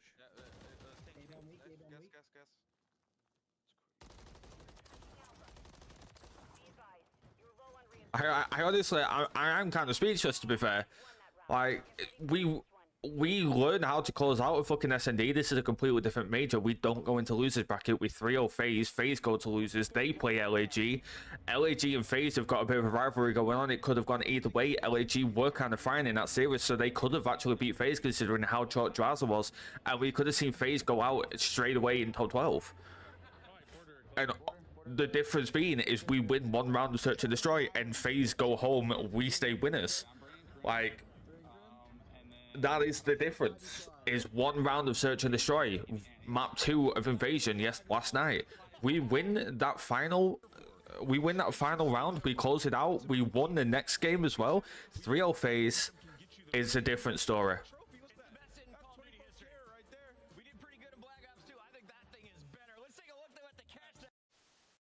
Envoy to make the play, or maybe where the stump's coming through. See Scum backing up to help him out, but he strikes, gets the first blood, and for the moment, he gets away. Oh, he got another kill! No way! Envoy is on one right now.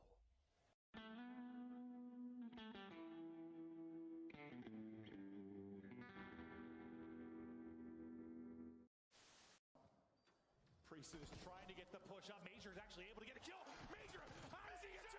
How does Major get What happened to Major Maniac? Did he retire?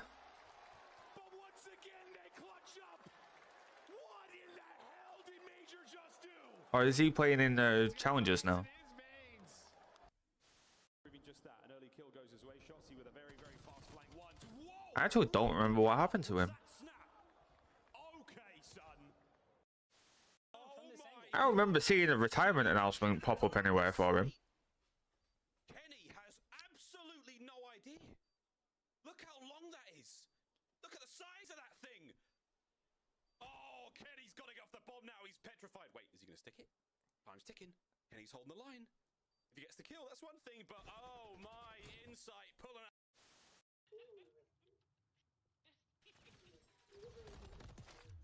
On my bookstore. Oh, okay.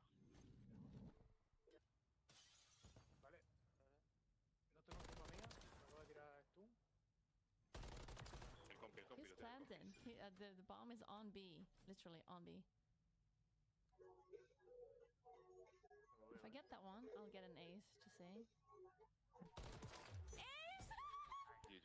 Welcome back in, everybody. This Yeah, I need to start submitting my clips. Fort Lauderdale. This is the Miami Heretics event presented by GamerG, and so far we have eliminated 2 of our 12 teams. Who is going to take home the $150,000 and the 100 points? Well, we are 3 days from finding out, and the Miami fans have brought their beach balls to the stage. Here we got we've got Nameless, Chris Bucket here at the desk. And Nameless, this is a matchup that we kind of expected, right? When we saw Miami matching up against Optic in the winner's bracket, you had to think Miami's going to fall to Royal Ravens, who have that 9th seed. So it's 8 versus 9, Allie. On paper, our closest game of the day. And though you also say on paper closest game of the day, but on paper it's also a matchup that has previously always been favoring Miami. Yeah, let's take a look here at the opponents. I'm told Carolina is the first squad. Kick me off here, Nameless, because I know you know these guys very well. Yeah, you know, Carolina, you thought that they were looking like they were going to be on the up and up, have a great stage, burst into our top 6. Has not been the case. You know, they had some matches served on the silver platter. They played a struggling Heretics team and got bodied by them, lost to Vegas. This team, the AR duo, has been struggling. Clayster and Fellow, 0.8 each across the respawns, only averaging 3,600 damage as well. They have to be better, especially the maps that these guys tried to play. They kept trying to play Invasion Hardpoint. That was never working out. Now you're going to start to see some Rio, and they've been struggling. So for the Royal Ravens, a team that should be good at respawn, it has not been there. Allie, I know we've been looking at the numbers, but let me ask you about the human side of this while we take a peek at the Monster Energy pregame. The stats are going to tell a story, but for me, my big concern, the numbers don't tell, because Glenn took to Twitter after their most recent loss, and he kind of unloaded. He said, I don't care who takes offense to this, we should be winning these games. Does that affect the team's mentality now playing on land? I mean, you got to think maybe that's a mentality that all the team has if he feels that comfortable posting it publicly online, but I like that you said... All bite, no, all bark, no bite. Pool with no water. It's really just the fundamentals that were hurting them when it came to that series. That first Monster Energy pregame note was about their search and destroy. They just couldn't handle Miami aggression. They would get info and they wouldn't do anything with it. So maybe some miscommunication there when it comes to the Royal Ravens. And same thing with Hardpoint. They wouldn't be rotating. You got 2 vets on this team, Infelo and Clay. Alright, Clay, let's see what you got. Somebody's making that calm to stop overcommitting to some of this old time. So it's very, very simple mistakes. You know, sometimes we throw the word underperforming out to players who maybe haven't done it consistently. Fellow and Clay have been players who have won championships who can do it consistently. They're legitimately underperforming. Gwyn has been unbelievable for these guys. 4,400 damage at hardpoint. The guy is great in control. You have to capitalize when you have a young, talented player like that. It hasn't been there. Speaking of young, talented players, Miami is chock full of them. Of course, you got Lucky, the old man on the roster, still under the age of 25, but you got some young guns, all speaking I mean, Spanish. it's the same age as me. 22, trying to lead this team to another upset. Can they get it done, Allie, looking at this Miami Heretics lineup? I mean, you would say yes, right? Because right now they are sitting 2-0 when it comes to this specific matchup, and very specifically, Cole loves this matchup. He always has a blast in the KD category when he gets to load up against the Carolina Royal Ravens, and I don't feel like we almost don't talk about Cole enough because of how consistent he has been for this team throughout the entirety of this Stage 2 qualifier. Even when they were losing in series, he was Okay. So for the Monster Energy Third series of the day. Miami versus Ravens.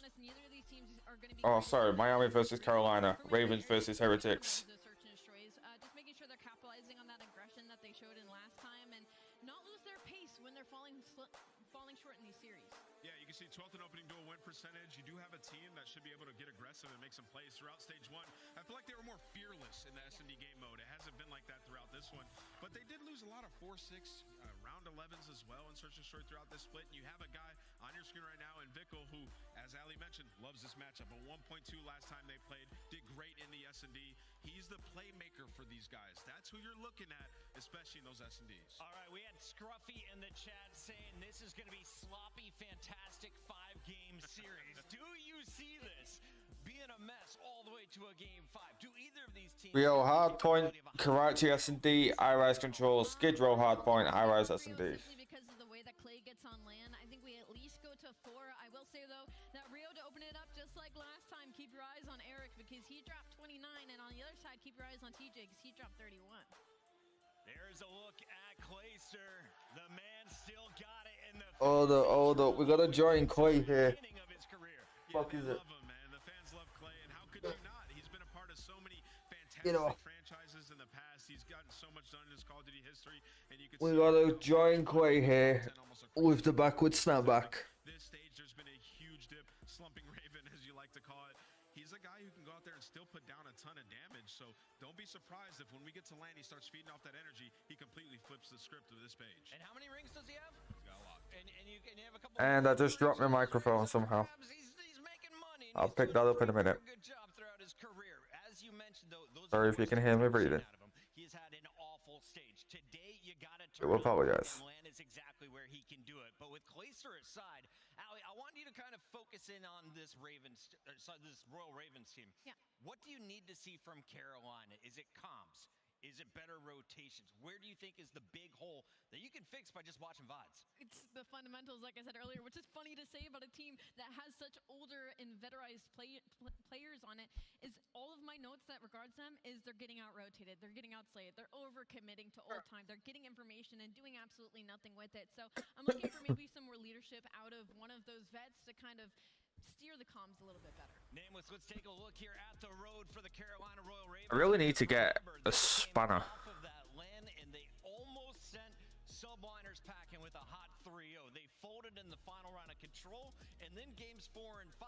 After that, your only wins came over Surge and LAG, who is in a huge slump. Yeah, you know, I think they just found themselves in a position where they're like, all right, we could actually make it into winners here. They went up against Heretics, maybe didn't take them as serious as they should have early on. They lose that map 1, and then they lose that. You go up against Vegas, who was playing some of the best Call of Duty. Just saying, these Elgato mic arms, the bloody bolts are super stiff on them. Oh, there we go. Should have made winners after this, but you know, for this Royal Ravens team, we watched them at the last tournament. They look solid on land, man. These guys can perform. Oh shit. Crowd, I got great news. The players are told to be ready, so it's time to make it official. It's time for your scuff pick'ems, and I'm gonna have Allie start this one. Allie, there we go. You're currently at 69. It's a great number. Can you break to 70 though? You're also at 69. No, you might catch me with this one. Listen, I went 4 for 4 yesterday. I'm 0-2 right now. I'm going off the vibes instead of the stats. I believe in the old man Clay and the boys. I believe in Clay. I'm going Carolina too. They a 6-1 map count against them. Prove me wrong. It's your hometown major. You gotta win with this fan base. Look at these beach balls that are flying around. We got 4 of them in the building, and I don't think we get more than 4 games in this series. Miami Heretics get it done in the hard points. That's our Scuff official pick'ems. Lock yours in the chat right now and get ready to party as we send this one to the stage. So here, let me know who you guys are rooting for, Heretics or Ravens. Let me know in the chat. Get this one started, Chris. I know Miami is hyped for this series as well. Are you? Yeah. The first squad coming to the stage. It's going to be their first. Wait, they were just out on the stage. Ready to attack from above. Get ready, because here comes Carolina. Yeah.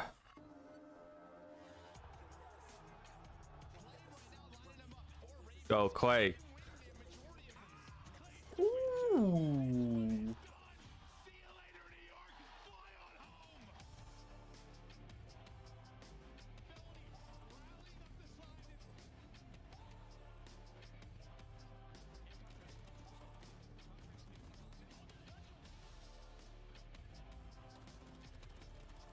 Clay kind of doing bits.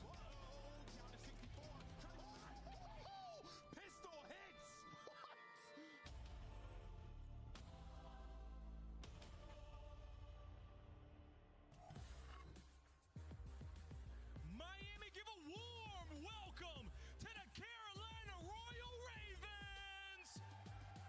We got Tej, Gwen, Felony, and Clayster. Showing no fear, the Carolina Royal Ravens are here. Yeah. I gotta fix my fucking hair. Oh, it's not so much my heart that needs fixing, it's my fucking hair. Oh, I gotta go to the barbershop next week. They have what it takes. This team has been here before. They got to go through the hometown team. Let's bring out Heretics. We definitely know they got the heart and they got what it takes. But I gotta go to the barbers, get my beard and my haircut. Miami Heretics. So get ready to make some noise for your squad, because here they come. I'm not a fan of this intro, to be fair, from Heretics.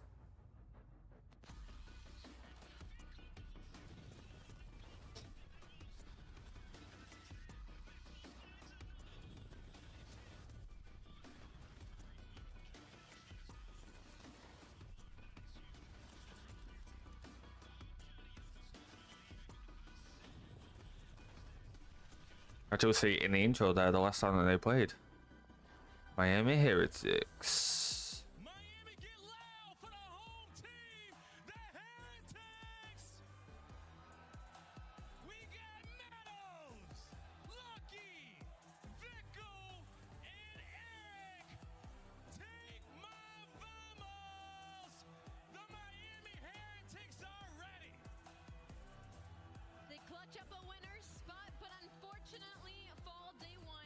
Now it's time to see what these stars can do when the pressure is on them in front of their home crowd. It's only day 2, and they don't want to say goodbye to this run just yet. They have to do it against a team that they have won against in the past, but not yet on land. They need all the vamos in the chat and the venue. Blaze, ready to go?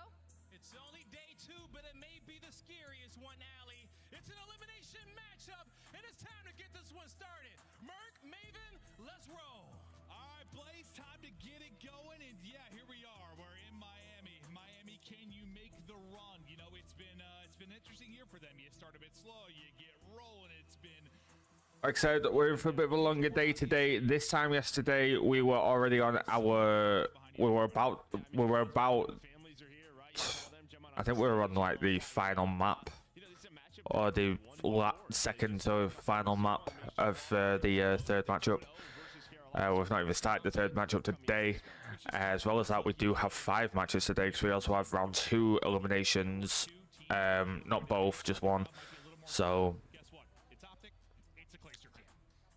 And there we are. That's what they have, right? Yeah. So it's like where you might have the entire crowd behind you.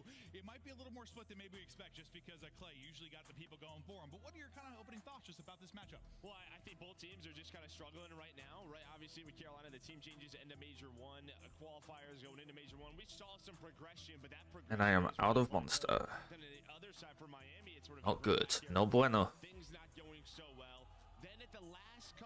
just for Major 2 qualifiers. You win back-to-back, things starting to look better, but not good enough to, beat an Optic Texas yet. So it feels like the momentum for Miami is getting there. Can they put it together now on land?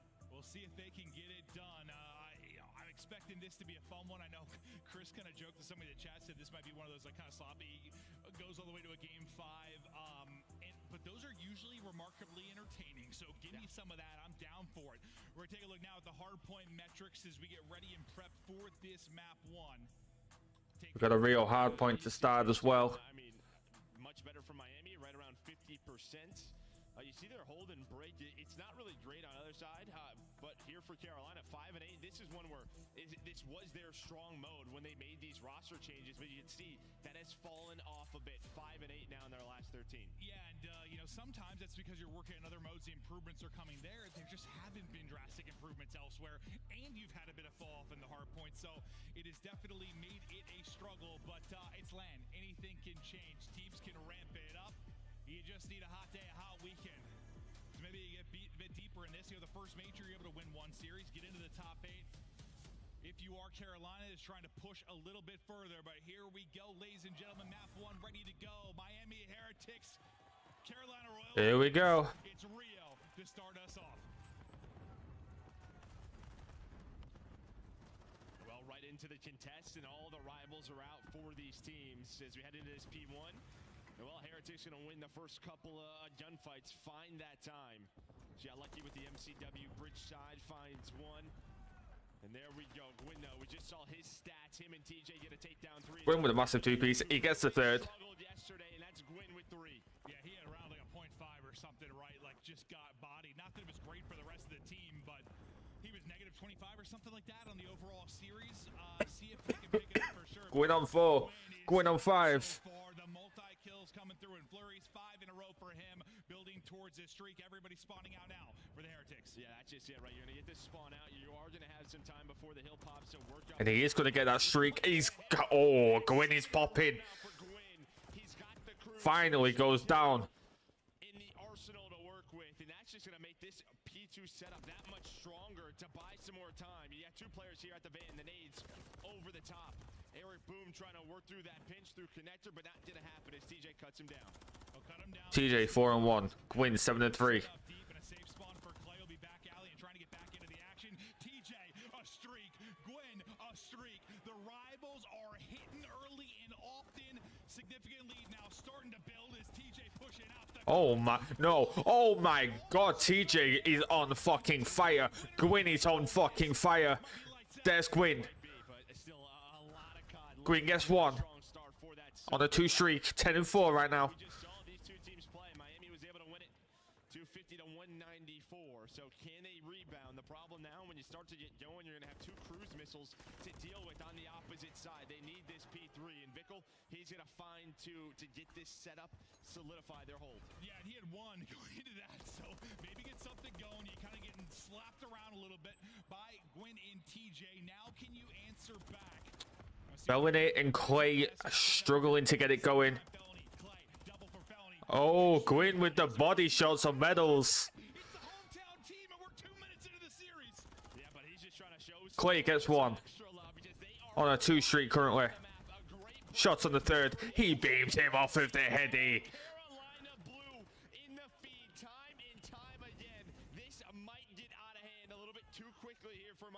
Yeah, it's like as crazy as it seemed. As lost as Vince 80 points, like you're still okay. But yeah, second. Clay's still going 2 away from a cruise. Felony halfway to a cruise. TJ and Gwyn still both have a cruise.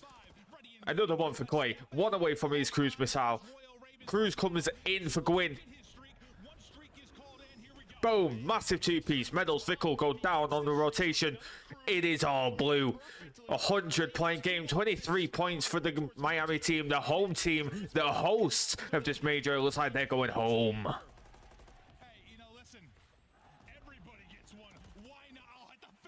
Clay on a streak. Also has a cruise now. Clay 9 and 4. Finally goes down.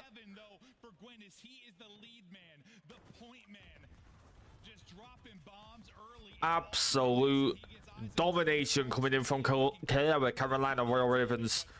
The time continues to roll. The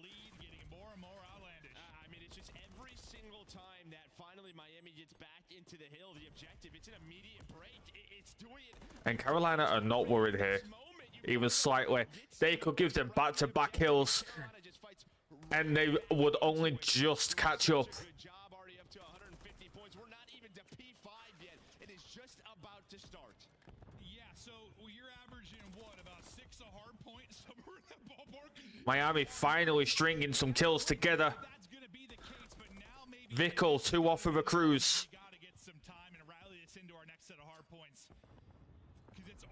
Cruise missile here for Vickle could absolutely be huge. Yeah, I imagine maybe you use a cruise here the way that they're setting this up. No, they're just going to go top middle. I thought potentially going to call one here at the bridge. Vickle goes down. No cruise for him. Cruise for Clay comes in. There's the hill break. Big tube medals. Lucky go down. Carolina take the scrap. 100-point game still. 20 seconds left. Going back to P1.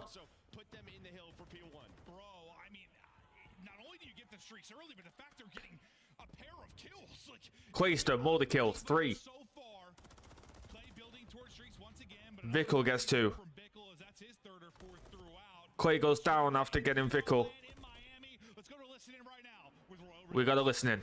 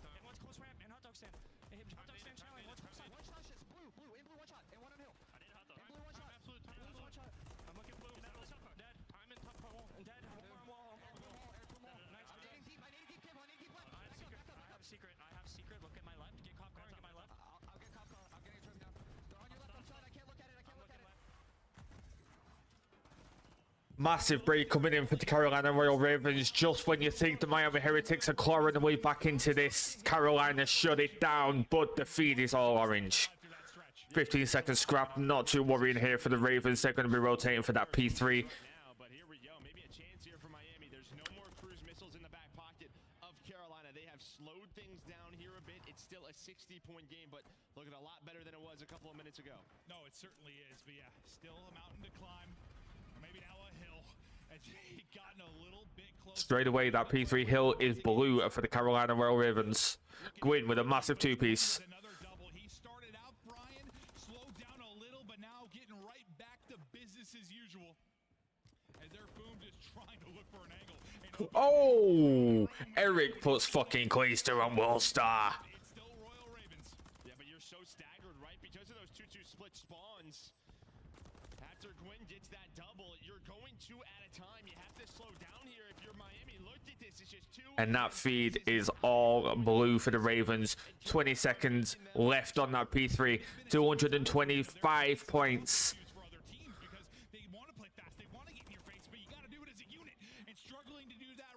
Gwyn on a 5. Maybe all the streaks were exhausted. There's a chance for another one here. Gwyn on 5 in a row. 15 points away. Gwyn gets the cruise. That's going to be earned for Gwyn.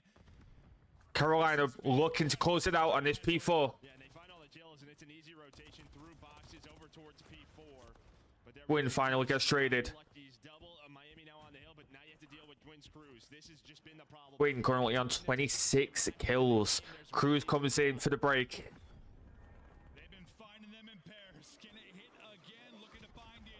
Doesn't hit anybody. Nothing, and you're still in if you're Heretic. So even though it's 9 points for Carolina to get the W, you are still fighting, still looking to hold, still looking to push this one the distance if he can. Still here is Miami. I mean, I don't know how he misses that, but yeah, I mean, Lucky's just on the hill the whole time. Maybe tries to gamble it and get a double, but doesn't pay off. So instead, Miami, they hold. They Still a lot Massive more kill to there do for at fellow. time.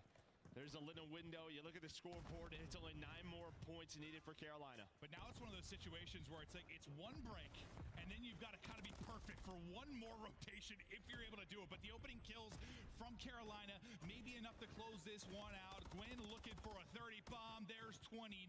He was shooting bodies early as the confidence is flowing for this young man as Gwyn continues to make plays and shuts down. And that's game. Absolute blowout for the Ravens there. And that's just really it. I mean, just right from the get-go. You get TJ and Gwyn, 10 and 8.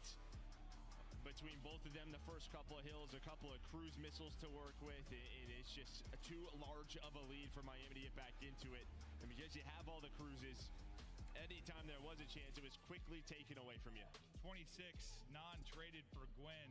Almost 5,000 damage and drops 30. It's a kid that's been hard on himself at times when you think about, like, I don't know, I feel like it's like every other series tweet out, like, I didn't play my best, we got the number, didn't play my best, but, like, he really has been consistent. I know maybe not popping off like that at all times, but you see the ability. No, yeah, and then you get a big game out of TJ, just that duo, 25 and 15 from him. You love to see that as they both start to lead the way. On the other side, That Gwyn gets the 30 bomb just at the end. Quaser and TJ both going on 8 kill streaks. Gwyn on a 7. because that could have been a 250, that could have been a 100-point club easily. It became competitive, right? Whereas, like, yeah, it looked like Gwyn had 26 non-traded kills. absolutely nothing out of that if you were Heretics, but no, you're right. I mean, And here's the highlights. the kill feed was blue the entire time. Like, every time they spawned up, they were going on 5 in a row. Yeah, just felt spree after spree. But now maybe, kind of obviously calm down if you are Miami. You talk to your coach, you get ready for this SD. This has been a weakness for this Carolina team. There's 1 and 4. Gwyn shooting bodies at every opportunity there. Love to see it. Not that, listen, neither of these teams have enjoyed a lot of success. I mean, maybe early on in Major 1, probably the best stretch for, like, Heretics, but all you've really had for Carolina is, like, you've had a stretch of, like, solid hard point maybe when Fellow came in. But there's not been a lot to, like, praise them about. There hasn't been. They've been working through stuff. We've just been waiting to see the improvements, but yeah, sometimes when the online struggles are there, you get to land. I don't know. You get something going. Yeah, you get to land. Your first match is on a Friday. You have a couple of days of scrims, and I don't know, maybe just things start to click. That has happened before. Unfortunately for them, you can't really scrim S&D on land. Doesn't happen at often. Yeah. So we'll see what they have prepped for this map number 2. Yeah, we've been waiting to see the improvements, obviously, for them in that mode. But switching over to Heretics, yeah, as you said, they just got to chat through stuff, take a deep breath. The benefit of us having different modes in this esport is you get to slow things down a little bit now for the search and destroy, take a breather, maybe cool off the hot hand. That is your side for Royal Ravens. We now going to take a look at the game flow overall, and yeah, I think we'll probably see how they start to claw back in it. Yeah, I mean, it's going to start, very strong here for Carolina, but then you see towards the second set, you see the 190 to 132. That's when they really start to bring it back, but it kind of stops there, plateaus there. Is Carolina able to find the map 1 victory? Yeah, over the last, close to the second half of the game, like last 40%, you play them pretty even. Like, you definitely started to get competitive and maybe start to build a little bit of confidence for this search and destroy. But let's look at If we see a 3-0 here, we could see if we see a 3-0 here, we could be going into the 4th series about I'd say maybe 10-2. Some of those fights that happen inside a Red, inside a cafe to open up the bomb sites, but I think when you think of Karachi, it's a lot of sort of retakes, maybe just opening Red, middle of the map, like just those early. We have this series and then 2 more after. And on the other side, like when we've been talking Royal Ravens and watching some of their search and destroy, I think you kind of nailed it. We're casting them last. Like, what situation where This series and 2 more after for the rest of day 2, and then we move on to day 3 tomorrow. But like when the map's been spread and you get deeper into the round with these little kind of mid-round decisions, like they have struggled. Yeah, no, they have. We'll see. With just a focus on the fundamentals carrying into this one, but just looking overall on the year, I mean, for Carolina, you're 0-3 on Karachi S&D, 1-2 for Miami Heretics. So maybe an opening. Here we go. Karachi search and destroy. Well, the stats going to be rather negative just due to where these guys sit in the overall standings. Lucky, though,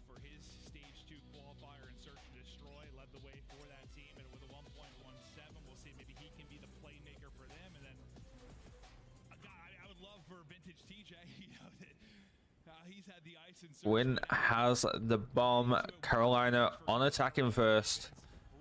Stuns coming in. Vickle gets that first blood on Gwyn.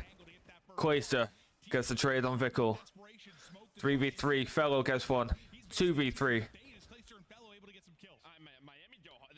2v2 now.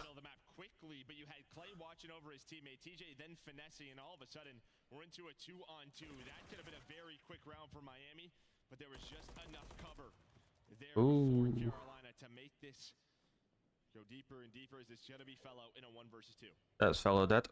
See if Fellow can potentially clutch up quickly. That is a resounding no. Just goes straight into the line of sight of the Miami player. He has no idea where he is position-wise. They've just got medals just watching that top AC from the top church or top green, whatever the hell you want to call it. He's probably in a good spot, but nice little kind of use of the cover and camera. Yeah, you saw the stun hit, and I mean, you're thinking maybe that's a first blood for Carolina, but doesn't happen. He's ready for the gunfight, and then to see medals earned too. I mean, think about stage 1, the qualifiers. I mean, sort of him and Journey with rivals at times, they were sort of setting the meta on the map. When they got going, they were so tough to stop, and yesterday he has a tough one. Can he bounce? This is going to get the first blood of medals with a cross-mount nade. He could bounce into his back pocket. Yeah, we'll see him in round 3. Good, that was a nice little caster curse there, Joe. But to the 4v3, then the 3v3. 3v2. 3v2 is the round flipped on its head as Miami Heretics take advantage. We'll see if Eric Boom. Nice to get the info there with the shoulder and get away. Doesn't get caught. It's Clayster and TJ looking to clutch up. It's a 2-on-2 here. Ooh. Boom. Going boom. Again with the rival now. TJ 1 versus 3. I mean, you pretty much had a 2-on-2 on this side of the map. And I mean, Clay's ready for it, but the rival going to connect, going to hit. And TJ maybe finds the route behind enemy lines. He's just like a little too far behind. I thought they're just going to rotate to B now. Yeah, at the time he was a little better. Maybe he can get one as they're rotating across, but it's not going to happen.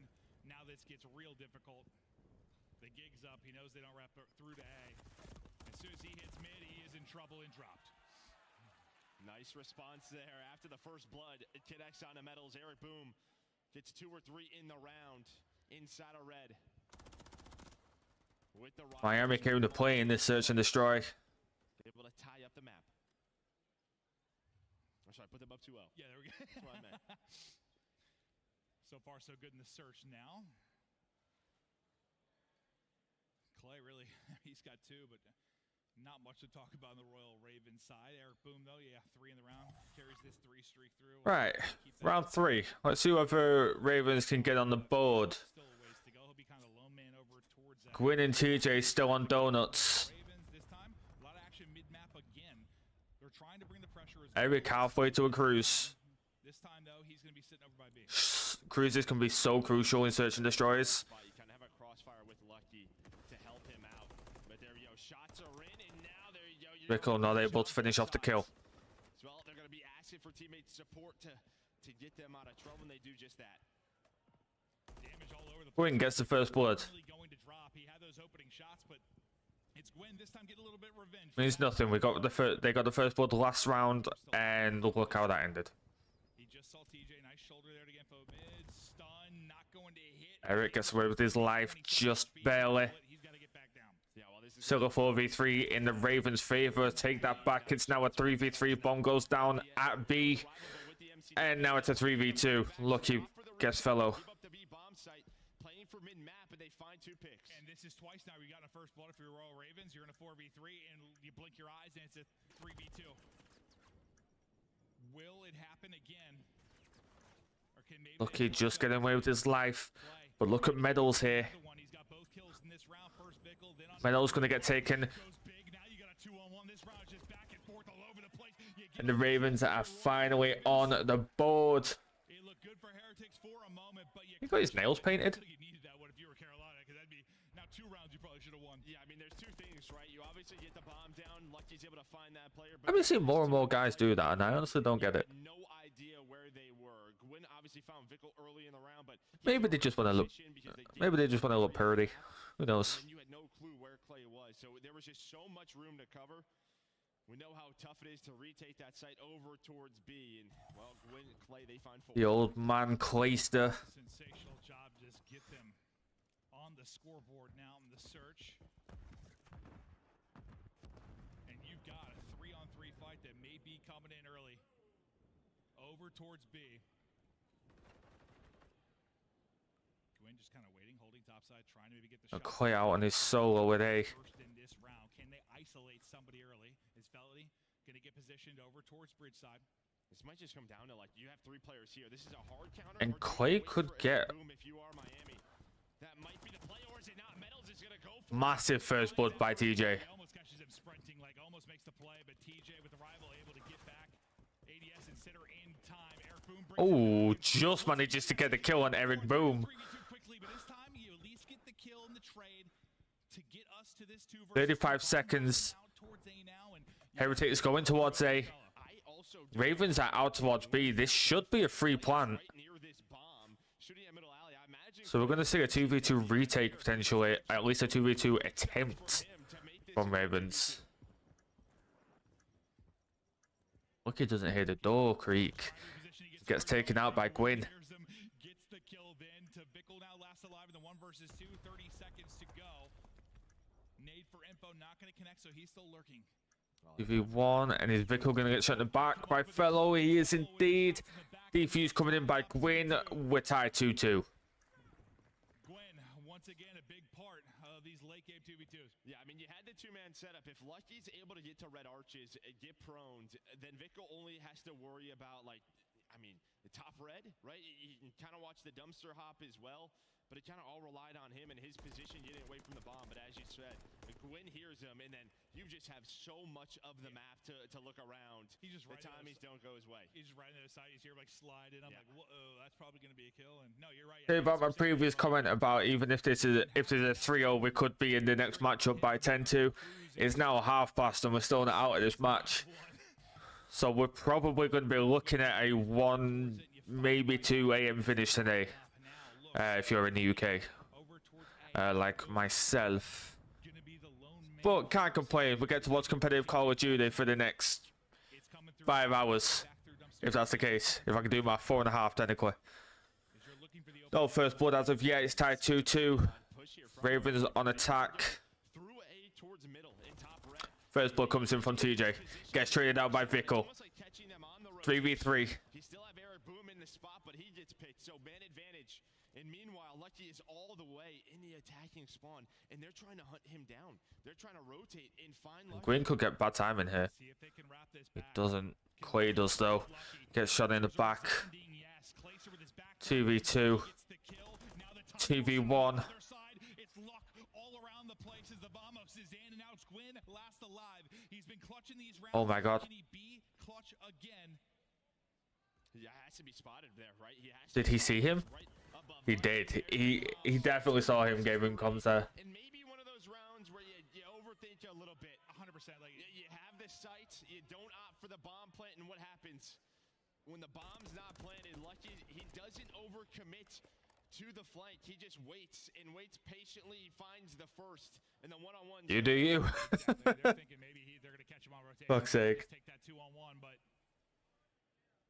instead, it looked like, yeah, Clay, right as he turned around, just unfortunately Lucky got the angle, and that's a frustrating one, but you continue to battle. 3-2 to Heretics. They are on the attacking round.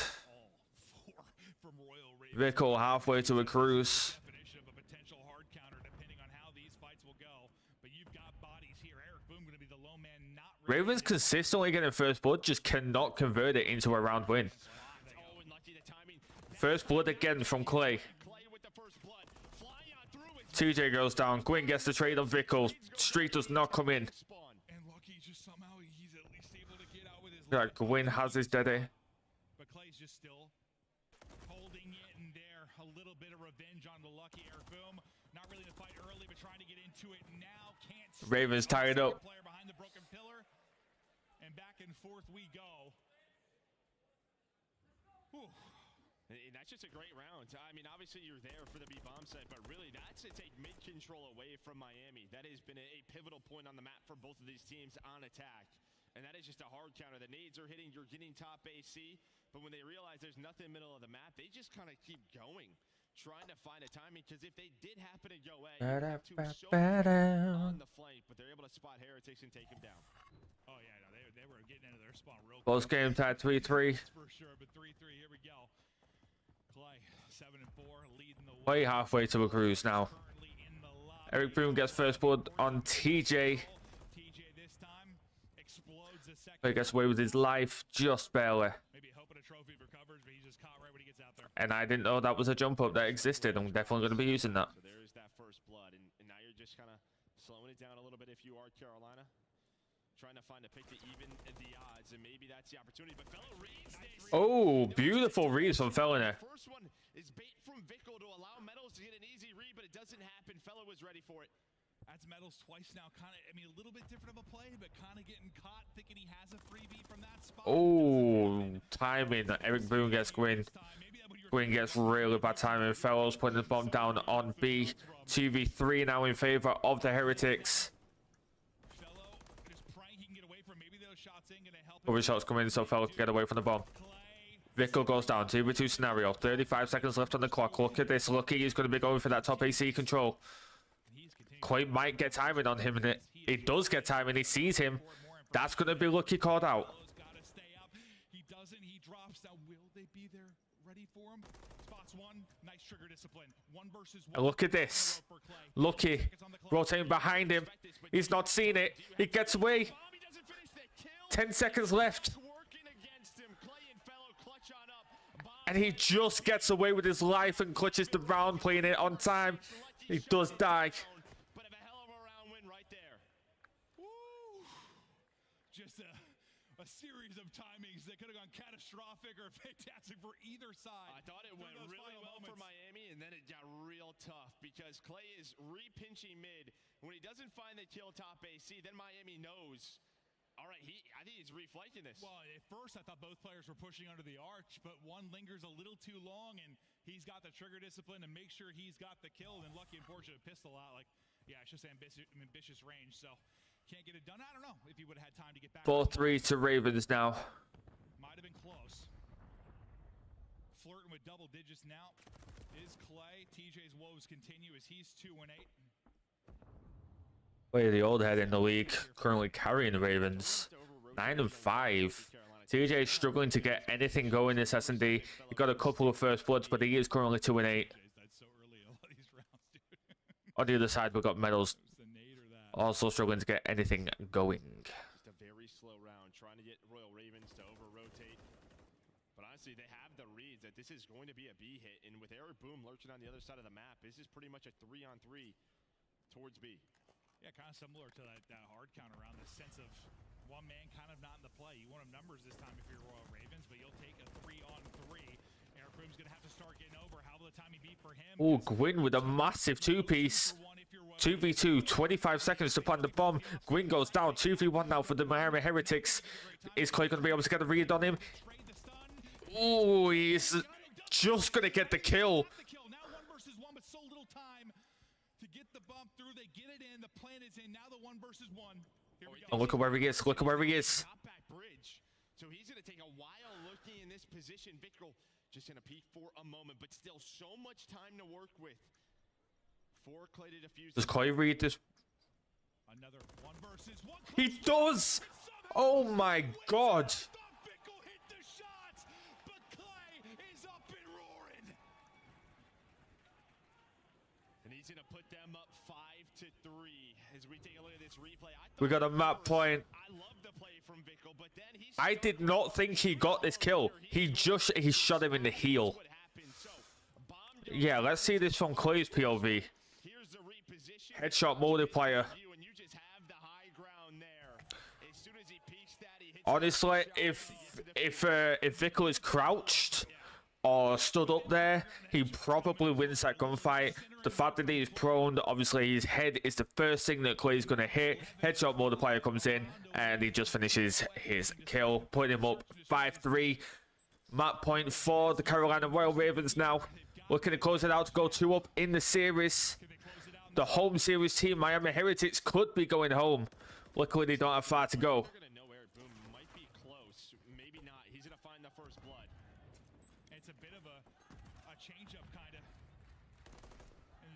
defensive setup. I feel like first blood hasn't mattered too often on this map between these two. You're not wrong. But bomb is down, so Clay's gonna have to recollect this, gonna do that, get that objective, and now it's just a question of what do TJ Did he see Vickle there? through the middle of the map. Sometimes it's really hard to see in Codcaster whether they actually peeked out or whether it's just that you can see them through the wall. Oh, Gwyn almost gets the kill.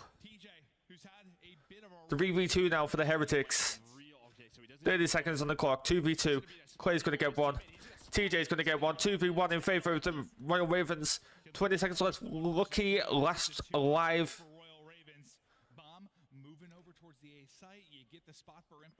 And Lucky picks the wrong site to check. Bomb going down now on A. You see Lucky rotating through mid. Gonna go for that top fire. Clay's able to get away from the bomb after planning.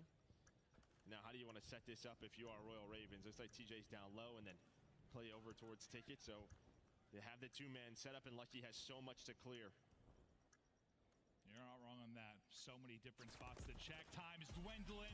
The kill. And that's Ravens 2-0 up in the series. Miami on the verge of being sent home.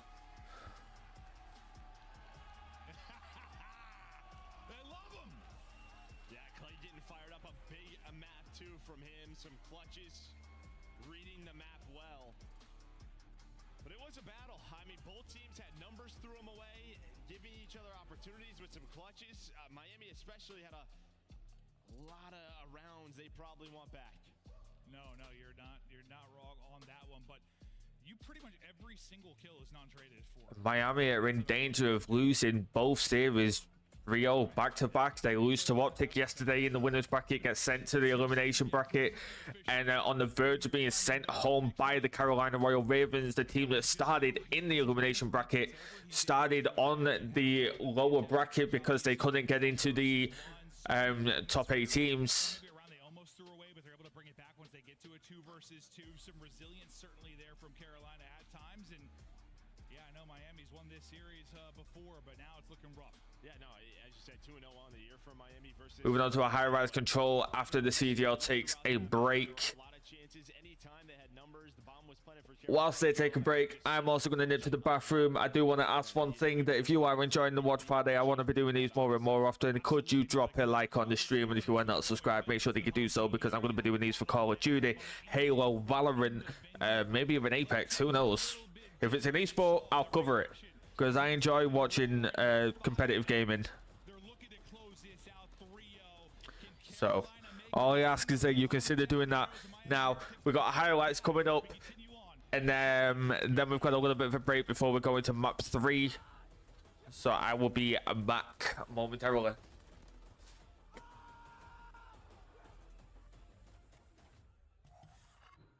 Upgrade your game with a Scuff.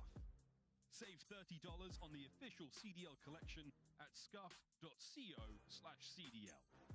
Get better with a Scuff, the first performance gaming controller. Visit scuff.co/CDL to change your game. The Call of Duty Week is brought to you by Monster Energy, the official energy drink of the CDL.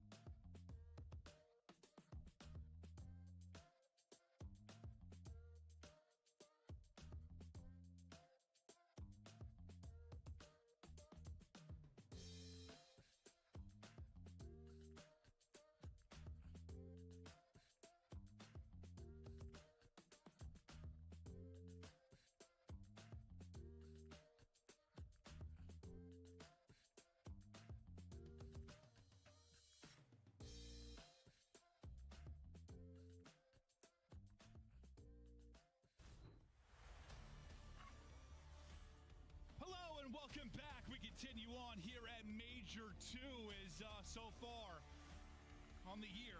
If you are the hometown team hosting the Major, things have not gone super well. If you are Boston, it is catastrophe. If you are Heretics, you're in an 0-2 hole. They need you. They need the Vamos at home and in the venue. They need you desperately. No, they do. Yeah, I mean, you're going to a high-rise control. You just played this team a couple of weeks ago, and it's been a 3-0. It was a 3-0 for Carolina. So, I mean, but the map one, maybe this is an opposite series, so you never know. An opposite series, yes. Yeah. I like that. I like that. But no, we'll see. I worry because, you know, you and I've talked about this a lot with Clay, and it's been a thing kind of over the course of his career. But is that a Maven shit? I don't know. Is it? I don't know. Ravens? Probably not. Oh, Maven and Raven. That rhymes. I'm going to pretend that was a Maven chant. Yes. Yeah. Thank you so much. It works for me. But no, Ravens makes a lot more sense. Yeah, we get ready. We're loading up. It's going to be control on high rise, as you mentioned. 3-0 for Ravens last time. They got the ice to close out here, but as I was saying before, they started chanting my name. Clay, just you know how it is, dude. When he's hot, like when he's up, roaring, playing well, like usually he kind of continues that through the series. Yeah, but at times he's kind of cooled off, right? The next map. We've seen that where maybe he just starts to lose some challenges. But yeah, you would imagine. Oh, hi. They are feeling it. You can see right there, 50% for both of these squads on this one, but Carolina strong and attacking. Yeah, the hula hoop. Yeah, I saw that. I saw it way before the broadcast did. I was looking at the wrong screen. I started getting excited. I'm like, wait, we're looking at stats. Their hips do not lie. Oh God, neither do yours, Joe. They call you young Italian Shakira as they light it up on the feed. Carolina Royal Ravens finding all four early, and that's an opening on the B. It absolutely is, and you have Gwyn in a great spot to find some spawn kills or just piss them off, and instead Eric Boom is going to punch him in the face. Yeah, that didn't go exactly how I thought it was going to, but now over to Clay. Nade in his back pocket, trying to snap, but it's Vickle finding the kills, and that's a good answer to get out. Yeah, you get the point. You get some extended time, but you get out and you start fighting again if you were Miami. Yeah, I guess the one good thing for Carolina, well, obviously you get B, that's great, but you get it early, so you don't have to rely on trophies, because we know round ones, you don't have those trophies available, and you get on the B, a stun, a nade hits you again, and you're dead. So can really slow down those pushes when you gain some momentum. That was a 5-3 for Vickle after the start. 100%. Like, you're totally right. You get that extra time, but how do you combat that kind of? Get a little spawn kill on if you are Miami Heretics. Try to bleed some of this clock off of that early advantage from Royal Ravens. You do it for a bit, but now Placer comes out. He is hitting. Gets them out. TJ responding as well. Metals getting in behind. I thought the call would be there, and maybe you catch him if you're TJ, but he gets caught sprinting instead. A minute of that time already gone away, but you've still got some mid-map control here if you are Royal Ravens, and that'll be 2 through. No, a great job by Miami after that start to get back into it, stabilize, even get the life lead, but now another chance here for Carolina. Fortunately, it is not the B point, it's the A point that they have to work. One player on it. Clay all the way pushed up, able to find a 1, trying to catch them as they throw the nades out. He finds a second. They're worried about the objective, so that is perfect for Clay. Now trying to find a cruise against Metals, and does just that. Now transitions to the point, and here we go. Carolina should get this round done, but Vickle is going to try and stop it. Listen, I know, like, as the round ends here, I know that we're at the objective, but there's one person on it. Like, you got to kill the guy in your base. Well, I think both of those players, the comm jumps, they're already like mid-throw. I mean, that's just what they're trying to do. You didn't think that reaction to him being there was a little slow? It was a little slow. It took a little bit of a too long of a break, apparently. Watching, but like, yeah. First of all, you guys know Clay's in your base, right? I was just stretching my legs because of how long I've been sat down. 4.5 hours. First offense, Clay gets the cruise as well to end it. My apologies. So, you know, I said sometimes when he gets going, he keeps it going. Well, so far, so good. Missed the first round. Ravens up 1. And he also gets the streak. We'll see. Clay already on a streak in that first round as well. TJ gets blown up. Gwyn gets 1.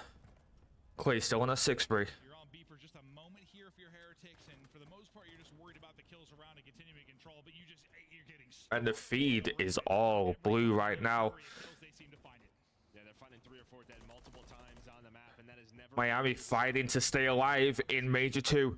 They lose this map, they are going home. was there in a great spot, almost snaps onto the second, but the headshot comes through here for Metals. TJ, the next one up to bat, just trying to finesse and do his job, but he does get taken down. But you're Clay's still on a spree. He's on a 7 right now. He's on an 8. Gets away with his life. Does go down finally. At 8, but yes, no progress. Where like it was a 4 down and an instant B cap. That success has not been there. If you are Heretics, Miami finally got a point. First tick about to come in on B. Contested. Metals gets TK'd by the trophy. Clay comes in with the streak. see what he comes up with. I mean, there's just not a lot of time, right? So 30 seconds, you get him off, and that allows Gwyn to push up. Lucky, though, is in the Carolina base, so maybe an opportunity to make the play, but they deal with 20 seconds left. Oh, T-kill comes in on Gwyn from Clay. in turn. It's 2 down for Carolina, so maybe one last chance to extend this game. yeah, I think you're in a pretty good position here. First tick comes in. At least get an extra minute, but Yeah, no trophies up. maybe not. Yeah, with no trophy up, the Navy Bickle the last bullet. presence here, but with no trophy, the stun now hits. Second tick comes in. Did they get that? They didn't get the second tick. That's huge. That is a huge contest right there. The fact that they don't get that second tick is ginormous because there's 1.2 seconds on the clock. All they got to do is keep him off the point. Point is contested. Clay absolutely on fire right now. Vickle last alive on point, and that's round number 2 to the Ravens. Clayster is putting on an absolute clinic right now. Could be tough. Map point, series point. Obviously, you have the trophy, but it's right below Vickle. It is just For fuck's sake, let's try this one again. Unless the Heretics can pull off some masterclass reverse sweep, they're going home. you gotta bring it back here. Sure do. I mean, you are. We've casted a couple of these like 0-2 reverse sweeps, some famous ones over the history of the esport. But Not only did they have to reverse sweep the game, but they would also have to reverse sweep the series. is going to take one hell of a swing if you're going to get back into it. Vickle, Lucky, They do get the first 2 kills of the round. can they strike? Yeah, a little bit better of a start throughout this defensive round here for Miami. Gwyn, though, still alive. He's going to be the last player up for now. But he is taking The care of feed his is orange right now. You already have Vickle in a wonderful spot alongside the rest of the team. So here we go. 55 seconds left on the clock. No tick progress on A or B. Round by round, minute by minute, start to build something here. But it just seems like every time Royal Ravens have had to muster something up, a flurry of kills comes through. This time you got kind of those 2 back-to-back. You'll get a 3rd behind Gwyn. None of these players really struggling to get anything going other than Eric and TJ. But you're down to 30 seconds, so like damn it. Gwyn 19 and 11. yeah, you haven't been on this objective at all if you are Carolina. Still fighting for 25 seconds left. that one from TJ. You can get on to B. Eric, though, from up top. I thought maybe he spotted Clay. Clay gets one. Doesn't happen. Nice finesse from Clay. 3 in a row. Ravens finally on a point. Helps them get into this position. Looking with the contest. Play on the objective. A double chow from Miami. It's back and forth. It's Vickle with the Bickle with a massive 2. with the progress for them. 15 seconds now to go. Getting onto it quickly will be Clay. They'll work to track back. He has second person to deal with. Some info through on the side. Wants to push it out. Great drop shot. Snap there. 10 seconds left. To find the kill. You clear Halfway through the first tick of B. and we're ticking away for now. One person close is going to get caught. That was really felony. It looks like we are going to a round number 4. The call so far. If you Heretics finally on the board with a round. that is one step in a Fighting to stay alive in this match, in this series, in this major. Yeah, 1 round at a time. At least you don't have that cruise to work with, to deal with if you are Heretics. That was finally when they had some momentum in their last attacking round. That was called in. It just feels like they are. Ravens are going to be on defense now, though. Series being over. It's just, I mean, it's just been tough because, like, you know, the hometown team, the crowd wants to get roaring. There's haven't been many moments. Like, it's just been mostly lopsided. Some of the search and destroy, but the hard points were lopsided. This Heretics have only 1 tick. just need like a brilliant moment, a brilliant rally. even if they pull off some miracle. Oh, Medals falls off the map. He pulls a Clay. Look, he gets 2 though. Gets traded out by Gwyn. Clay gets another. Gets traded out by Lucky.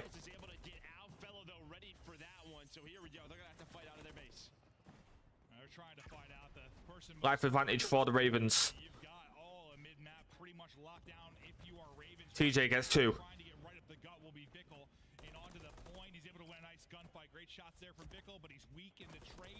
Play with a massive trade there. Gwyn gets 2.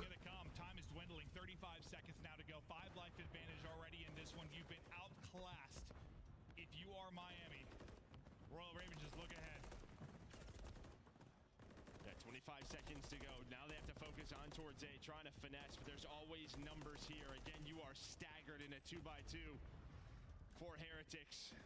Just not able to find a tick. 15 seconds. Just one on their last offensive round. 15 seconds away from going home. 14 lives, Gwyn, 26 in 16 leading. 10 seconds. Lucky gets 2.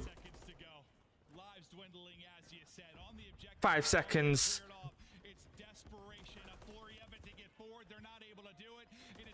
And Miami are going home.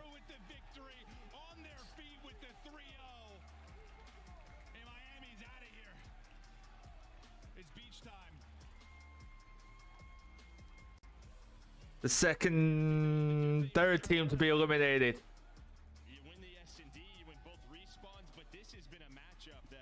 We will be saying bye to 2 more teams after this.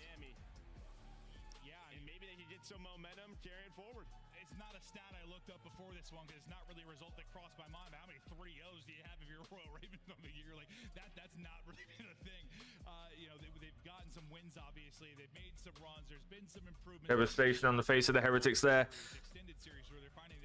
That is their major 2 done. The hosts of this major are going home.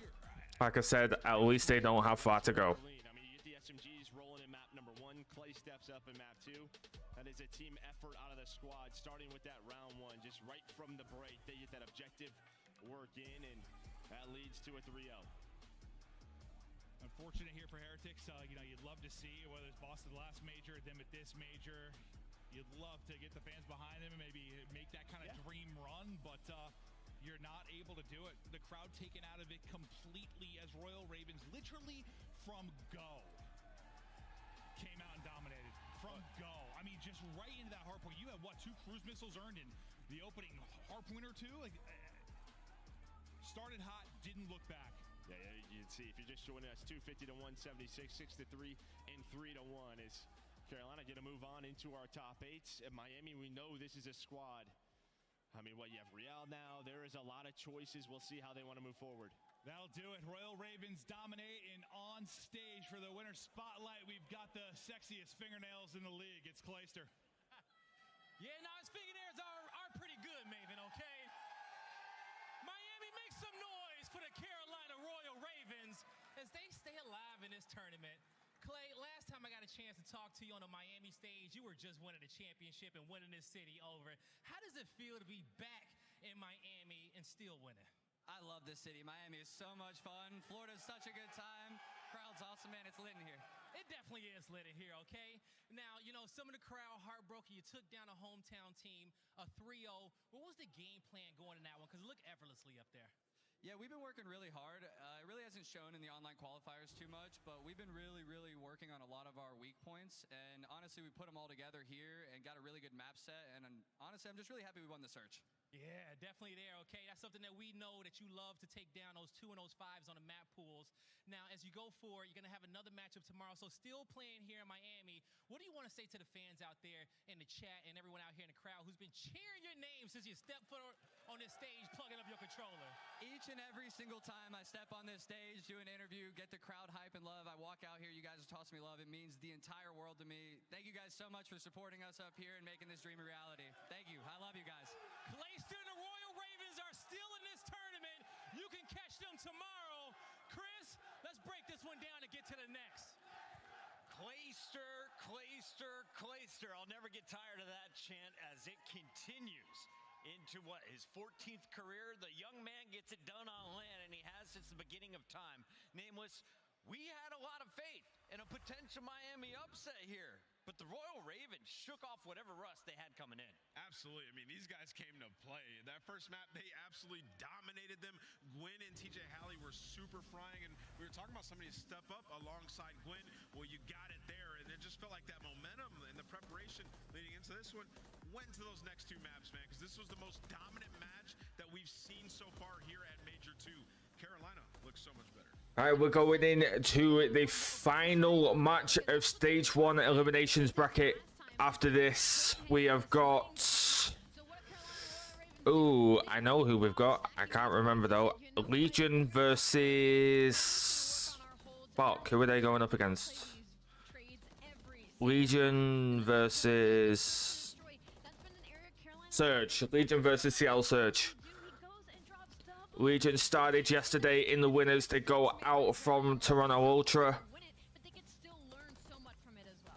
Now down in the losers, going up against a team starting in the losers bracket. This is their first match of the major, Seattle Surge, who have been in absolute shambles, and that's coming from a person that supports the LA Thieves. But no, Seattle Surge have been in an absolute blender ever since Illy went. Thanos snapped his fingers and Illy disappeared. Back-to-back top 8 finishes, and they look to stay alive in that elimination bracket. For now, we got a visit with our scum player of the game, and guess who it came from? It came from Clayster in that map number 2 during the search and destroy. He was simply that guy, you know. At first, this was a very, very close matchup. As you see on your screen, 3-3, and it is Clay that breaks this tiebreaker. They get the bomb down, and they're in a 2v3 situation. He spots one, gets the damage down, and he just ends up playing his life here. Because again, you gotta work that clock when it comes to these bomb plans. So he makes an entire round. Nobody on Miami hops it. He gets the kill and plays the time.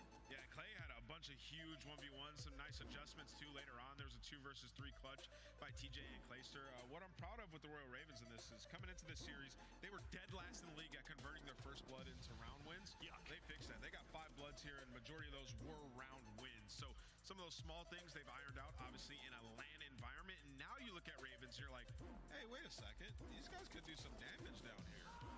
It's kind of fun because I'm getting the same vibes as Vegas. And Vegas plays Surge next for a potential Carolina-Vegas showdown tomorrow. Okay. That is ahead of me. So let's just slow things down, though, and recap this. Allie, out of the matches we've seen in the elimination bracket, who do you think are your favorites so far? Favorites, like my favorite to go team, deep, yeah, like dark horses. To go deep, ooh. Ravens for me. That we've seen. That we've seen, right? Yep. I have to go Carolina Royal Ravens then. They look good. I have to go Ravens too. Later tonight, we are going to see Rocker versus Gorillas, purple on purple. I don't think so. Legion look good, man. I really do think that they're still a top 6 team in the world at this point in time. They just got to go through the surge first. Chad, if you're enjoying the show, Oh, I see how... Okay, yeah, I see. I was really confused on how that bracket works. But you've got the 2 matches in the winners. The winners of those 2 matches move on.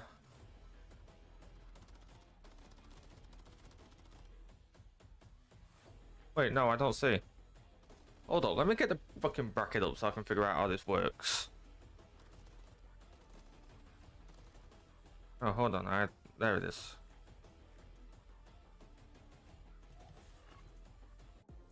But they haven't tweeted the bloody bracket, have they? Now available in-game in the Call of Duty store. Why would they? Start the season strong with the Call of Duty League Pack.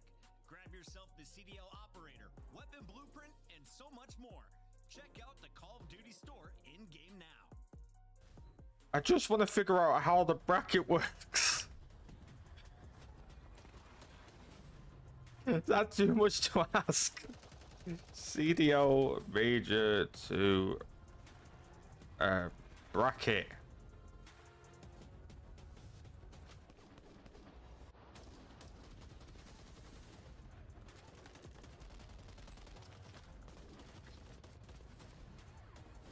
It's not out. There's no fucking bracket.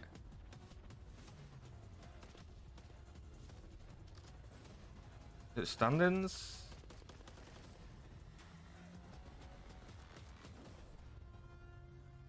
I just want to see how the bracket works. All right, I'm trying to envision the bracket in my head, trying to figure this out, because the math ain't mathing. There should be a team left over, unless one of the teams in the winners bracket doesn't get a chance to go into the losers.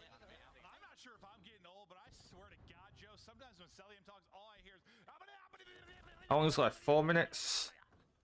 Let me just Standy will get free info here onto Assault. Quickly finds the kill. No.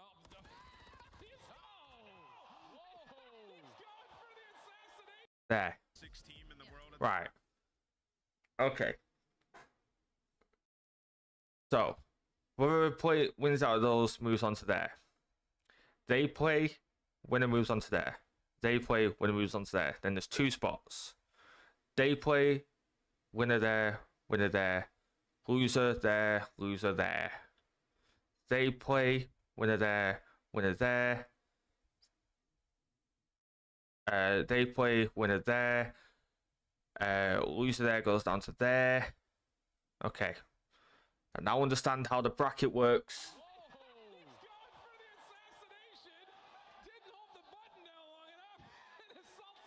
I thought you weren't allowed to assassinate in CDL matches anyway. These guys play every day. You should know you cannot assassinate someone when they are a little bit taller than you on the map. And unfortunately, the 1 down doesn't work, but you know them hands from Assault. They are definitely warm. 2 punches right to the chest to take down Standy. Oh, take a look at this rush. Take a look at this aggressive play from Minnesota. They make their way in through middle. They instantly hop into this B zone. Standy with a nice little angle. What a play! Oh, it finds 3! Eli with the snapper! That sounded like courage. But I know it wasn't. Actually, could it have been? No.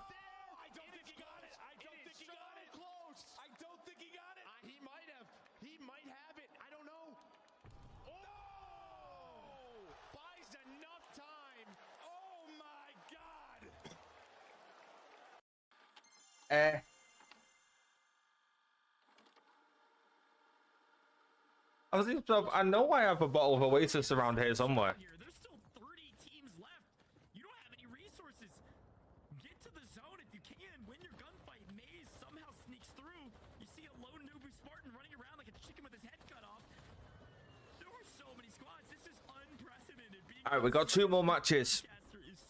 We got Surge versus Legion next, and then we've got the first of the second round of elimination bracket. I think it's only the first anyway.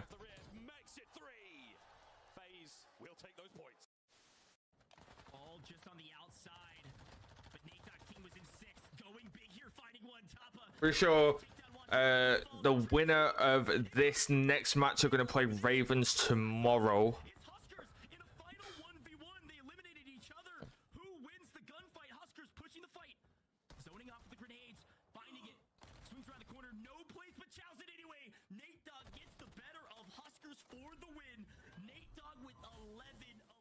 Hey, dog.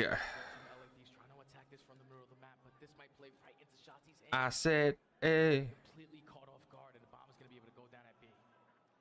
Not only Thieves, see how quick they do realize this. Dashy just fell off the map. Share your life. They actually went for the challenges and gave us an opportunity, which is just something I hate seeing. And what the hell was that? Then he just got That's the best gun in the game. That is the best gun in the game.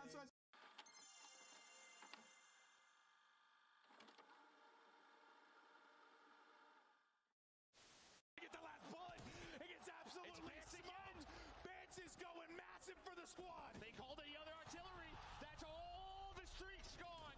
Now they're straight down to the guns. Bance with 5 in a row. What is that Herculean effort from Bance to make the plays when they matter most?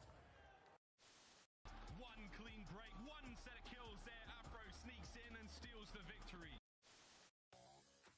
Welcome to the Esports Report. On this week's show, we cover the current COD League standings. Airings now 16-9, and forcing the issue on the flank. He's inside of their face, as that's going to be 5 in a row. How about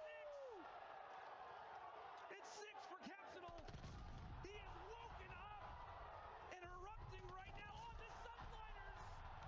Make it 8 in a row. Boston feeding off the hype that this man can provide. 21-10. Big Cap. Welcome to series, my friend. The best. He might. Not going to happen. They get the plant down safely. I like the trigger discipline here for, oh, my sweet Jebediah. He's going to go for it. Oh, try to catch the timing. Oh, tries to catch it. It's done. He sticks it. The rookie. Balls of steel. Pretty sure my YouTube channel has been shadow banned again. It happens every now and again, like if you upload like a bunch of YouTube shorts. Obviously I upload YouTube shorts daily, so unfortunately it happens sometimes. Because it's classed as spam uploading. Oh, absolutely, and in just about every category as well. You would think So tonight's YouTube short is currently on 0 views, 4 hours in. That you'll never see that happen unless you're shadow banned. Like when considering that mine usually get between like fucking 500 and 1,000 in the first 4 hours, like. Teammates from Lava Bobs many moons ago in Challengers. The team hasn't found a lot of success. Yeah, I mean, listen, shout out Decimate because Illy must have been Thanos. These guys fell off the face of the earth. They have not been great. 3-14 across the Respawn game modes. Their only win of this stage coming against LAG, who are seemingly in the biggest slump that we've seen so far for Surge. They're a team that was strong at search and destroy and could get it done about a 50% rate when it comes to hardpoint. Has not been the case. Brezzy has been a slow burn. He's had maps here and there, has not been consistent. That doesn't mean it's all on him. Right. The supporting cast, they haven't been great either. In their wins, Brezzy seems to be that X factor, though, and I'm looking at him today. But also, you got to go back to old reliable, right? Arcades is a world champion. Does he still have it in the tank like Clayster showed he just did? Absolutely. I think he's just in a really tough situation right now where you're on a team where there's not really a lot of chemistry. I mean, the respawn has been very hard for them.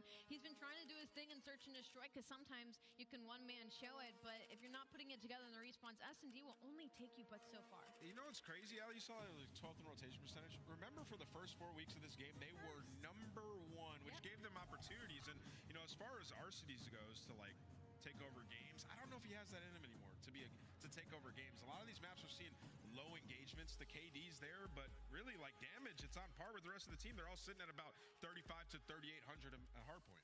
Of course, we got to talk about the opposition. Why are the Surge the underdogs? Because you're going up against Vegas Legion, and we never said the Legion was a threat until this stage. I feel like they have clearly shown they are right below tier 1. They're right below our top 4 teams, maybe the 5th best in this tournament that's still alive. So you're right there with everybody else in the top 6 right now. I think the fact that Vegas Legion's even in elimination is just very unfortunate for all the teams finding themselves down into that bracket because they are top 16 right now, especially in that respawn. Their hard points have looked unreal. Like, they're breaking their engagements, the pace that they play on top of Nero being so consistent has made them a terrifying team. And so when it comes to the Monster Energy pregame for Vegas Legion, it's just going to be all good things because their respawn has been, again, insane. Their defense has been on lock 17 and 2 on controlled defense, and their average life margin, meaning they're getting that kill and they're getting out. There's not one player soaking up the lives for this team. And even their search and destroy has been a lot better. Their opening duels are bottom 2. They can work again. I said it earlier that Nero's been struggling getting those first bloods, but once they do get them, first in the league overall and converting them. Yeah, and you see great hardpoint fundies. They're top 4 in all the fundamental hardpoint statistics. And then when you talk about like their matchup yesterday, they had huge opportunities to win that series. You're talking one of the closest games that we've had so far in this tournament. Just a blunder in that search and destroy, and in that hardpoint, they were up 100 points. That's against our Major 1 champions. Attached Geo and Nero, you can see on your screen right now, all top 10 when it comes to hardpoint. These guys have turned it around, man. They come and play. Let's do a vibe check here, Ali. I see Purge at the end. He's got the hand warmer. He is all smiles. Attached, really really the only veteran with a ton of land experience with a couple of series from stage 2, and looking at these maps and modes, like this is also great for the Vegas Legion because one, they get Skid Row, which the fundamentals have been on point for this team. 2, they get high rise, meaning that they get to get behind enemy lines. I'm looking at Nero and Geo for that, and then they get that invasion where they went to a round 5 versus Toronto yesterday, and it was just an unfortunate battle of the defenses. So again, Vegas Legion feeling great in this series. As we take a look at these lineups, they've met up online in the past. I think Vegas has the edge coming in. But the one thing that Surge has on their side is they're yet to play. Well, Vegas didn't win a single map in the winner's bracket. So if you're going to take a lesson from that win from Toronto over Vegas, what can you take away here and maybe implement into your game as a Surge member? I would say in that control, I thought it was very winnable as well. Like when you get in their base, especially we have the same map, we have invasion. It's like take your time. You don't have to force that challenge right away. Be a nuisance, and I think that they can take this one, man. I think they get it done 3-0. I'm going with Vegas. All right, it's time to make our Scuff Pick'ems official, and I'll go ahead and go first here, Allie. After picking incorrectly for the first time this weekend, I go back to the correct pick. It's going to be Attach, leading Las Vegas Legion. He's going back to his top 5 numbers, Nameless. I agree. This one, unfortunately, because I'm also going to be going for the Vegas Legion in this series. We're unanimous. I'm going with the Vegas Legion. I think they get it done in 3. Walkouts are I'm also going Legion. I agree with Nameless. They get it done in 3. Surge have been nothing but fucking dog water since Illy vanished. Surge is a threat. Before we saw the roster change, we came into the season saying this is a very talented roster. This is a team that could do damage. Where do they still have that potential, Nameless? It's search and destroy, I'd say. But in terms of respawn, they have... I'm being 100% honest. I think we see this done by 10 past 11. Go into the final match of the night. I think we finish at about 12:30. So now they're asking guys like Hoop to step up. That has not been the case, especially in control. Seems like they have assigned spots at times to go to. Just hit the 5-hour mark. Strategy towards respawn, it has not been working out. So if they play a little bit more free, maybe they'll find success. Allie, the stats wizard chat wants to know over or under for Vegas players. Do you think we have close hard points for game number 1? Absolutely not. Last 2 times these teams matched up, it was almost a 100-point deficit in favor of Vegas Legion, so I would certainly take the over on that one. And if you're looking for hard point performances in the past, well, Vegas has had some good ones. Let's take a look at their road to the Major. Everyone playing 7 matches before Major 2. They started with the win over the Gorillas, a Game 5 that went the distance versus Miami. Really set them on the right track, though. Absolutely. They beat everybody they were supposed to. They did not have a strong strength of schedule overall compared to the rest of the teams. The difference is, though, is that they got the job done that they needed to get done. A save for the match versus the LA Thieves that was surging through the later half of that qualifier. Vegas Legion has just been on the up. Yeah, this could have potentially been a 6-1 split. I mean, I think the match versus the Toronto Ultra just as close as the one that we saw yesterday. It was 3-point hardpoint in map 4, 18 points in map 1. So for the Vegas Legion, extremely confident and comfortable. And what we've seen with each and every match from these guys is improvement. They at times they can look like a top 4 team in the world. And you look at those dates. They just played Surge March 15th. Allie, it's the 22nd. That was 7 days ago. You played your competition recently. Are we seeing anything new at the maps? Is Surge willing to play the same set? Surge has to be willing to play the same set because they don't have a map pool really at all. Well, it is a little interesting. I mean, you see in this series, Las Vegas, they pick high-rise S&D. Seattle are 2-0 on it, but they haven't played it since the first split. So a little bit of interesting map set here. Game 4 as well, 0-0 for Seattle. They haven't played it since Major 1 split as well. So could get weird. We'll find out. Could get weird. It's time to find out as we send it to the stage. Miami, make some noise. Match number 4 loads up right now with Guy Blaze. Let's get it. Yes, Chris, we are officially ready, and these players are locked in and ready to get this game started. Now, our first squad coming to the stage, we're going to see them for the first time this weekend, ready to drown out the competition. Get ready for the storm. Here comes Seattle.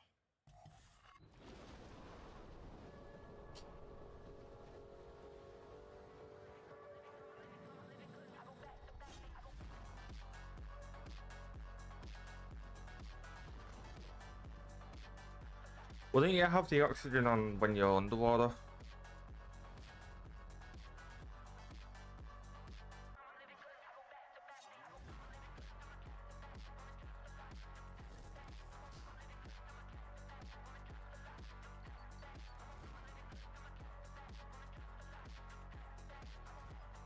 Why the fuck are they on Quarry? That's not even a CDL map.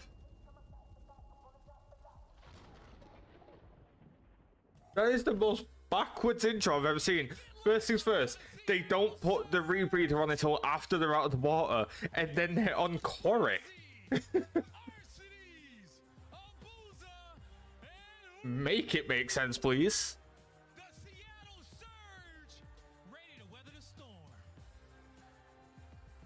It might seem like all doom and gloom for these guys, but remember, this is just another obstacle. The last time these guys were at a tournament, they got top 6, and they were lighting it up. They remain dangerous in search and destroy. Nah, I'm gonna keep it real.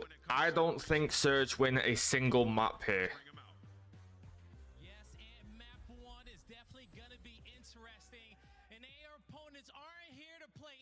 I am fairly confident that the Seattle Surge flew out here to go straight home. Get ready for Las Vegas.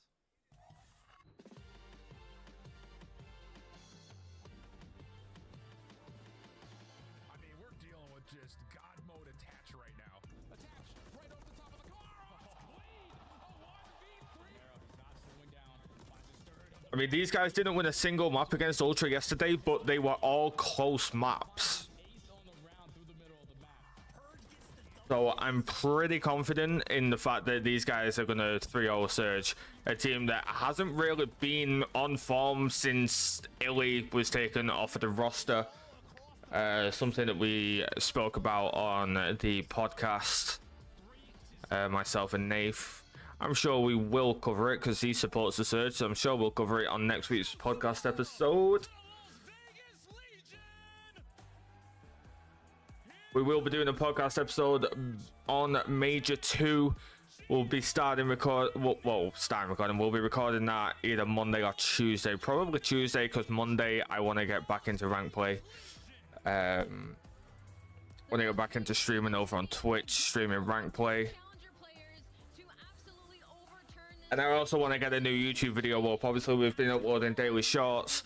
But I didn't think there was much point in me uploading long form videos whilst I'm streaming over here, just because these work as long form videos themselves. So I thought, hey, we'll just do that. Right, second to last match of the night. We have one more after this. Let's get it going. We're ready to take this one all the way to a game 5, if you ask me. Two teams where it certainly hit the fan. There is no paddle, and they're deep in the creek. And it is going to be a very tough one for Surges. Miles, you are delusional. Themselves right now, because the series, especially in the respawn, it is. I hate to break it to you. Right from the skid row. Again, the Des talked about it extensively. It has been a pain point for them, and I mean that map a near blow. I really want that monster mini fridge from my office. Like I really want it. I might have to see whether I can find one. I mean, I drink enough of the stuff. It'd be cool to have a mini fridge to put them in. Another elimination matchup. That means at the end of it, if you lose, you go home or back to the hotel and maybe for a quick swim beforehand. But either way, the pressure is on, especially for these youngsters. We were singing the praise of Purge and Geo. We have said goodbye to 3 teams already. We're about to say goodbye to a 4th. Surge or Legion. Winner of this will play tomorrow. Loser will be flying home. And honestly, I think Legion take this 3-0. But we are on LAN. I said this earlier. Anything can happen on LAN. Gunfights that you would normally see them lose online, they will somehow win online, and vice versa. Some gunfights that they should win, they will lose. Finds himself that first kill. Geo has been eradicated. Bregi now pushing forward as well. Early time for Vegas Legion isn't going to amount to a whole lot as they're being picked apart one by one. First kill is going to Seattle though. There with the MCW and potentially ahead of the rotation already. Who keeping Purge at bay? So you're starting on the bad side. That's about as good as it's going to get for the opening break. Patch gets 2. Do fight back on a P1, but that is the overcommitment you have to have because Surge, well, they should have P2 under lock and key. The ticket side. Surge do have that P2. That is actually huge. has the smoothest aim, the softest control of Hook gets 2. Oh, Hook. Looking to get his 6th kill in a row. There it is. There's the streak for Hook. He's currently 6-0.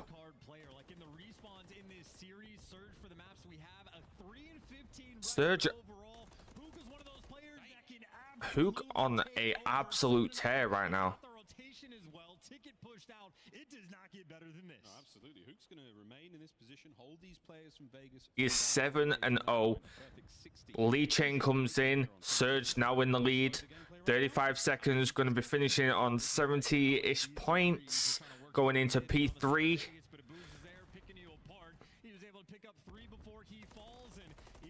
Unless we have a break, but I don't see that happening. You see Surge already rotating to that P3.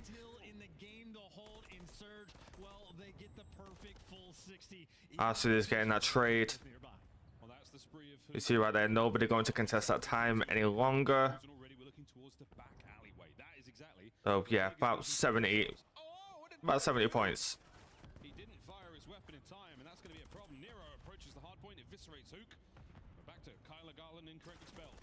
Yeah, and keep in mind if you're on the side of Vegas as well, because Kyler Garland So this escaping with his life. could potentially be a nightmare, so you need to get ahead of the game early on. Make sure you're not going to get punished too hard long term. On the hill though, RCD's very slow. Nero with a massive 2-piece prevents the break from coming in. Hook gets taken out, traded by Nero. Surge now going to have to hike across the map. If you want to fight for old, not a fun place to be. If you try to rotate towards new, Vegas have almost everything completely locked out. Well, you guys know how Skid Row goes. It's going to be a very swift. And you see we've got Brezzy rotating. Brezzy and RCD's rotating. Over to P4 Barbers. Lead change does not come in on P3. Surge still in the lead. Also get a cheeky 5-second scrap time at the end of P3 as well as the rotation. Behind on the pace, RCD's cheeky angle over by the God Steps to try to keep these players at bay. And Geo taking his time. They're not even going to deal with it. They're trying to go around through playground, looking for that avenue. And RCD as well might have to give up the angle and help out his team around the actual hill. Fighting forward now, attached from the back line. This is the contest. Dips a toe, slides it. Never going to be able to take the 2 of them. Good job out Seattle, but Purge with a pinch. The break from Legion. Brezzy gets 1, but he does TK Abuser. Easily done here on this side of the map. Close quarters engagement, but at the end of the day, Vegas come out on top. And Surge not going to fight for that scrap time as well. You had an Touch gets 2 before getting naded by Hook. You see over on that P5, you've got a boost already on it. You've got RCD's getting set up on by those crates. You've got Brezzy watching the tunnel. Brezzy rotating over to Garage. Hook picking up the tunnel line of sight. It's going to be going P2 now. And look at this. You've got a touch coming up. That tickets push. He's going to back off to Garage. Meanwhile, RCD's taking shots from that top platform. Brezzy going to go down the tunnel. The push coming in. Not quite a break yet. Now it is. And he won't have to. Well, he might have to. Purge is going to be in there. That is that. The break is good for Vegas. Hatch gets 2. Gets traded out by Brezzy. Lead change may come in. There's the lead change. Nice little moment of momentum to shift to their side. Purge on a 3 spree, and Geo plenty of time to work with to rotate towards new. Geo finds his 8th kill of the game, a little slower than we saw in the opening series of the. We're going back to P1 now. Against Toronto Ultra. Attach is keeping the play going at 15-7 now. Nobody going straight over to that P2 yet, but I think Brezzy. Oh no, Brezzy's gonna get killed. Abuser gets 2. RCD gets 1. That's 3 down. You see, you've got Nero coming up that tunnel. 5 going God Stairs. 6 coming to back up Nero. Nero goes down. 2 now at that tunnel. 2v2. 4 P2 control. And Surge are going to win control of that P2 rotation. 25 seconds left on P1. Surge have the lead. Legion have control of the point. good news for Seattle Surge. You've got all the control of P2 you could want. 15 seconds going to go away at Vegas this time round, but I'd love to go for a listen in and see how Vegas... Listen in time. Unbreakable. He's on the white barrels. White barrels. Okay, here's 20 cross. I didn't white barrels though. Okay, I don't see my barrels at all. Time. Very weak. I'll see that white barrels. Okay, I don't see my barrels. I'll see that white barrels. He's on nice. I need a tunnel. Top B2. Yeah, no one. Okay. He's still top B2. Top B2 is gonna kill me. We're gonna sell the top military garage. He just shot out forces. He's running in the middle of the map. Yeah, we garage. Yeah, he got me for. He's on trash now. I trash. That's fine. Trash it. Trash it. Nice. He's in garage, right? He's on DVDs. I'm going to with you. Oh, he's low. Oh, in the dump. He's on the god. He's one shot time. One shot time. Behind me. Kill him. Kill him. Where is he? He's like behind me garage. I'll see him take it. I think he went new. He's back P5. We're missing one still though. Kill me top mid. He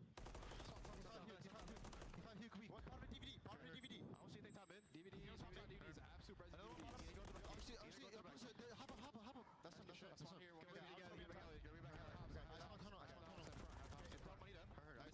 missing Hugh. Could be laundry. Bottom garage. He went 0-2. Come me time. He went 0-2 Hugh.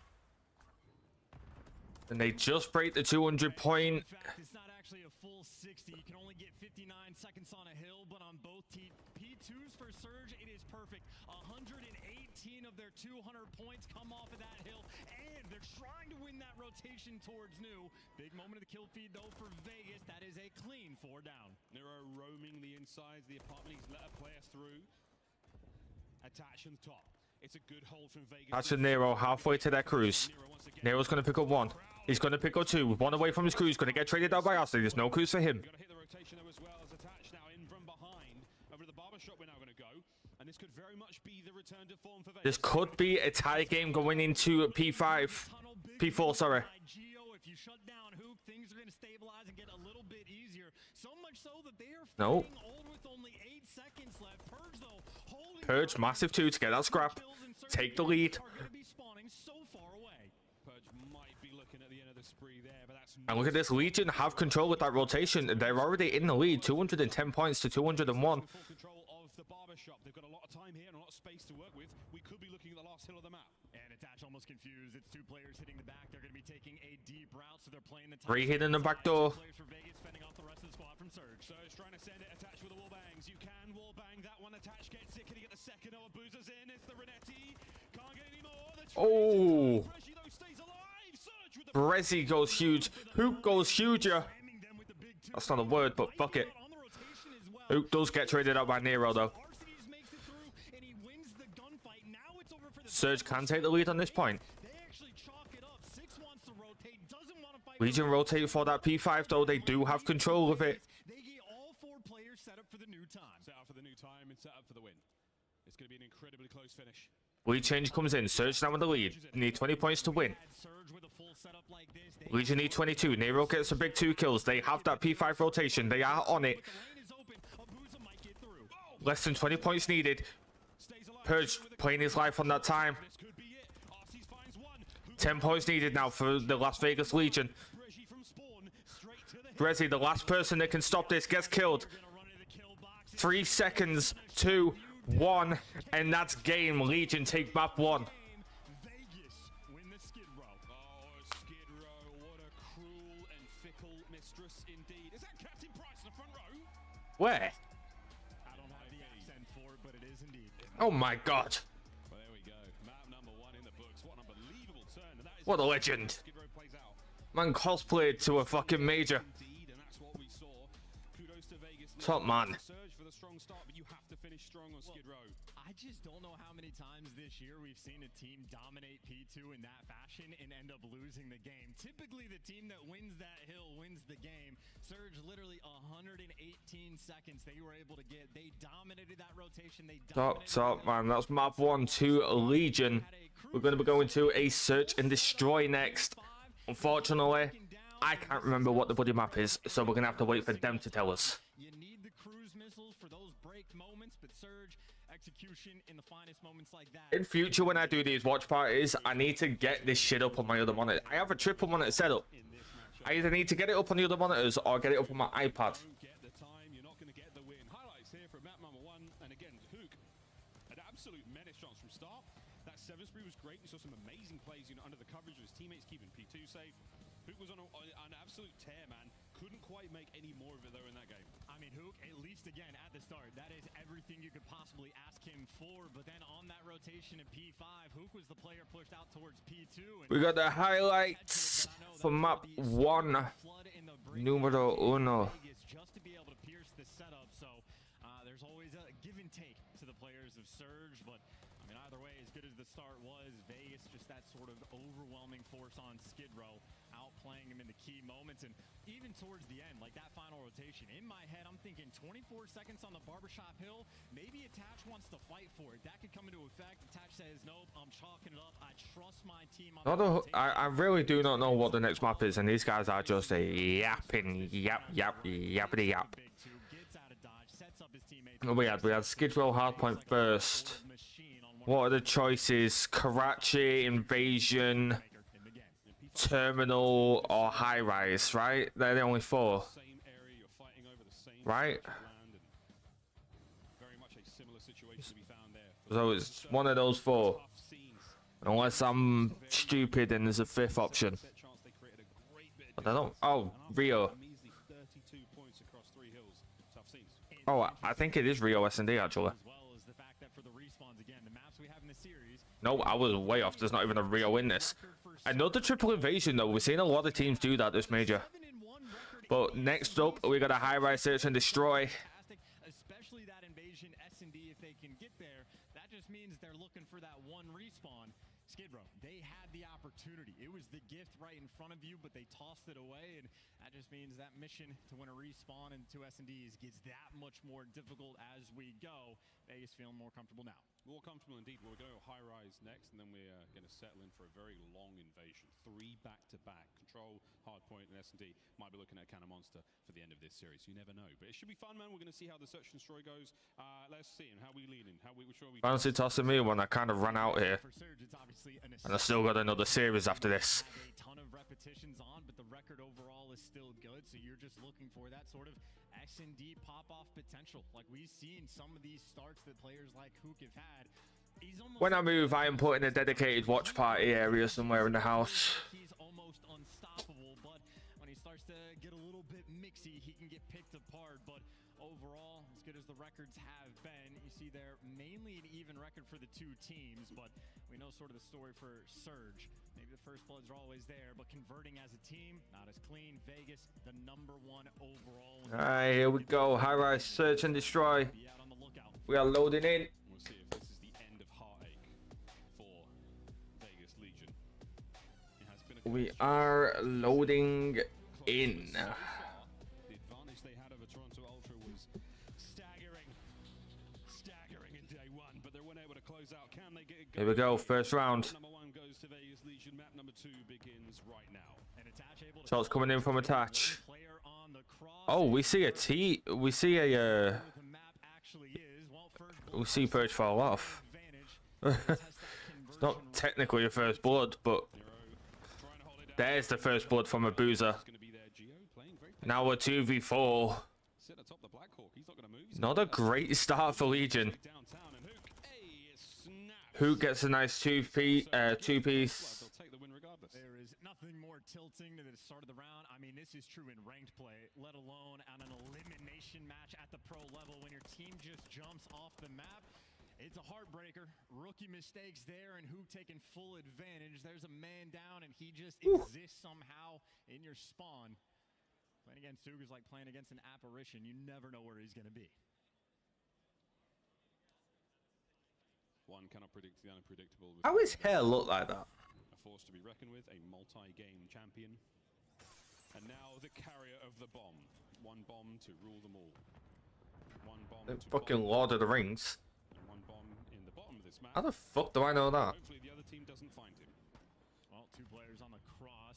Well, no first blood coming in for that second round yet. Purge manages to stay alive on the actual map this time.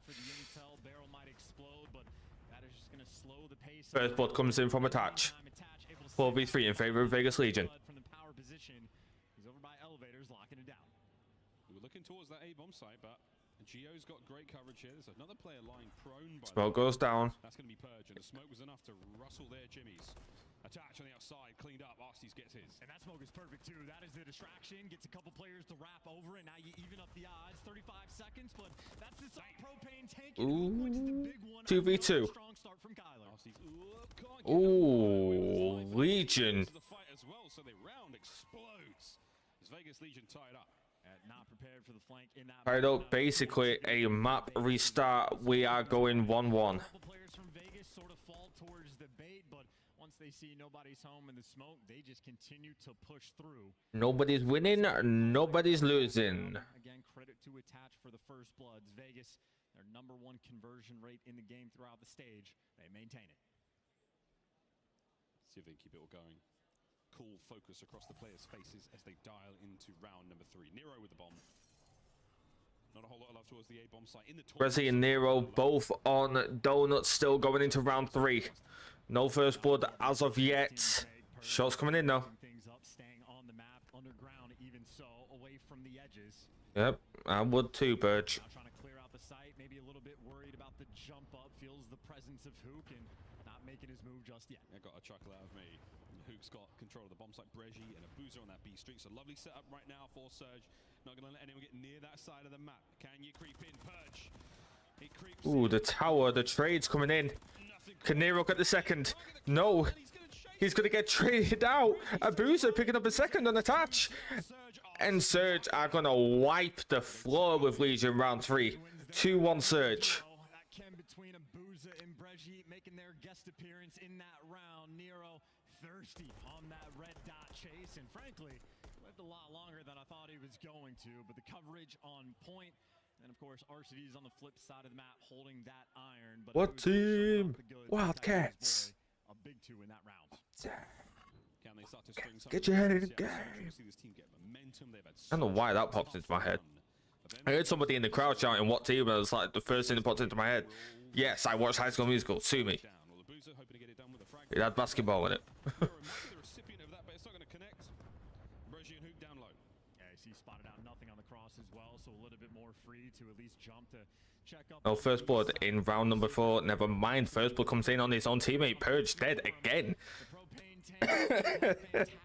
Having a rough start to this high-rise search and destroy. Falls off round 1, then gets blown up by his own teammate. Hook in their spawn with the bomb in hand. If he dies here, it's going to be almost impossible for them to get it back. Picks up one. And the rival getting the kill at that range. Nero kills Arcidis. Doing the best he can to stay alive. They took the very much the scenic route. Seattle Surge. String 2 back to back. Risky challenge there from Hook in their spawn with the bomb. They go down there. It is not going to be possible for their team to get it back, but luckily they both get a kill. 2 different rounds where it has just been an unfortunate first blood that gets given up. That just goes to show how broken the rival 9 actually is. The fact that he could be right side windows and beam him without missing a shot from right side windows to top heli. 3-1 Surge. Starts coming down on Hook. He gets away with his life. Trophy's down. 2-2 split right now for Surge. We're committing to the street, and it's a lot of noise. It's a lot of gunfire. And Breji somehow staying alive. Hook moving in a position. A lot of shots coming in. A lot of damage, but no first blood as of yet. I spoke too soon. Purge. First blood on Hook. Going to get traded out by Brezzy. 3v3. Gio escaping narrowly with his life.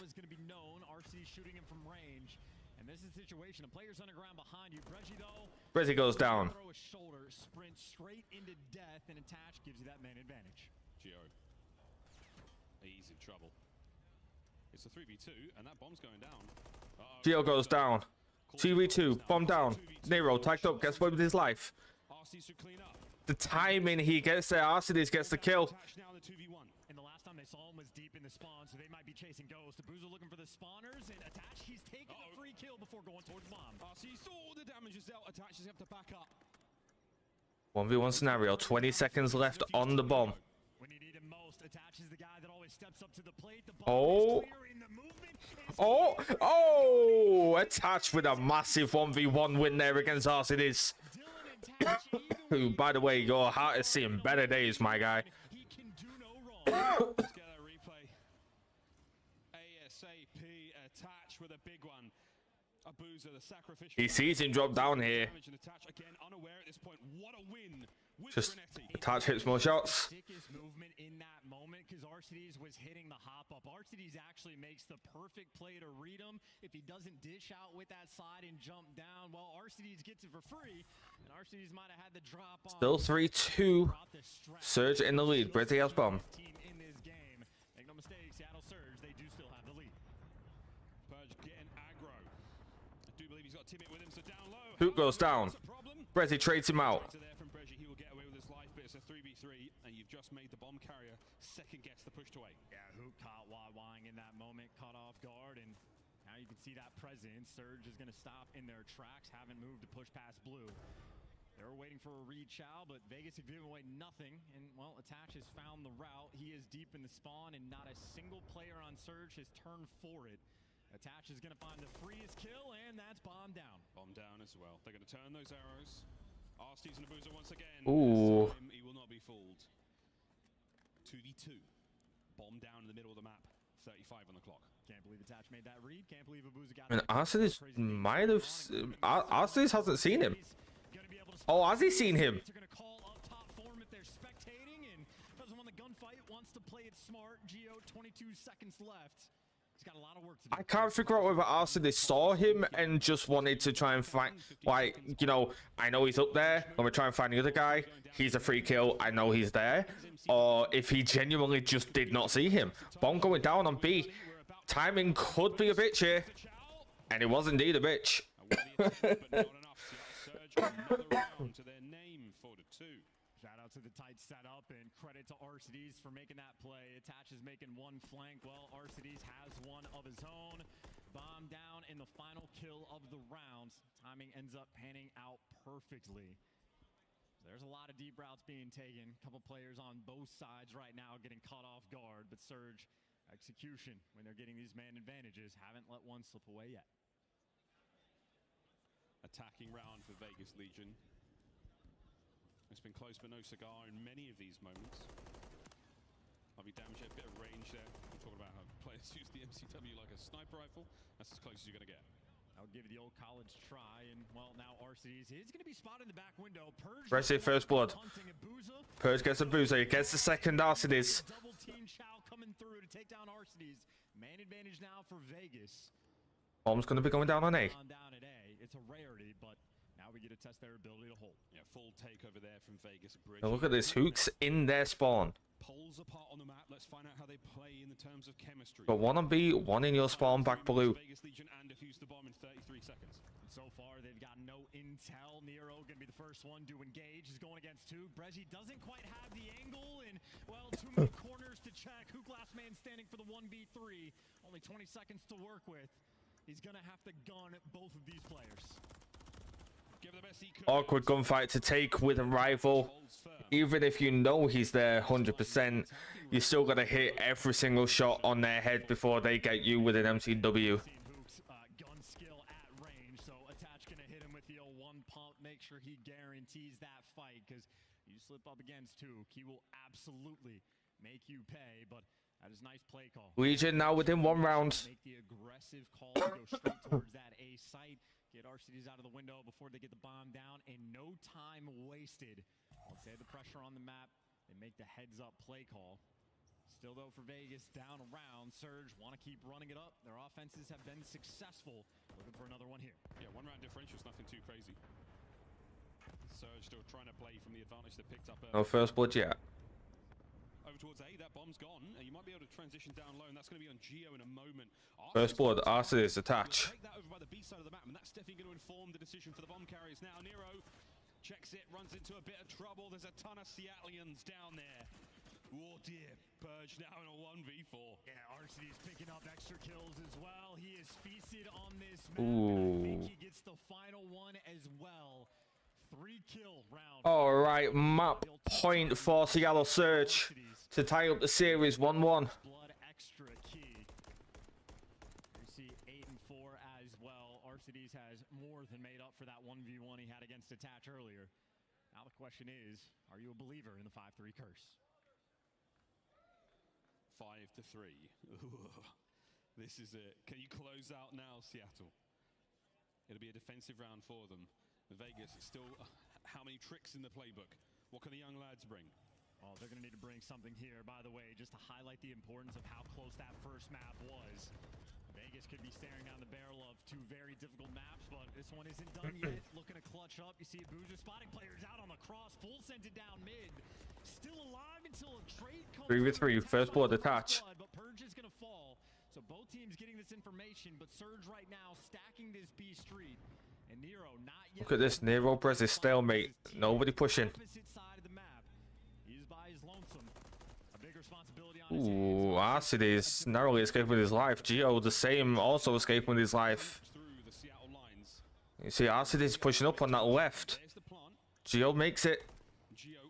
Oh, doesn't quite get the kill. He's going to hold this line now. The retake is so much pressure on Nero in this moment, and he gets the kill as well. If he falls, his teammates were nowhere near the site, but now he's able to slow things down and hook on one of the map. Arceus on the other. 2v2. Pinch working around it. Arceus has gone the long way around. Great timing. Pressure now on for Attach. No, Arceus, he's on that pin. Arcides with a massive 2-piece. Tied up 1-1. I guess I was wrong. On the 5-3 scoreline. We now find ourselves at 1-1 in the series. No curse there, and RCD's playing out of his mind as well. Finishes that game on a 5 spree, and that is a hell of a play call as well. Nice little 2v3 clutch there from him and Hook, and more importantly for Surge, just taking advantage of some of those early rounds, literally from the jump. Purge jumps straight off the map. I am so confused, by the way. We started later than yesterday on the matches. We've had more, we've had more maps than yesterday. And yet,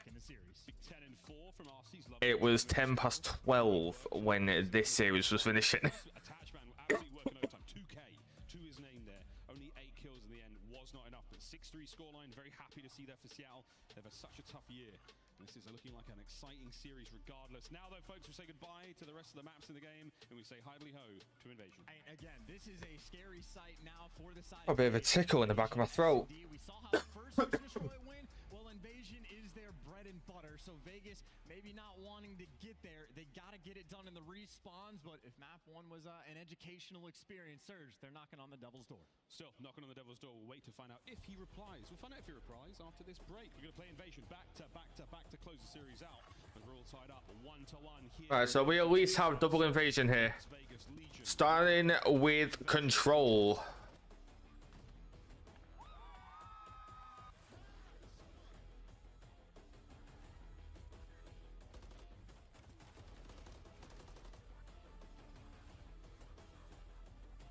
Well, I predicted this was going to be a 3-0 for Legion.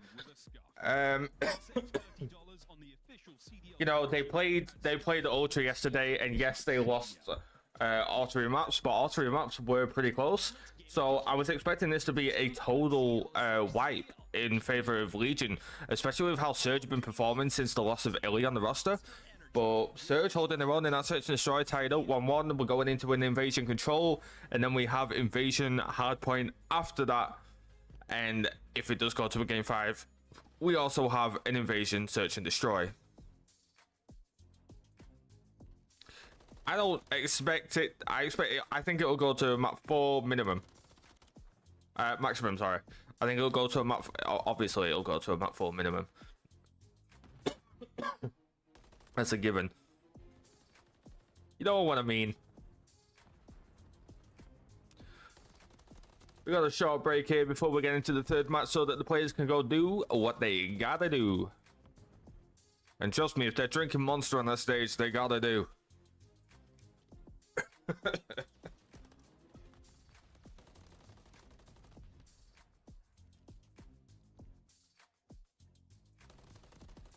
Damn, I wish I had another Monster right now, I can't lie.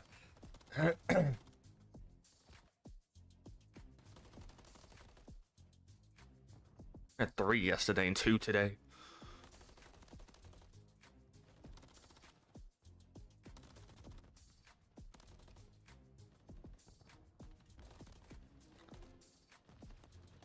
After this, coming up after the sprints. Let me try this sentence again. Coming up after this series, we got Minnesota Rocker versus Los Angeles Guerrillas for the first match of the second part of the elimination bracket.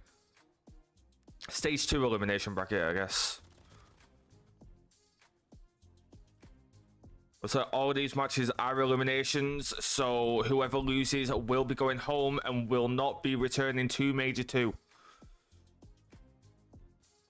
We've already said goodbye to Boston Breach, Los Angeles Thieves, and the host of Major 2, the Miami Heretics. Whoever loses out of Seattle and Las Vegas will also be going home. Same goes for Minnesota Rocker and LAG.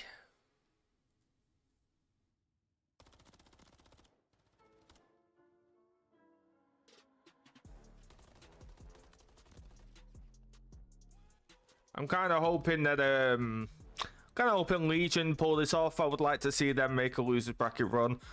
I'd love to see a Legion versus Ravens. I think that would be an amazing matchup, Legion versus Ravens.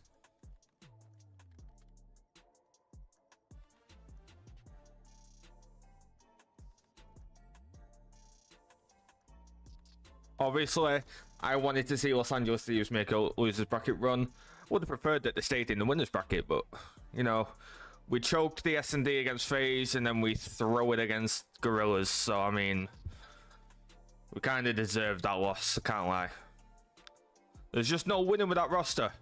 The first roster this year couldn't play Hardpoint. The second one can't play Search. The next one's not going to be able to play Bloody Control. What's up, everybody? Blaze here at Major 2, the Miami Open, hosted by Heretics. Now, where am I? I'm at the Passion Pit.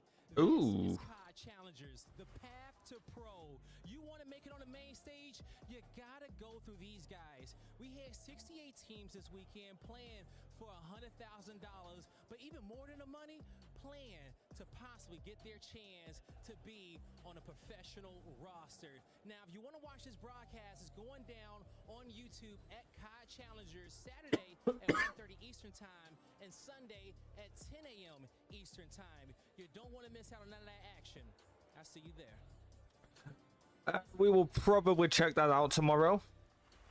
Whilst we've got these little breaks in between, we'll probably scoot over to the COD Challenger stream, see what's happening over there, just so that we're not waiting around during these breaks.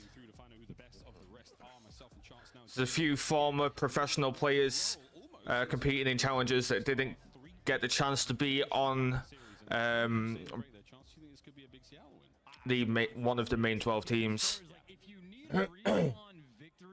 Invasion Control is actually a fantastic map for you. It is a defensive shootout. You're looking for that one big sort of pop-off moment on the offensive rounds, and you know Seattle Surge, they have the firepower for those pop-off moments as well. So if you're looking for the one respawn to force a Game 5, Invasion Control might be the map to do it. Might be the map to do it. Well, we've got a little bit of ways to go. It's only 1-1 in the series so far. Good job then from Legion on that first map. Alright, here we go. Invasion Control. We are loading in. Different kettle of fish and chance. Who's putting fish in a kettle? Is this a philosophical question? I don't know, man. That's a big one. I swear, Miles might be the dumbest smart person I've ever listened to.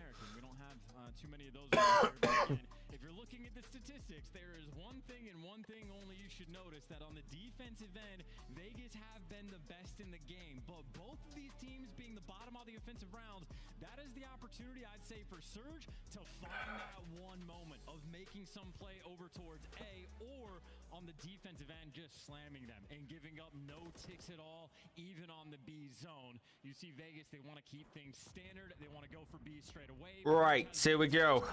And, hey, Purge has basically seen the entire team. He's seen enough. He's seen too much. First blood comes in for Breze. Get the first blood. You're on A already with a... No, actually you're not. For a moment there, I thought we might be able to see it, but Vegas, they're trying to get themselves in there.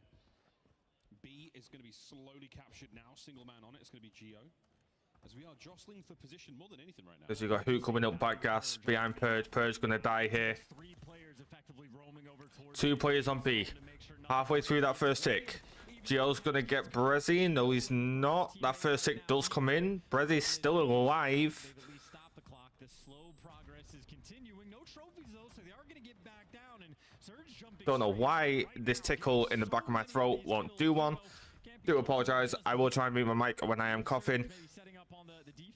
Lives are pretty much even. First tick comes in on B. Halfway through the second tick now. Minute left on the clock. Gonna see that clock extension if this third tick comes in. And we should see that third tick come in halfway through, 3/4. There's the third tick. Minute 51 on the clock. Team Hook making him pay for it there with a very large explosion, a series of automobiles that go boom. The shots at range is now all down to A for Seattle Surge on defense. Yes, Vegas have done the standard. Now they're going to be looking for something just a little bit extra. Gio, the player over by the bridge, going to be scouting for information to feed towards his teammates. A triple hit right now through this B street. So many players swarming around the top right side of the minimap. Gio's only calling out players around AS&D and Cafe. And, well, on the flank, you see the kill feed. Nice little 3-wipe there from Surge. And you can see they're counting players as well. That is a lot of people surrounding Nero. A good stun. Not quite. Nero's going to get one. He's going to get traded out by Breze. The war for Rugs is over. The war for the A Street is Burge having a slow start here. He is 1 and 5. Frontline back once again. Everyone from Vegas now has to meticulously make their way across these close quarter battles. Lives are pretty much even. 18 to 16. 50 seconds left on the clock. They need A. 3 ticks on A to win the round. Surge have to keep him off it to also win the round. Brez is going to get killed by Nero. 35 seconds left. Clock winding down.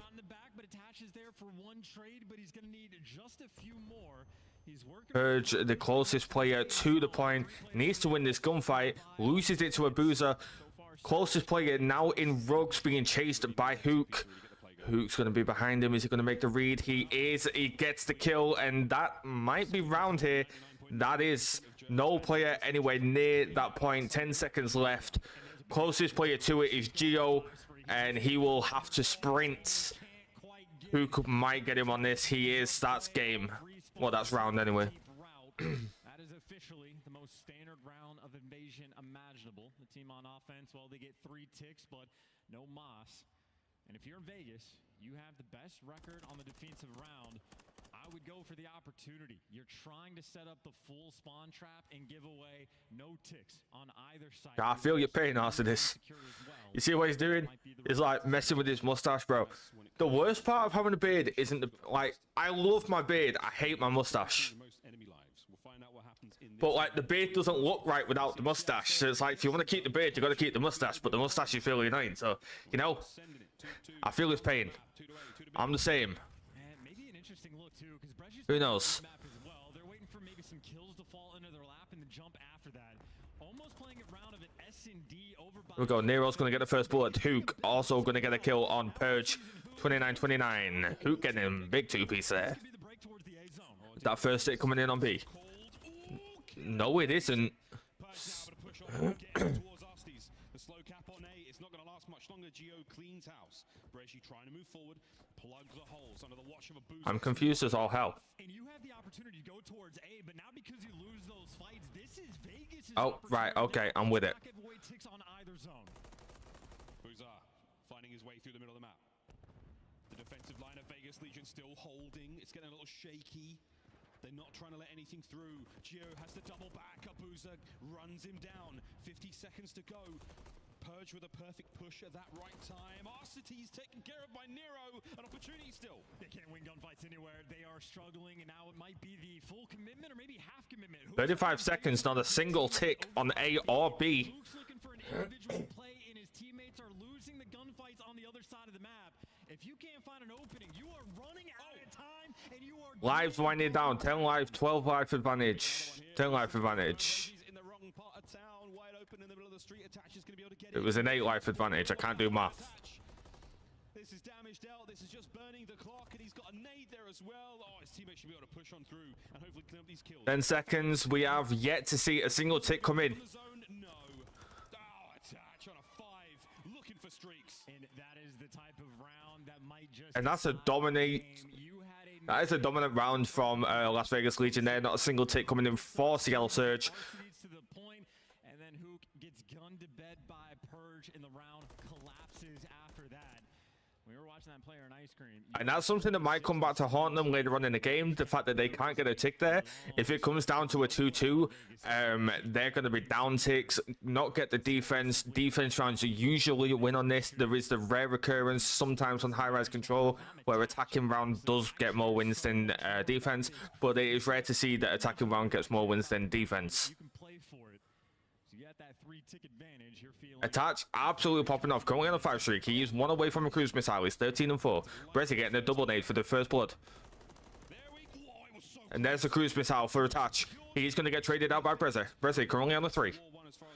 Purge also on a 3. And there we go. Purge straight onto that A point. Ticks coming in. Clock is frozen. Minute 4 on the clock. And there we go. 2-man stack. Trophy comes down. And we're going to see trades coming in. Purge with a massive 2. That first tick comes in on A. Halfway through the second tick. A minute 4 on the clock still. No time. Winding down. Second tick about to come in. Nero gets 2. Second tick comes in now. You see his teammates coming over to back him up. Closest player is Arcides. Nero on a 5 streak. Purge on a 5 streak. Both 1 away from streaks. Attach still has his cruise. might want to just hit it in this moment, especially if Nero can get this extra kill. He's got the bait for it. Purge doesn't want to hand it away. They're keeping the pressure up in the kills column, and the flanks are going to be rolling. Here we go. Nero flanking, trying to get Purge. Does get that cruise. Nero also gets his cruise. Legion 3 cruises on their side. Streaks for Purge as well. A double dose of cruise missiles here in this game of control. 3. My good God. Purge still alive. Finally a boost. And that A point captured. A minute 30. A very difficult position to be in right now for Seattle. I mean, I don't think Nero's even died on this round. I think he might have gotten Kobe'd by Breche. Nero beating the hell out of Hook. Perfection. Giving the hands there to Hook, and he's still keeping the pressure on the spawn. Players on surge. A boozer on a 5 spree. Gets traded out before he gets the cruise. No cruise for Surge. First tick might come in here on B. He's getting depleted. My God, the absolute carnage on the inside of these tight buildings. No one able to quite get close enough to the zone to start the capture. But right now, you're not too worried. Vegas are winning in the kills department as well. 1 minute to play. You just need one player to stop the clock, and Attach is trying to be that guy. Player in DVD alley, but he's got plenty of reinforcements to back him up. And well, That first tick comes in on B. Dark Attach looking every direction. He's the last man standing, and there's nowhere to go. That is a 50 seconds left. Legion up by 4 lives. 45 seconds left in this round. And here comes the first of the 3 cruises from Attach. Boom. Arsenal is done. 12-8. They don't necessarily have to play ticks here because they are already up on them. He's gone. 25. A boozer trying to cut him off. Can't get it done. Onto the zone, and it might be a 3-man stack. It might be enough. Here we go. Second tick coming in halfway through. 22.7 seconds. Arsenal is going to get a massive kill on Attach. Second tick comes in. No response for Seattle, and Legion going to win. Vegas under the coverage of the cruise. Steal the round. Yeah, I mean, you have 3 to work with as well, so you could chalk 1 up. You basically need 1 for defense. If you get 2, it's great, so why not have fun with them?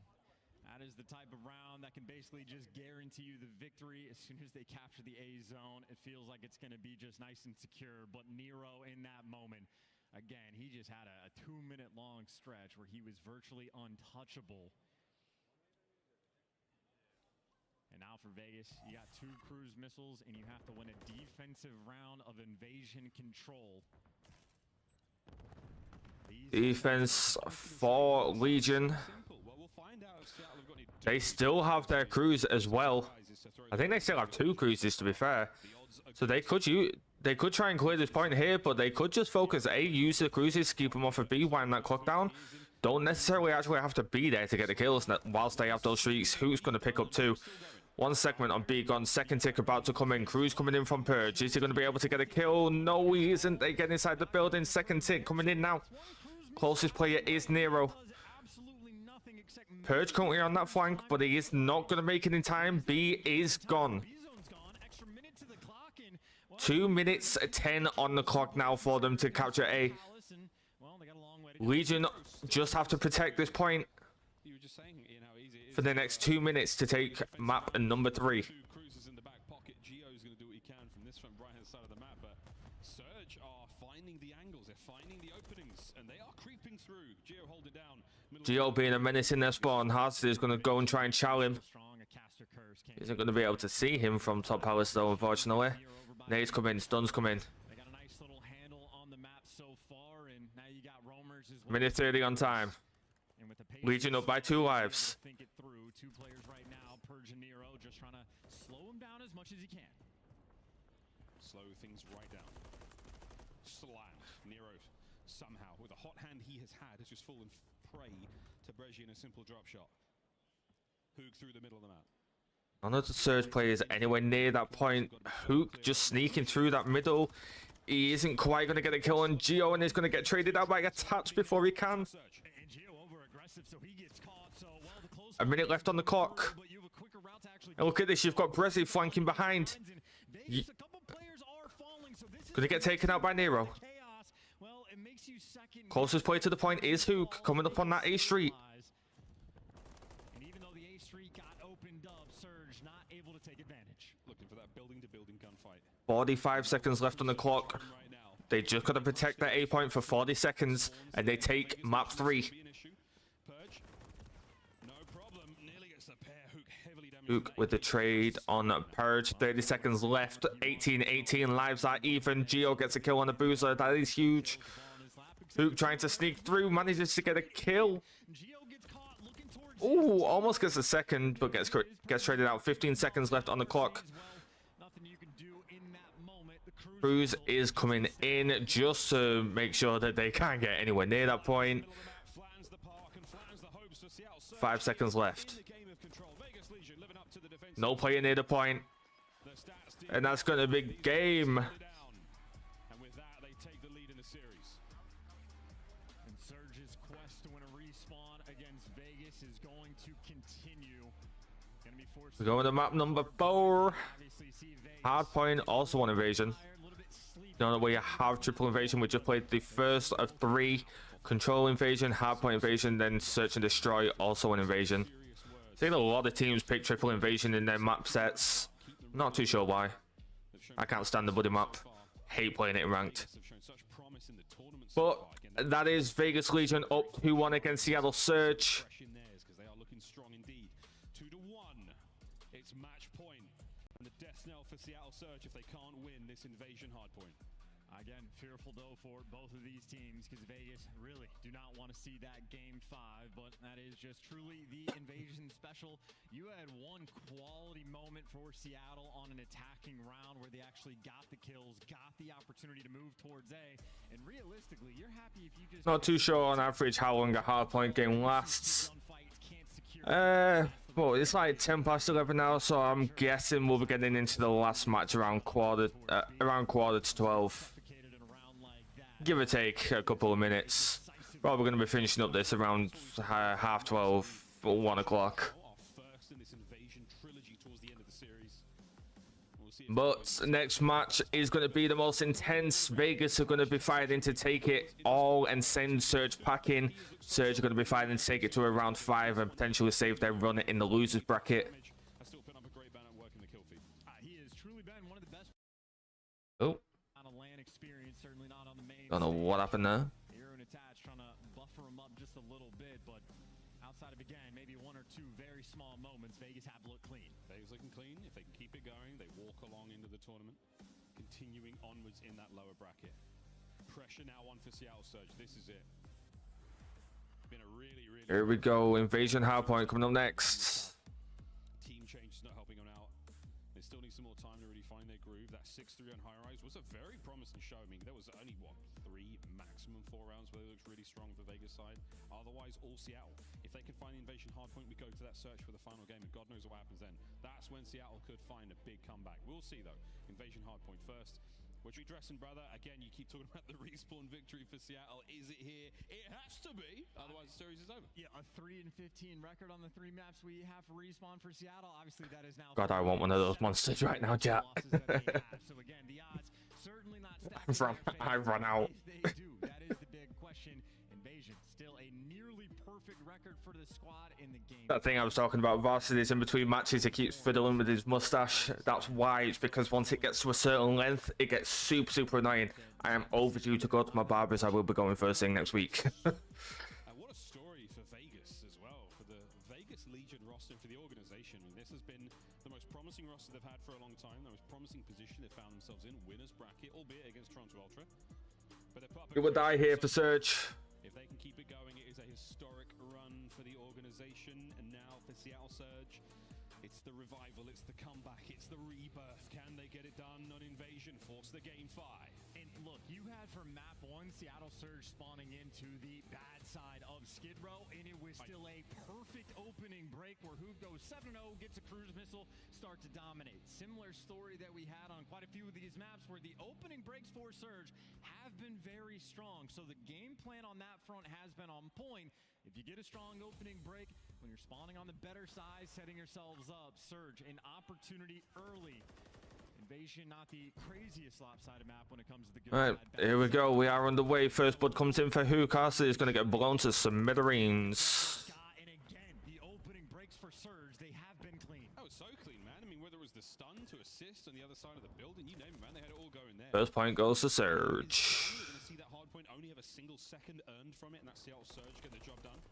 Arsty's now with the pressure on the point. There's the teamwork from Vegas. 3 in the feed, and now they push out. Yeah, Seattle Surge got 3 down. No time being gathered, though. break and converted it into being down at 2 seconds. You still have that There we go. over towards P2. First bit of time for Vegas getting capped. Abuser, Surge on that P2 rotation. You got Arceus on that tank. You've got Abuser on the orange tractor thing, and then you've got Brezzy at cages. Brezzy's gonna get one.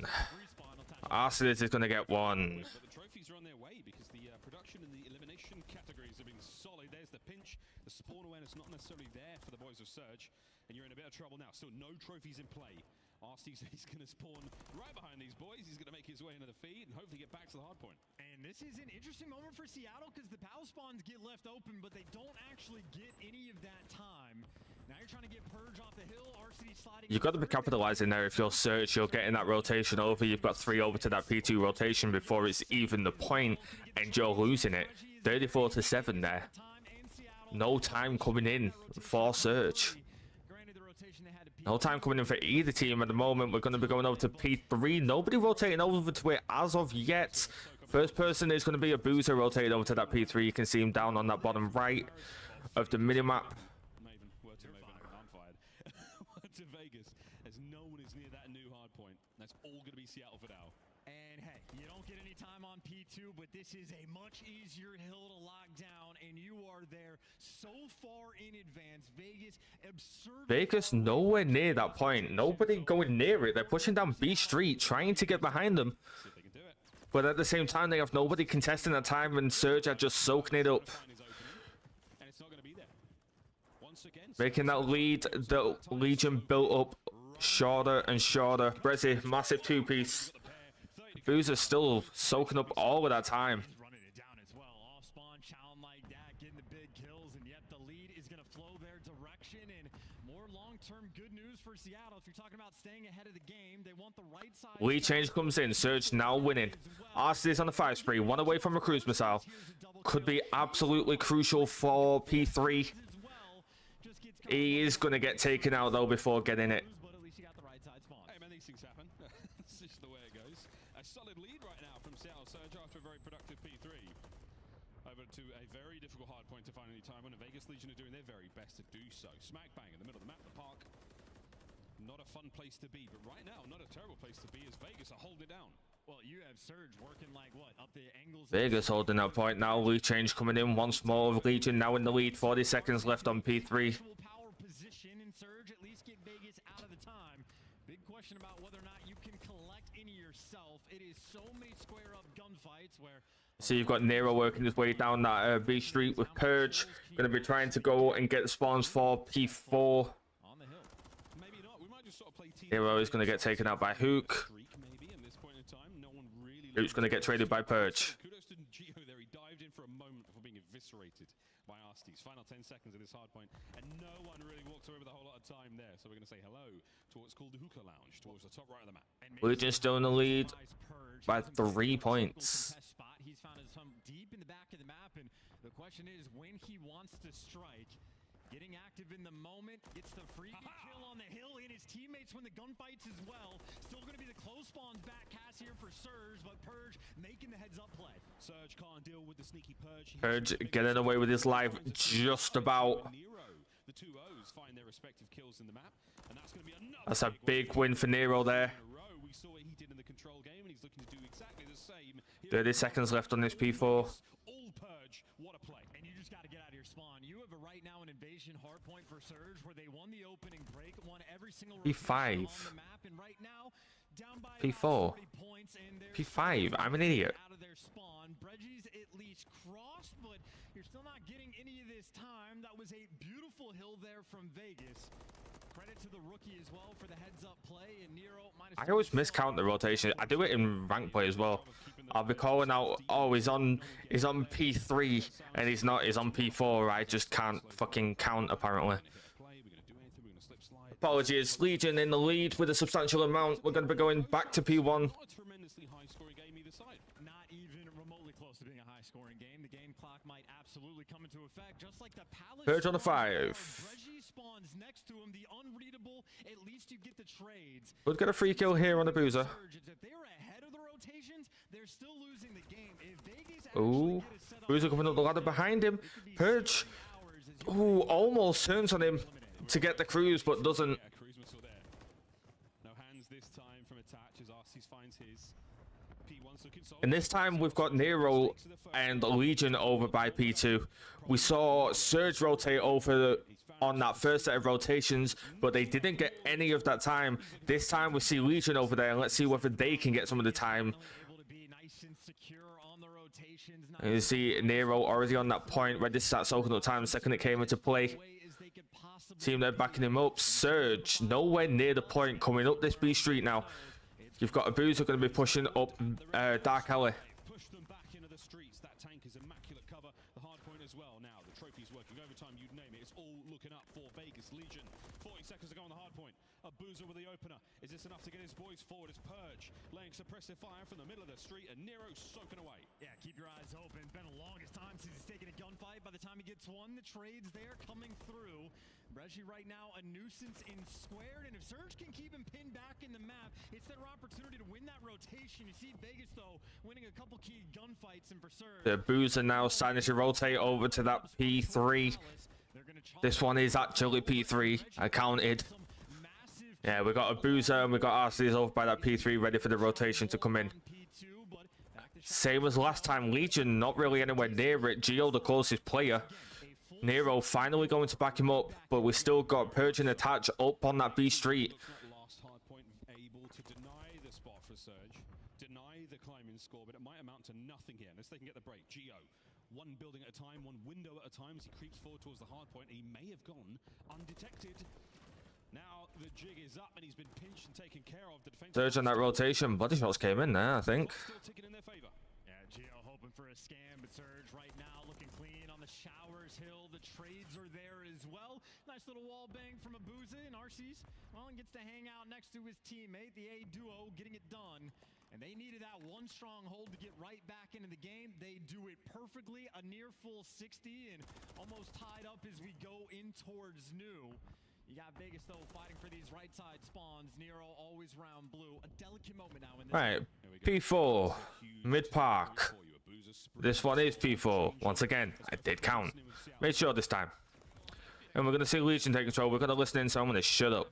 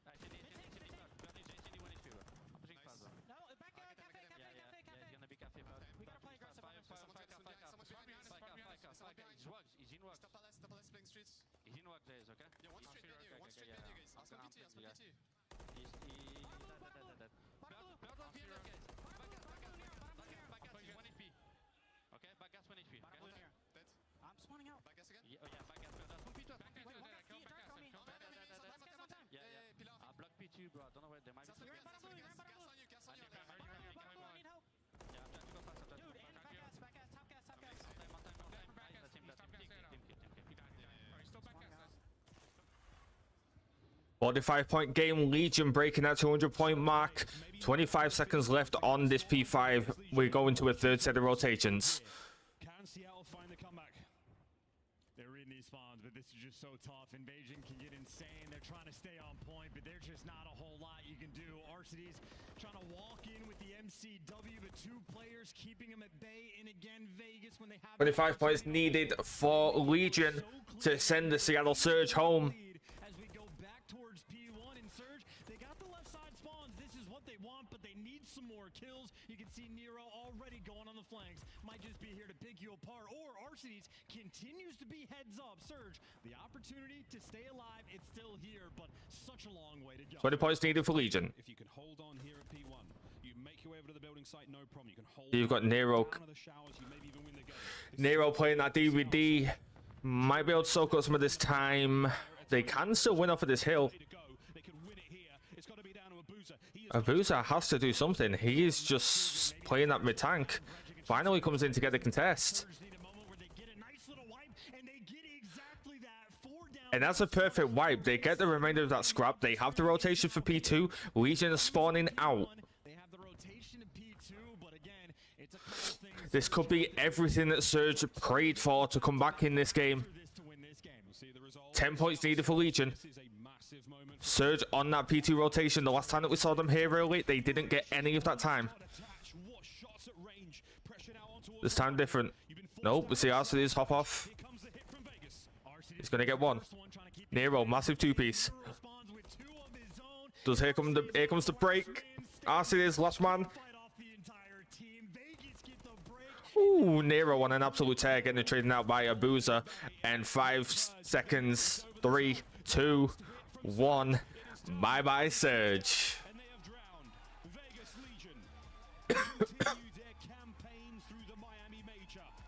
And Captain Price in there.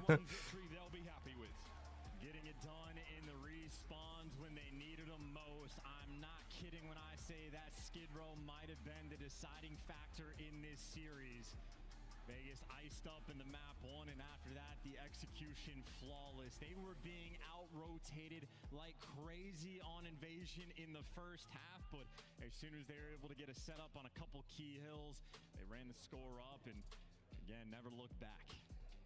No looking back whatsoever. Vegas, congratulations. Further into the tournament they go. We say goodbye. We say adieu. Vegas staying alive after being knocked down from the winners bracket. Surge lose their first game and their last game of Major 2. They are going home, or at least to soak up some sun. They're in Miami. It's the best place to do it. I wouldn't be that upset if I lost. I get a free holiday. Nah, I'm not going to lie. I probably would be devastated if I just took that trip all the way over there just to go out of my first match. But, hey, when life gives you lemons, you're in Miami. Go have some fun, boys.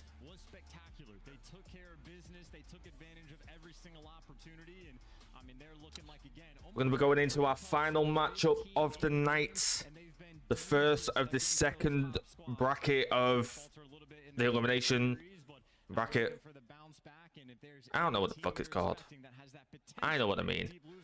The first match of the second bit of the elimination bracket of Major 2. That's crazy, man. I was well ready to do that. Well, there we go. That has been the series. Congratulations once again to Las Vegas Legion. They will move on in the tournament. Commiserations. I know what I'm on about. I do believe we're almost ready. Ah, the man of the moment. Oh, we got an interview with Attach. For our Monsters winner spotlight. Thank you so much, Miles and Chance. Miami, show some love to the Las Vegas Legion. I got that Will Smith song stuck in my head. Yesterday, it kind of seemed like you guys beat yourselves a little bit. What did you want to work on today going into this matchup? Still just playing the game our way, because yesterday when we lost to Toronto, those first two maps, we got ahead of ourselves a little bit. Definitely should have been wins, but when we watched it back, we saw ourselves just keep going and going and going, not just slow it down, take a breath, one more break, we win the game. So that's what we made sure we did today, kind of calm it down, and then take our time, and we're going to win. Yeah, nice. And I guess we kind of saw a little bit of that in that map 1, too. You know these guys are good at the search and the destroy. Map number 1, you were down. How did y'all ice up right there to really lock in that first hard point to get back to that win condition that y'all wanted? Honestly, we were playing a little hectic and chaotic, so honestly, we were just getting the kills. Okay. And then after that, we're like, all right, we got to calm it down a little bit. But we were winning the gunfights, which was nice. But to go far in this tournament, we're going to have to play more as a team. There you go. Going to have to play more as a squad here. Tomorrow we'll see you yet again on this stage. But for the Las Vegas fans that's been cheering your name and cheering this crowd's name, what do you want to tell them and all the He's got some weird ass glasses. Thank you so much. Hey, thank you. Shout out to the crowd. But no, thank you so much. I mean, coming into this year, we knew it was going to be like a tough one. Everyone thinks Vegas Legion, bottom tier org, a lot of new players that are trying to like prove themselves. So the support has been crazy, but everyone loves a good Cinderella story. So we're going to keep trying making history. True. Vegas Legion history for you guys. And everybody loves an underdog. In these tournaments and make a deep run and finally get Vegas to champs. Hey, I think you guys are doing You know what? I like the sound of that. Looking forward to the next series. Chris, let's break this one down. Thank you so much, Blaze. And what I love about that is... Right to go. They're going to break this down. I just need to nip to the loo. We're going to have a short break on their end before we get into the final matchup of the night. We have got Rocker versus Gorillas. Yeah, absolutely. And he says Cinderella story. So I will be back. Very, very well, considering Vegas Legion's past and the fact that they took the gamble on 2 Challengers players. That's also speaking really well for our Challenger scene because they've been doing the dang thing on that stage. All 3 of us picked Vegas Legion coming in, and for a few moments it got murky, especially that game number 1. It was tied at 228. Attach's early rotation sealed the deal, but these games were much closer than I anticipated. Yeah, that map 1, it got a little bit dicey. You know, Seattle Surge actually had a massive opportunity. They went all the way around on P3. They had laundry control, and they had the spawns had they waited, but they overcommitted, hit those steps, and they all die. What happens? Vegas Legion, the first guy they killed, spawns back at laundry, and they end up getting the rest of that time. Just a huge error on the side of Seattle Surge. When you look at the rest of the series, though, games 3 and 4 are pretty clean on the side of Vegas Legion. I mean, I feel like we were all watching that invasion hardpoint, especially when we went to that listen-in. Seattle Surge is doing so much right. They just couldn't get close to the time, the setups, and the last-man effort on Vegas Legion just too strong every time.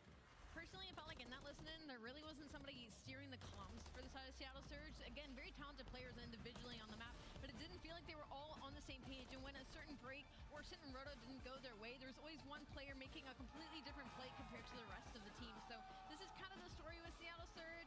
There was a possibility of them being a Neslo team at the beginning of the season, you know, just trying to win those controls, or maybe even just one hard point and push these series to game 5s because they were so strong in search and destroy. We saw that again today. Arcees was able to single-handedly win them map number 2, but it is just not enough. After a roster swap-up, Geo has been in the mix, and we're finding success in Vegas. They are staying alive moving into Saturday, and we, of course, have to visit in with our Scuff play of the game. Guess who it's from? I'm going to guess it's from Attach. Wrong! It's Nero! The man! He's my X-Factor.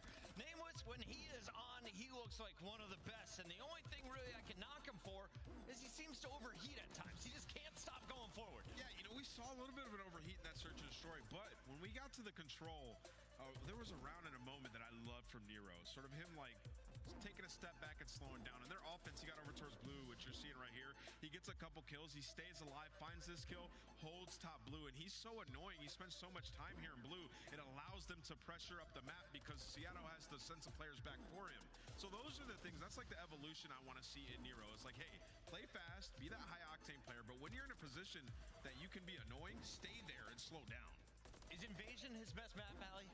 want to know about Best, I would love to see your Nero spawning in on like a Rio or something. I will say he did play very well. All right. Like, in Retaunted, but everybody from Vegas Legion played well. I mean, they had 3 cruise missiles. I'm back. Vegas taking care of business, and now this is where we're at in your bracket. We still have one more match to go, and it is another elimination battle, but this one is for top 6. Rocker taking on LAG tonight. Tomorrow, you're going to see that winner's bracket with Optic versus Ultra, Subliners versus FaZe, and a bonus match with Royal Ravens taking on Legion. Yeah, this is where them extra points kick in. Also, that extra money. We're down to our top 8.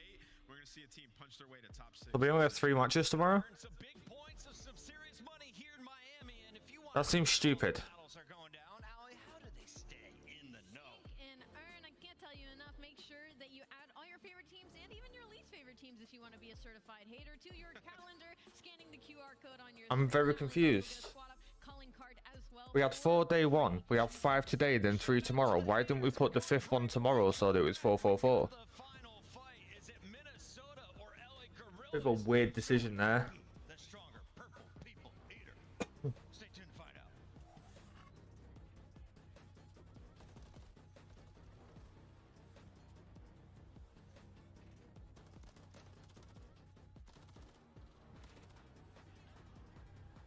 Purple on purple coming up next. Rocker versus Gorillas. Minnesota versus Los Angeles. Slice up your competition with the Executive Chef Operator. Now available in I have that. I never knew it came with a blueprint though.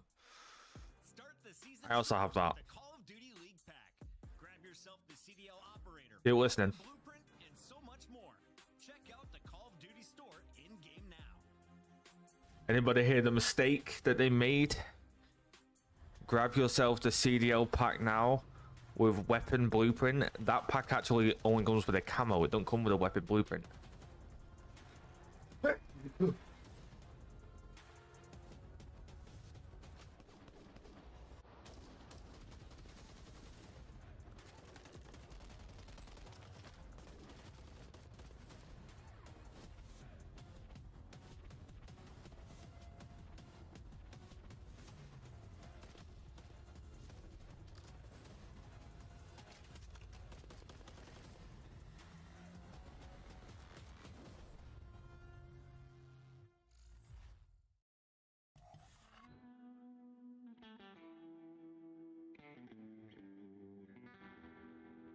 We got a bit of a 5-minute break here.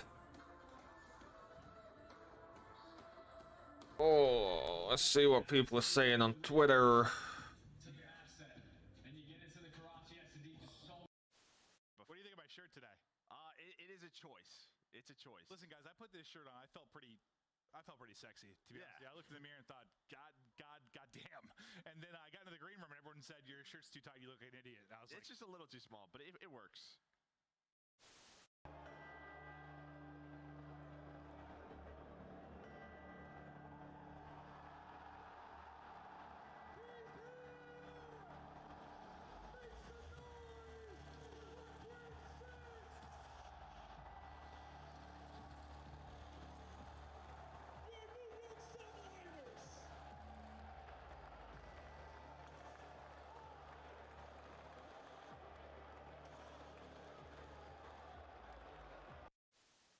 He's got to be so happy. He's finally doesn't have to worry about getting first blood in around 11 on his team.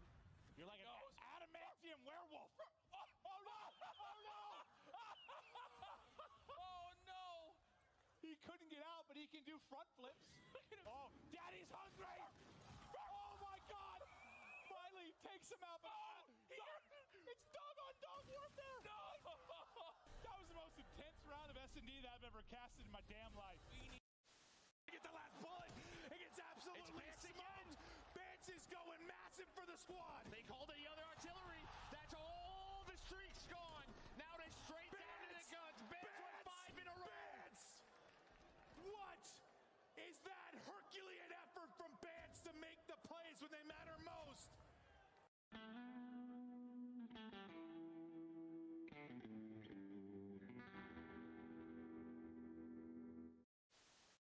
unless Priesta can come up with something magical, something historical. Few players falling. Priesta ends up getting traded out, but Standy's still here. No respawns right now for Rocker, but hey, we've got to put ourselves on pause. 1.5 seconds on the clock. Atlanta FaZe, they've got to push their way in.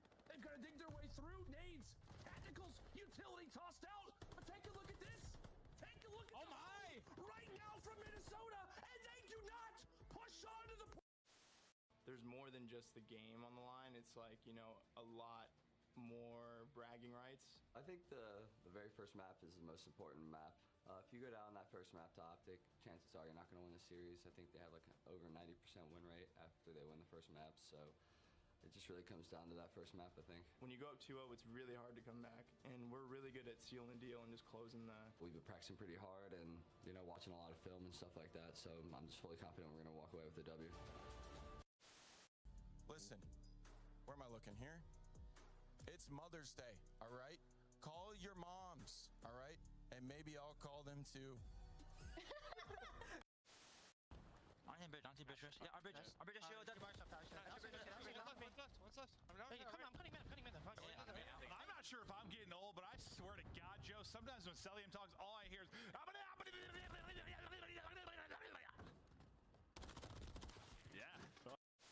Busting Envoy to make the play, or maybe where the stum's coming through. See Scum backing up the hell of a mouth, but he strikes, gets the first blood, and for the moment, he gets away. Oh, he got another kill! No way! Envoy is on one right now.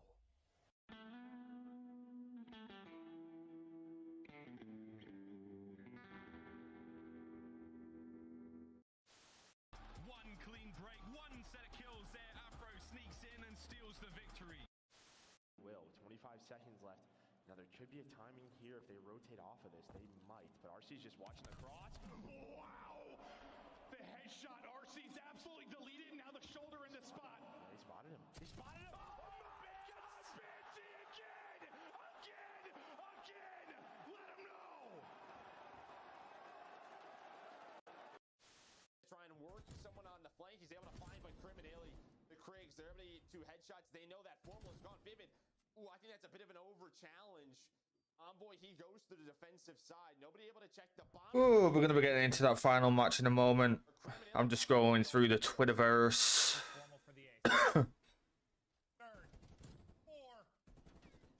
Illy wraps back, and it's Formal with the ace.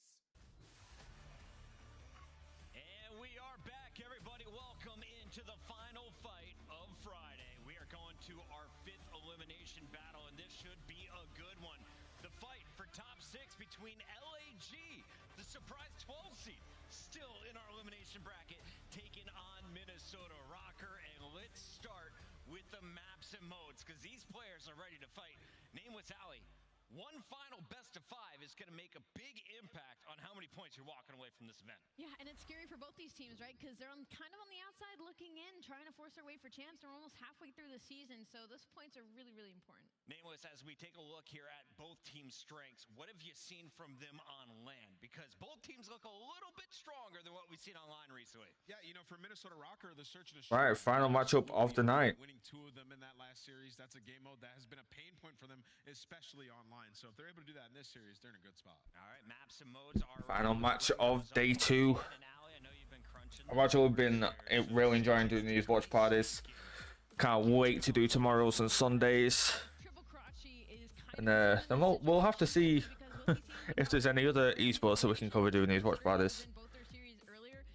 I definitely think I'm going to keep them over on my YouTube. I love this for LAG, especially early on. You're talking about Karachi. Just because obviously primarily I do watch Call of Duty, and obviously you can't do watch parties of Call of Duty on Twitch anymore without getting in trouble. So definitely thinking I'm going to keep them over here on YouTube. As we lock them in, Nameless as the front runner, pressure's back on you. Who are you taking in the final fight? I'm going with the Minnesota Rocker. I think Big Wake wakes up. Alley Cat? I'm going to go with the team that made me turn my hair purple. I have to go with LAG. They've turned me into a believer. Fame walked backstage right before that map number 4, and he was like, goes map 5, we're winning this. They didn't even get there. They won it 3-1, so I have faith in LAG. You stole my pick. We're going to another game 5. Make some noise, Miami, because this party is about I'm going LAG as well.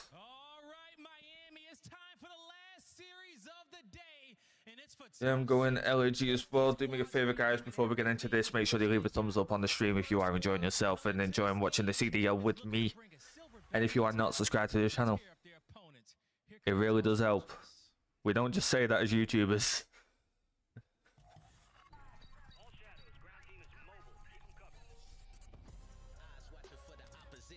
Here we go.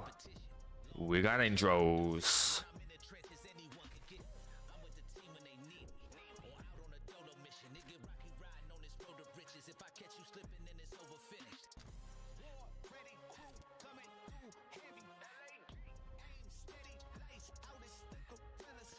Diamond Con. Fame.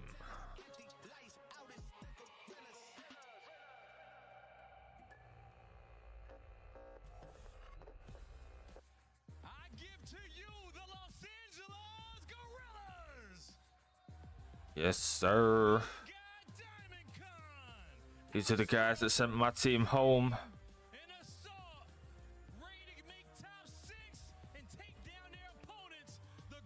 I actually can't remember who plays for Rocco if I'm gonna keep it if I'm gonna keep it a book. Gorillas get top 6 after such an abysmal stage. They cap it off with a win against Atlanta FaZe, and then they come into land against a top team in LA Thieves and whoop them 3-1. Wait, did Rocco start? I swear I've seen Rocco play twice. Oh yeah. I'm an idiot. All that matters is how you perform on land, and this next squad knows that one all too well. Without further ado, let's bring out those boys from the north. Yarr. Who we got? I can't remember this roster at all. Oh, I remember. We got Lynn's Awakening. Oh no, I'm going Rocker.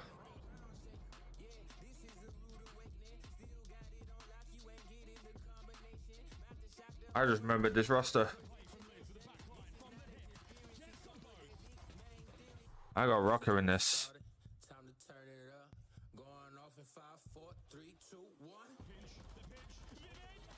Ooh.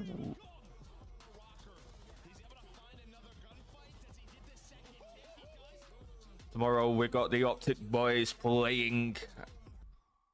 Apparently we only have 3 matches tomorrow. I did not know this. Which kind of makes the fact that we have 5 today a little bit mind-boggling, because we had 4 yesterday, 5 today, and then 3 tomorrow. I don't know why we've not just done 4, and then Championship Sunday. Like, a little bit confusing, if I'm going to be honest. But hey, it's their show. I'm just a spectator.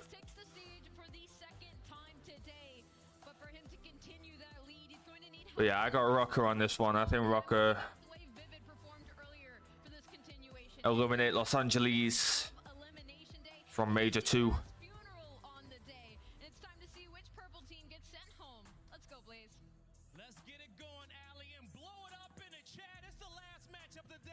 Last one. Ready go. We got the big dogs, Merc and Maven for this. You see that dude in the background trying to get his camera time. Hello, I see you back there.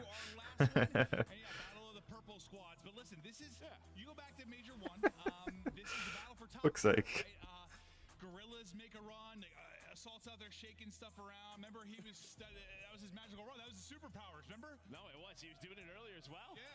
Yeah, it was great form on it, both hands. But yeah, you're not wrong. It was Minnesota in Game 5 that was able to take and get top 4. Practice makes perfect, Joe. But ambidextrous. Yes, sir. Super excited for this one. I think we could be in for a really good matchup. We could actually see this go to Game 5. We could be in for could be a last series, but it is the last series. But it might not be finishing anytime soon. You got him here? Yeah, I do. I kind of liked what I saw from this team, and talking to accuracy, it was a great Neslo. It's almost Saturday for me. It is 11:47 for me out here in the UK. That is their best. So again, it was a map 5 at Major 1. We expected deep series here. I can't believe that's just forever going to be the Neslo. 6.5 hours of competitive Call of Duty, and it is not over yet. Here we go. Karachi Hardpoint. Not seen this yet, I don't think.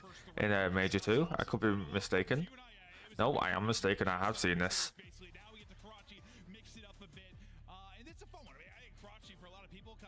Their favorite modes in some of these is it can be exhilarating, whole hell of a lot of fun, but I don't know, Joe. We'll see. LAG have been shocking us at times. Let's look at our monster pregame here from Minnesota.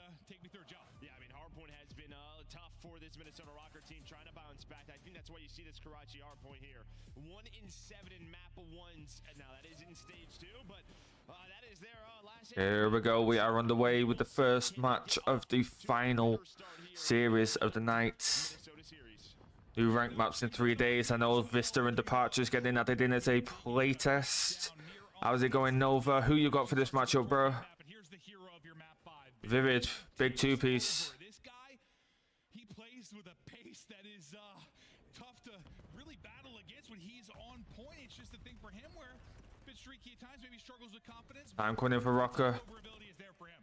Gorillas with the break. 25 seconds left on P1. Yeah, bro, come hop VC with me. But when he is on point, yes, he will win you the map, no doubt about it. Yeah, man. Come hop VC with me. On both sides is Fame. There is that sort of entry gunfight we were talking about, and Fame can be the same guy on the other side for LAG. When he is at his best, LAG are winning respawns. Yeah, it's sort of Should be an open channel. You should be able to just hop in. Assault with a massive 2-piece there. Hello, hello. Can you... as well,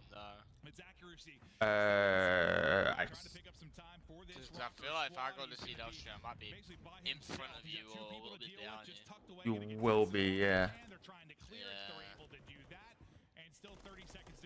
Just go on the CDL stream, it's fine. Just obviously, I'm watching it on my gaming PC and my Discord's on my streaming PC.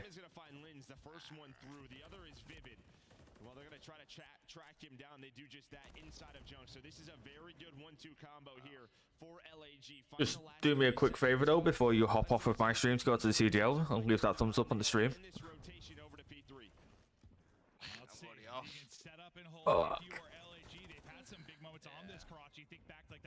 Are we on P3 now? Yeah, just popped. Yep. I just hit 50 seconds for me.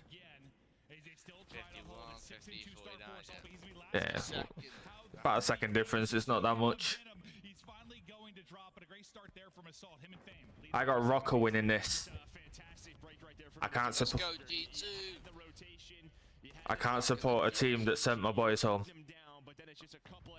Your boys are shit. Oh, my boys can't close out a fucking SND to save their lives. Apparently not. The first roster couldn't win a fucking hardpoint. The second one can't win a fucking search. Is there anything they can win? No, this next roster won't be able to play control. I'm telling you. Accuracy there with a big 2-piece. Sorry, we got Awakening Vivid. Turn an early setup and some good points. Always tough here towards this P4. You do have one player lurking. That's going to be Adam Assault up top. Florida's a terrible state. I don't know why they've hosted this shit there. Like, my boys played challenges, right? In the challenge we set up. Oh, I am an idiot. And bro, there was a fucking shooting. There was a shooting a floor above his fucking hotel room, bro. Yeah, it was at the... Yeah, it was where the pros are staying, innit? Yeah. That's what my boys saying, yeah. Yeah. Never go to America again, mate. I'm hella confused. I was like, I thought it was like, do you know how Paris moved to Las Vegas? Yeah. I thought it was like a team move, but I've just realized that they've not moved team at all. Miami Mutineers are still fucking in Florida. Yeah. So what the fuck was the point in changing that name? What? Wait a minute. Like, what was the point in changing that name? They're called now, they're like Miami Heretics, right? Yeah, Miami Heretics. They've gone from Florida Mutineers to Miami Heretics, but it's not moved. Miami's still in Florida. That's what I'm saying. It makes no sense. It might just be a certain place, like how Optic used to be up to Chicago Huntsman, and now they're up to Texas. Yeah, but Texas and Chicago are not the same place. Yeah, but I don't know about Americans. I don't like Americans. By that I mean they make no sense to me. Like, who puts month and then day? You know what I mean? Well, I trust someone that does that, bro. True. Rather that. You know what, about that shout, Fame goes down. I can't remember what fucking point we're on. We're going back to P1. Yeah, like 6 seconds. Yeah, for some reason I cannot count hard points. I've been like doing like a little bit of casting throughout this as well, and I keep fucking getting P3 and P4 on the invasion mixed up. I keep thinking P4 is P3.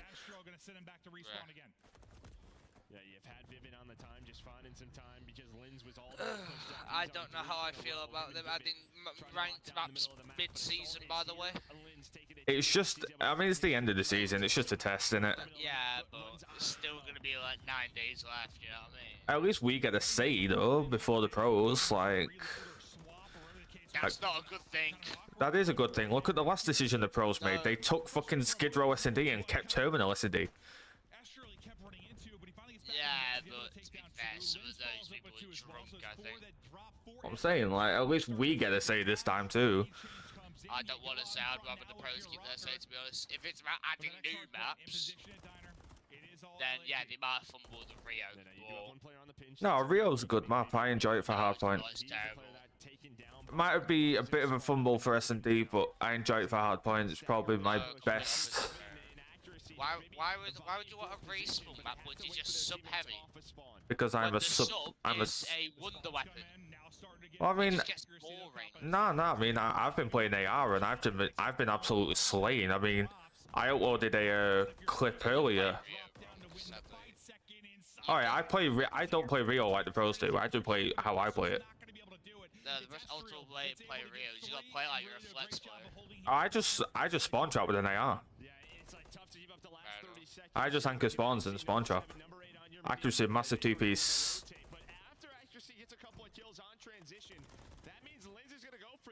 Break comes in for Rocker. They get the remainder of that scrap going into P3. They updated the game, and now I can see my assault when I fucking rank up, bro. It's crazy. When I win a game, I can actually see my assault. Wait, that was still broken for you? Yeah. That got fixed for me at the start of season 2. No, it only happened to me at the start of the season 2. Oh, actually, yeah. It's been fixed for me for a while anyway. Yeah, I'm depressed now to know that I'm getting 20s in iridescent. Choked. Alright, being me. I'm only gaining 40, 50 SR a win. I'd rather that than 20s in iri. Yeah, but I'm gaining 40 and 50 in plat. Yeah, but I'm gaining 20s in iri when 99% of the community is cheating off the rocker. And I ain't talking about Minnesota here, so... Yeah. Fuck's sake, I knew that was coming. The second you said cheating off the rocker, I was like, he's gonna say, and I ain't talking Minnesota. Soda pulling it back, got the lead, 5 seconds going into the next hill. P4, I hate P4. P4 is a pain in the ass. Fucking terrible. I'm still gutted that we chose. We could have 3-0'd one of the top teams in fucking the CDL last night. We almost 3-0'd FaZe. Yeah, yeah. We fucking threw the search. That's what I'm saying. Like, we can play search, we just can't close out search. Like, we can get to like that round 5. Like, we can get to that 5th. We don't know the issue here because us, my boys, we 3-0 everyone because of Texas, you know. Yeah, true. All I'm saying is give us old P4 on this map and I won't care. Oh no, that P4 was fucking worse. No, I'd rather be there because I got walls around me.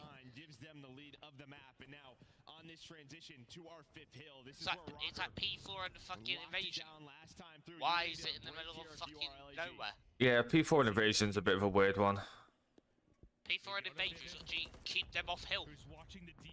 There's not really anywhere else on Invasion that you could put P4 unless you put it in DVDs or something. But then, like, right after you've got the rotation to P5, which is like right in front of DVDs. So there's not really anywhere you can put it. Make it Palace. Oh, but it did used to be Palace, didn't it? No, P5 used to be Palace. P4 used to be Treehouse. Oh, I can't keep fucking count. They keep changing this shit. Hey man, I didn't get to play post-patch much, so...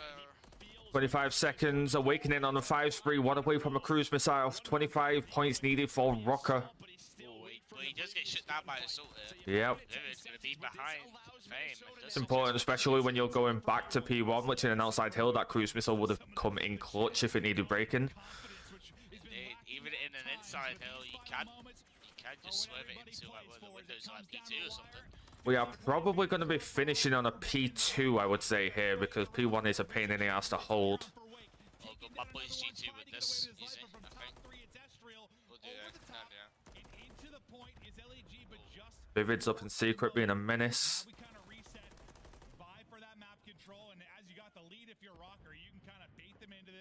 The only issue with doing these watch parties is I've had no fucking time spare to actually play ranked myself. So like I'm itching to like play fucking ranked, but by the time I've done these watch parties, I'm ready for bed.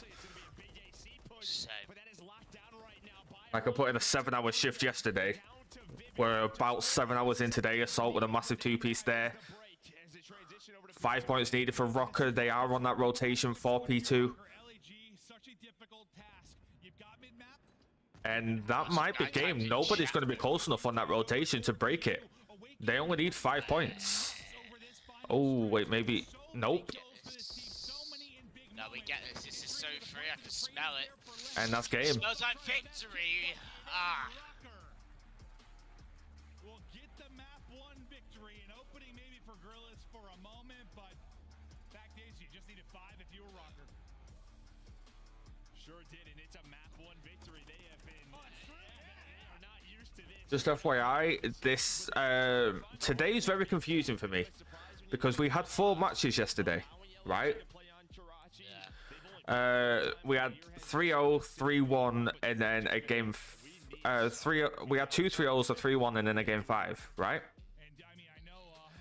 Today we've had 5 matches, and yet somehow we're ahead of where we're at yesterday when we've had 2 game 5s. It makes no fucking sense. All I know is one of my boys was playing the fucking challenger matches and they had to fucking leave the venue like straight away because of a fire alarm or some shit. Yeah, they had a fire alarm go off. Mid-series, by the way. My boy Yeah, the guys on main stage didn't give a fuck. They just carried on playing. Yeah, bro. That's what I'm like, bro. If there's a fire, bro, I could be round 11, fucking S&D, bro, against like Optic or something, bro. He's sitting at my house, by the way. There could be a fire behind me, and I'm playing the game out. I'll play the game out. Until that game ends, I'm staying seated. Alright, well that's map 1 to Rocker. Map 1 out of, what is it? What? Are you good?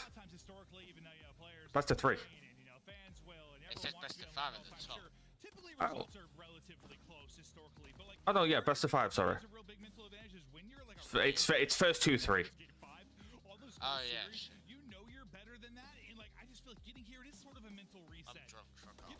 I can tell. Are you sure? No. Hey, I just want a CDL. Nothing about my alcohol and things. I just want to watch the CDL, okay? Okay, that's all that's concerning me right now. Said, I'm drunk right now. I can tell I'm not really. Says I'm not really slurring his fucking words. I ain't slurring anything. You got no proof. Fucking stream turns into a VOD after on YouTube, you know? Yeah, but there's no receipts. Unless there's a receipt that says I'm slurring, man. And I ain't talking about the naughty words here.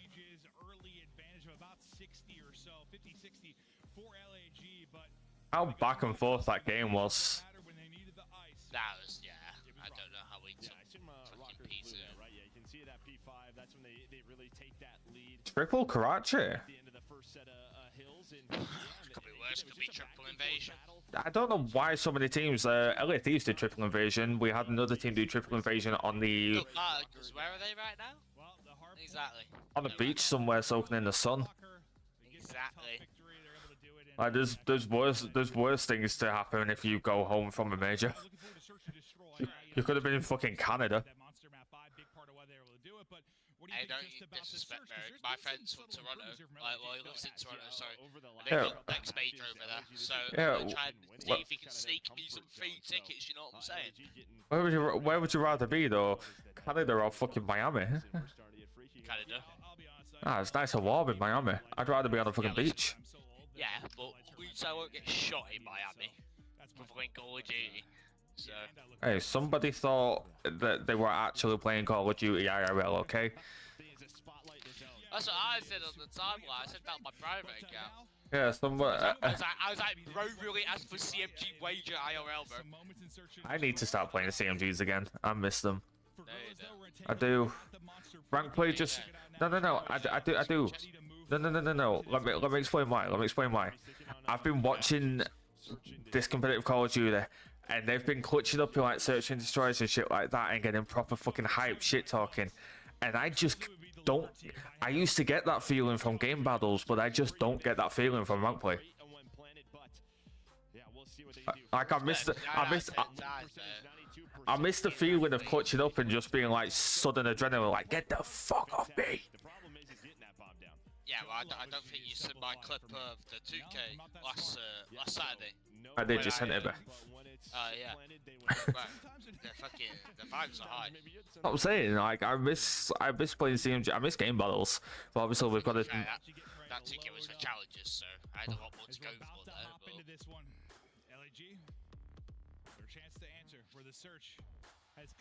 Yeah, I'd never be good enough to play challenges. I'd probably just like do it just to take the piss.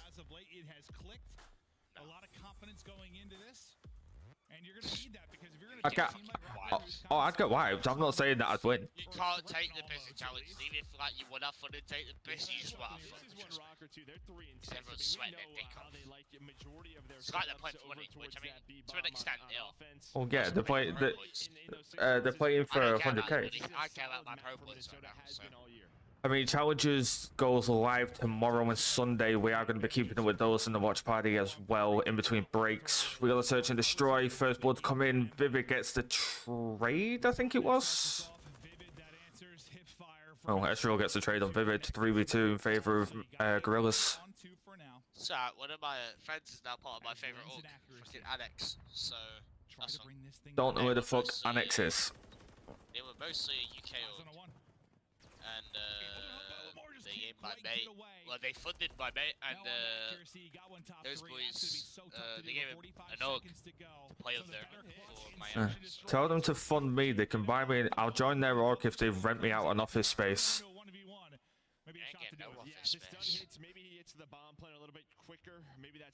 I need a bigger office.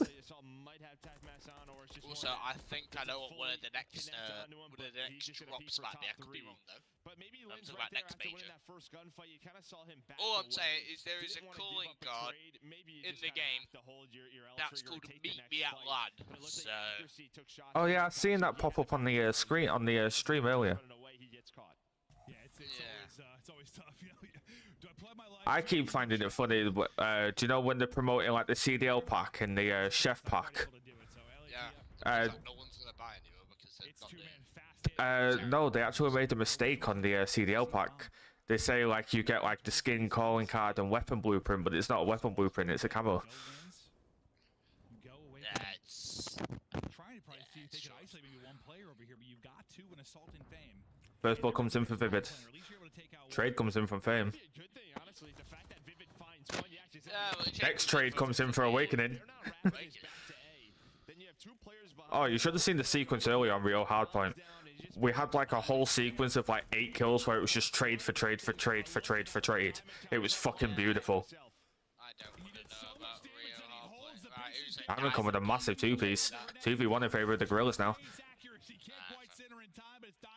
focusing clearly without the accuracy whatever. Yeah, it's not much of a first blood, and the fact that it's an instant trade. I think you're right in the sense that typically if you're on offense, if your point man gets a kill, usually it's going to give you numbers on that bomb site. Unless you've got some like hard counter 4-stack. Yeah, I mean, we kind of saw Linz like looking towards that area. But here's Diamond counting that replay. Nice shots on Awakening. And again, he had Headshot mode by a fucked Linz there. I thought he was just going to slide on it instantly because he was so weak, but he was worried he'd just get caught. Same thing happened on S&D Karachi in the Ravens match.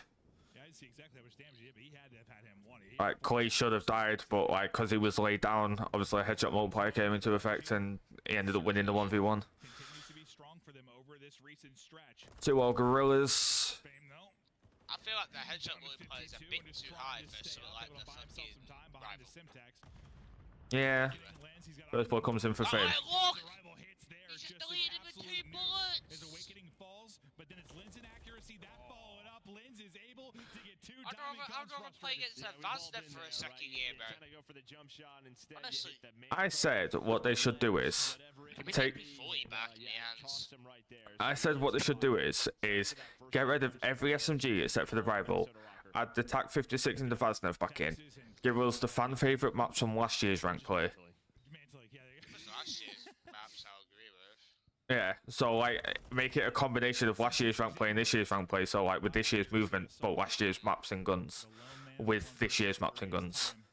Or give us this year's mode mixed in with 2009's shit. So like, capture the flag. Whoa, actually, I have news on that front. Season 3 Capture the Flag is getting added in, because it's not actually in the game as a mode. Season 3, it does get added in as a mode. So if that's the case, then maybe Major 3 we could see. Oh, I've seen it on the roadmap for Season 3 that it's get added in. Right, where's this? I'm gonna need a link for this quick time. It's somewhere on Charlie Intel's page. You can listen to Charles Intelligence, your name isn't even Charles, by the way. Never steered me wrong before, and he's not the only Intel account saying it. Let me see. Before you know it, you are dropped. Yeah, Mantle doesn't help. Rocker down, see if they can bring it back to all square. I don't know about it being like a competitive mode. I know it's getting added into the game though, and I'm thinking if it does get added in to the game, then surely, like, we finally say bye-bye to Control, right? They allow Linz to play A on offense, and the other 3 go B. But this is read by LAG. Estriel from up top, able to find 2. But so far, the trade's back. Astro making all the noise in the world. No dead silence. Covert sneakers. I've probably read it wrong. No, I swear I've seen somewhere that it's been confirmed that it's getting added in. Anyway, back to the game. Bombs going down on B. 2v1 in favor of the Gorillas. Minnesota bomb planted. Oh my god, Linz gets away with 4 HP. Estriel reads that play perfectly. With the defuse, picking them apart one by one. Monster round there from Estriel. Yeah, I mean, just great round. And I mean, nice reads from him. The aggressive top AC. He's got the lightweight boots on. He is so quick with those sneakers, even able to beat Linz in the top AC. They have the read. Linz just goes for the miracle. Doesn't work out. I mean, get me in Miami, there. This is your win opportunity there if you can get the bomb down. I've had that fucking Will Smith Miami song stuck in my head for the past 2 days. You know, Miami by Will Smith. A replay from Estriel. He's the player going from up top. It's been so long since I heard it. I don't know. Some great shots with the rival. Bro, my YouTube shadow banned, by the way. Not easy through the window, but here's the my YouTube got shadow banned. How's that? Because I've been uploading YouTube shorts daily, and the YouTube algorithm at a certain point, if you upload daily YouTube shorts, considers it spam. Yeah, but like it's just happened today. Like yesterday's YouTube short got plenty of views and likes. Today's been up for 6 hours and has got 0 views. Wow.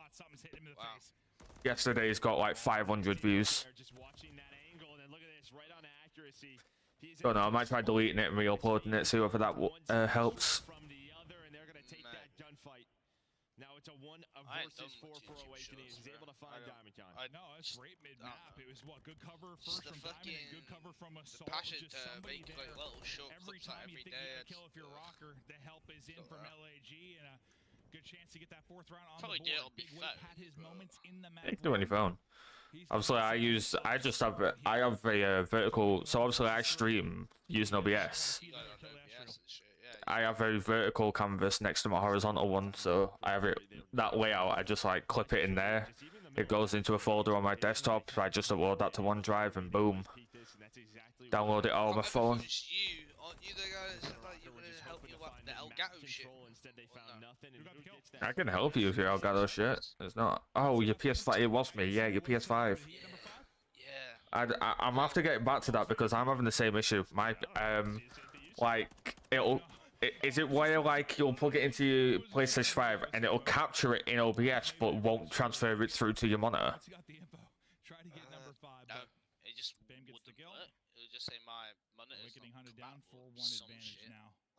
See, mine it would like show up in OBS but like wouldn't let me fucking see what I was doing on my monitor. What can they do on offense? You need something because you're just getting outclassed here. Because right now the only way to stream on console would be either SharePlay, which is fucking awful. Gonna be here by himself until the rotation comes in from Assault, but Vivid able to get the kill before the help comes in. Now what can Assault do from up top? Just trying to get some tags as they're trying to get the plant. Has to cover both sides as the rotation comes in for the help there. Astral's popping off 7-2, 5 streak, 1 away from a cruise. I mean, you were here fast if you were LAG. Quick on that Bomb not planted. Bomb is down at bus. As well, like amateur Call of Duty. I feel like that's where the best Call of Duty is. I'm not joking. It was a 3 versus 3. There's more to play for over there. Just kind of taking their time, maybe trying to that's why force LAG into you see thinking this is a crazier rotate, but plays. Estriel is there. He's making sure they can't get to B. Diamond just trying to see if he can. He's planted it just short of Diamond. Trying to get to it before he gets away. He's able to do it. Gets Diamond gets the spot, gets the info, holding for now. His accuracy and lens. Trying to play the clutch. You want to collapse on this if you can, but oh. killed there from accuracy. Now Estriel, who's trying to get this streak. Gets the streak 1v1. He's gonna get taken out. Through with the check.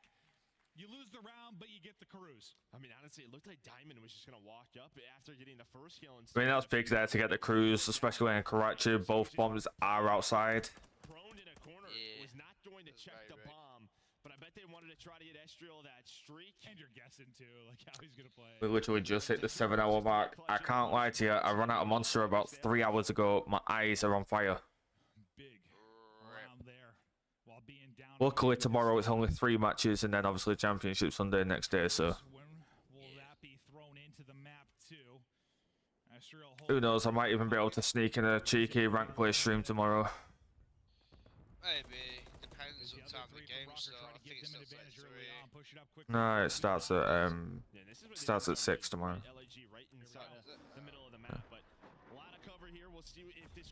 Like I could probably go live from like 2:30. Get a 3.5 hours streaming on Twitch before doing the watch party over on YouTube. You can't watch party on Twitch, can you? Nah, because it's on YouTube, innit? Vice Gump and everyone does their watch parties on YouTube as well. Because they tried doing it on Twitch and the Call of Duty League had their stream took offline. Fucking Rocker are getting their ass handed to them here. Yeah, I don't know what the fuck we're doing. He was the map 5 hero, but you got 20 seconds to go, and still 3 players up for LAG. Right here, 3v1. Boom. Another win for LAG. Quick plant behind the streak. It's gonna be one of those games where it's like they take the Rocker take the respawn. On these offensive rounds, using the streak, getting the bomb down, and then having a great setup here. Watching that flank, not allowing any openings, and putting. Obviously, after this match, we have double respawning, control, and hard points, so we could see maybe Rocker take those. One more. This series, yeah, it's got all the makings of a game 5. We are likely going the distance in this one, but It would be the last fucking one that has the makings for a game 5. I want to go to. I love watching Call of Duty and I'm loving doing this watch party, but my ass is tired. Like, just keep like keep in mind it's 12:20 in the fucking morning. It's Saturday for me right now. Yeah, but still, assuming they take this map, there's still fucking 3 more potential maps. I mean, LAG are definitely going to take this match. I don't see them choking 4 rounds in a 4 straight rounds, especially. Oh, Linz gets 2. Awakening gets 1. I might have smoked. Did I spoke too soon? Did I speak too soon? Minnesota Rocket take 1. Is the comeback on? They find those kills. Nice double from Linz and Awakening with. That was a 2-pump. It was close, but that's a rival. There's a little pop up. Yeah, he was weak on the stairs already though. It's fine. You should have seen what the fuck I seen earlier. Gwyn earlier, right side windows on fucking high rise just fucking beams one of them up on top heli, doesn't miss a single shot, kills them in 5 bullets with a rival across the map. Yeah, it's a rival for you, actually plays. Strange. Big pick from Estral, looking to close this out. 10 and 4 from Estral, by the way. You've got to get back into the action very fast if you are Linz at Awakening. And do it again from man down. You've had to do it before. If you're a rocker, can you do it again? Another one from Estral. Can he get the 3rd? At least escapes with his life. Fame gets 1. 4v1. LHE going to close this out here. Boom. That's Curlin's series is tied 1-1. We're going to away control. Alright, no stress. Bad. Because I'm not watching the rest of these games. If it was 2-0, then maybe. In a bit.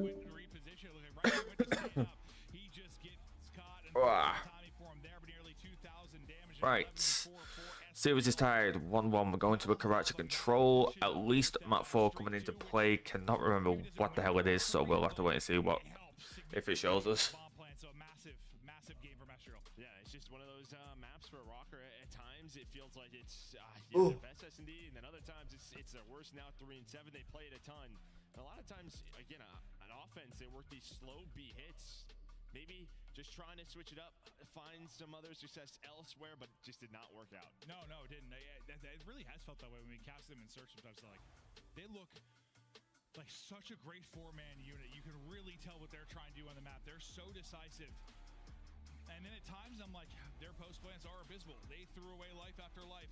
This should not Good roll, hard point, terminal S&D. Consistency needs to get there. You see glimmers of it, but that kind of applies to their entire game right now. Yeah, but you can see how the series is tied up a 1 apiece. Rocker win the hard points, then a response from LAG, and we're staying on Karachi for map 3. Yeah, we stay on Karachi, tied up 1-1 with the control. We'll see how it plays out, but yeah, I was just thinking, I mean, well, anytime it's Rocker, obviously, you're thinking maybe this one's going to go 5. It's looking that way. You think we're going the whole way? Seems that way. Yeah. You never know, though. Sure does. Absolutely. But Rocker will look to respond now in the map 3, but we will continue on. Final match of the night. For those that have hung out with us all day, we appreciate it. It's been a long one. There's a lot of CDL action this weekend. We continue after this break. Don't go anywhere.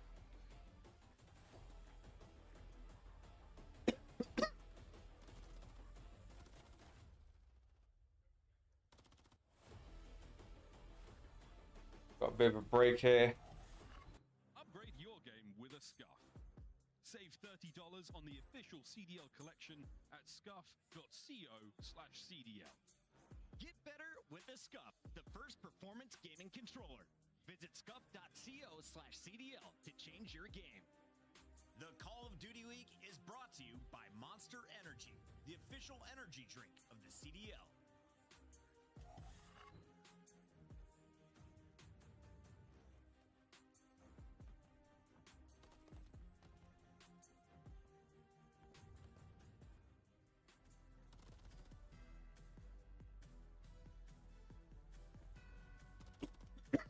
I'm gonna keep it a book. I am absolutely exhausted. Don't worry, we're not going anywhere. We will be finishing out the series. I've got 7 hours invested. I might as well finish it out now. We got Assault there in the highlights. He got a big 2-piece. Vivid there in the highlights also got a big 2-piece.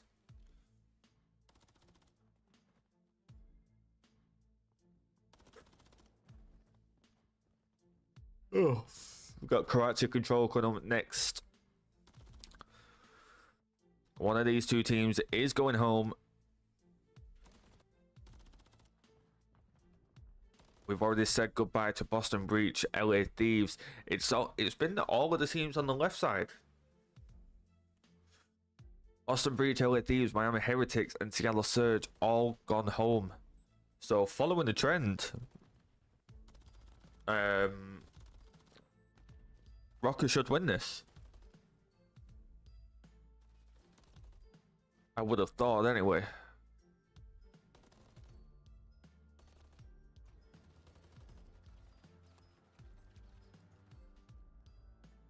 Do.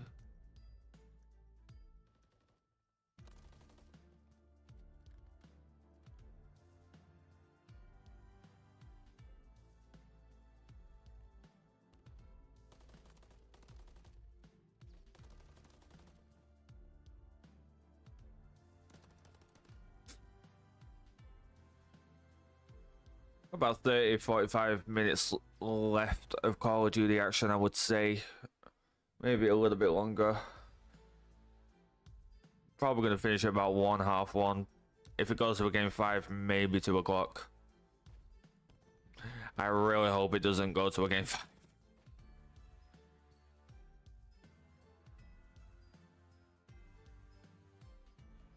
We got back-to-back respawns. Hopefully Rocker can close it out on those. LAG did look formidable on that Search and Destroy though. Gotta give them that.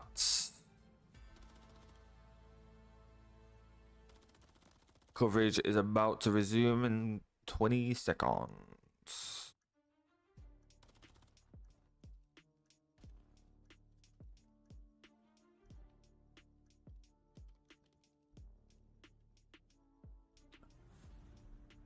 Don't know. I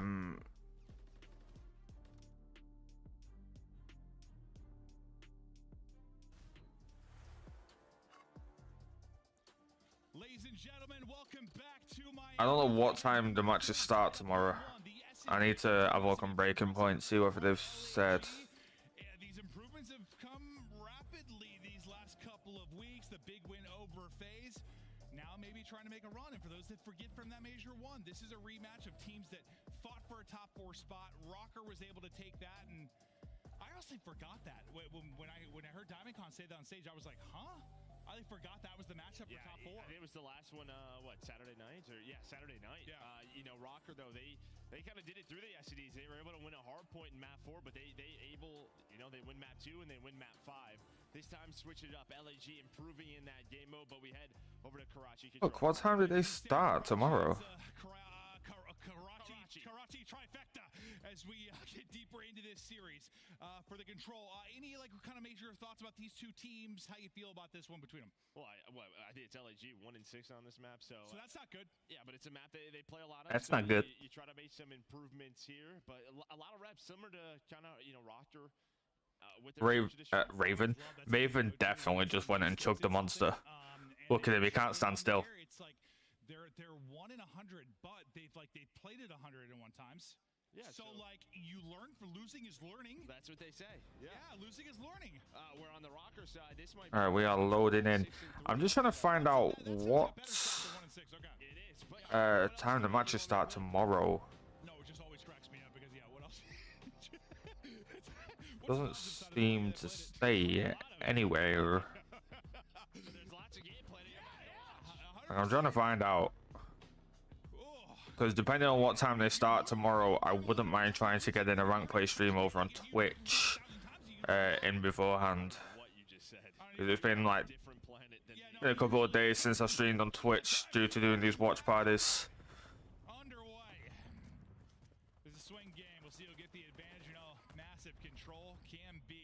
Okay, don't say. The late half of this series, but lighten it up on the feed. It's purple. It's the Gorillas in Fame up over the top. Yeah, nice start there, and now you already have Estriel in a solid spot, but Vivid's gonna win the gunfight. Give them some room to work with out of the spawn. quick trade, but not gonna expect Diamondcon jumping on the bed. You can jump on my bed anytime, Joe. I'm alright. Well, no, I want it like for fun, like a pillow fight, like you're jumping on it, dude. I've done that a long time. Oh, 5:30 p.m. again. Threw with some big kills into the point. I'll go. Gorillas just trying to hold it for now and make sure you've got a presence there on A. They're working to push forward if you're Rocker, but now a chance to go. You've got some numbers behind a kill from Lens. You're on it and stopping the clock with 38 Oh, seconds left. probably not going to be able to get a streaming after all. Disrupt this as he gets the second and tries to get eyes on. Assault nearly with it, but some damage in to lead to a kill for Diamondcon. Good route there from Assault. Yeah, but you get him off the point. LG up on live say accuracy gets a massive 2-piece. Eshel answers back with one of his own whilst getting the trade on accuracy. Nobody on any. Oh, Diamondcon actually on a 3 halfway to a cruise missile. Halfway through that second tick on A. There's that second tick.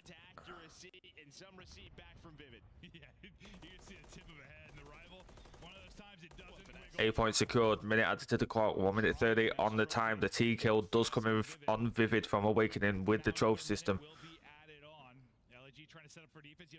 8 life advantage for LAG right now. Awakening finally gets on the board for the kill. Team kill comes in on Awakening from Linz. A lot of team kill on Rocker's side. And you see we've got Vivid on that B point. First tick halfway through. Accuracy there to back him up. Vivid gonna go down on the point though.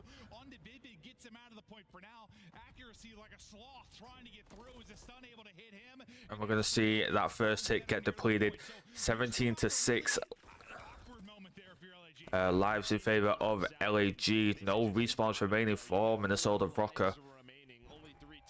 And we are going to see Gorillas pushed up into their spawn. They know they have no respawns, so they're going to be going for the finisher. Awakening having a difficult start. He is 1-6 currently. Lin's not far behind, 3-8. Vivid 3-6. Accuracy the only one positive for Rocker, 6-4.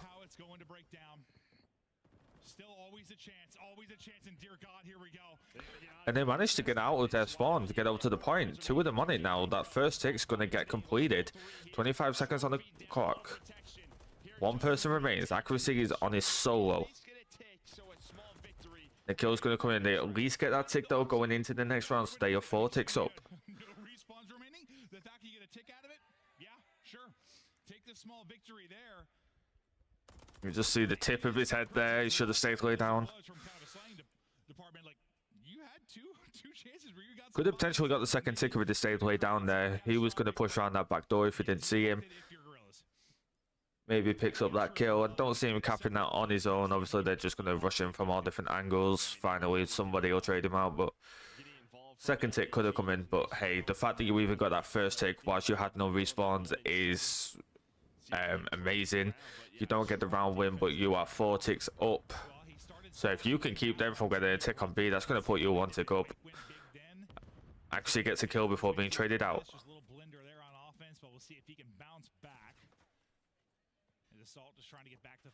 Awakening still struggling to get some kills. He is 1-7. And it seems to be a running trend in this major that we're seeing one player just like not be able to start stringing their kills together. Thieves versus FaZe last night, we saw Draza being the one that's struggling. He ended up dropping 9 and 27. So it seems to be a running trend. We are seeing people struggle. Only seems to be 1 person though. But that's 3 ticks for Gorillas. Rocker's still up by 1 tick. Minute 45 on the clock. And now we'll see what they can do to build this push up towards B and see if Awakening can find some kills on the feed for Rocker here on defense. Awakening is really struggling this map. He's all the way pushed on up, kind of forcing LAG to go on flanks, get into red from middle of the map. That's going to allow He's still 1-7. Assault on a 5 spree. I'm going to get traded out. Yeah, he finally has his first gunfight 90 seconds into the round. So he's going to get that cruise missile. And a big 2-piece there from Estral. There's no So you can start to funnel this in.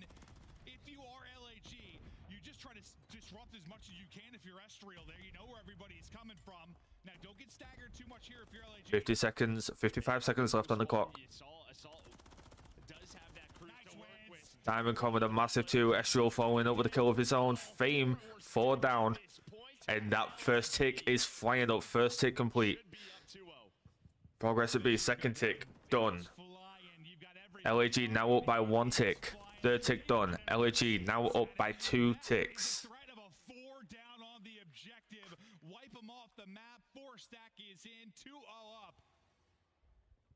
As LAG continue to go. And We could be looking at a 3-0 here for LAG. Told you more reps. Yeah, more reps. Yeah. You're learning, but I think the big thing, it's like obviously you don't want to risk that sort of transition point happening, but giving them a full 2 minutes, all 29 lives, it just takes a close spawn at B. And it feels like sooner or later you're going to break on through. Oh, I was just trying to justify what was done, but like I didn't really get. But remember here, Assault does have the cruise as well. So if he wanted to, he could keep them off of A with the cruise. Obviously, they are already on it. That first tick is halfway. And like I just said, Cruz comes in from Assault. He's going to use it on A. Take out 2. Awakening still struggling. He is 3 and 10. 7 kills negative. Not a single person negative for the Los Angeles Guerrillas.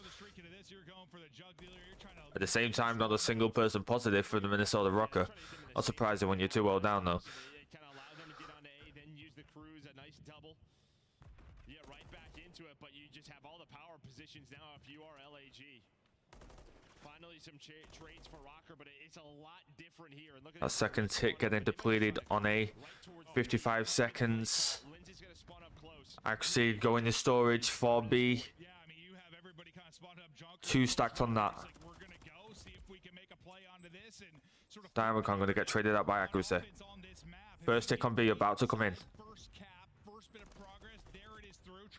Awakening going to get a kill, going to get traded out by Fame. Halfway through that second tick on B.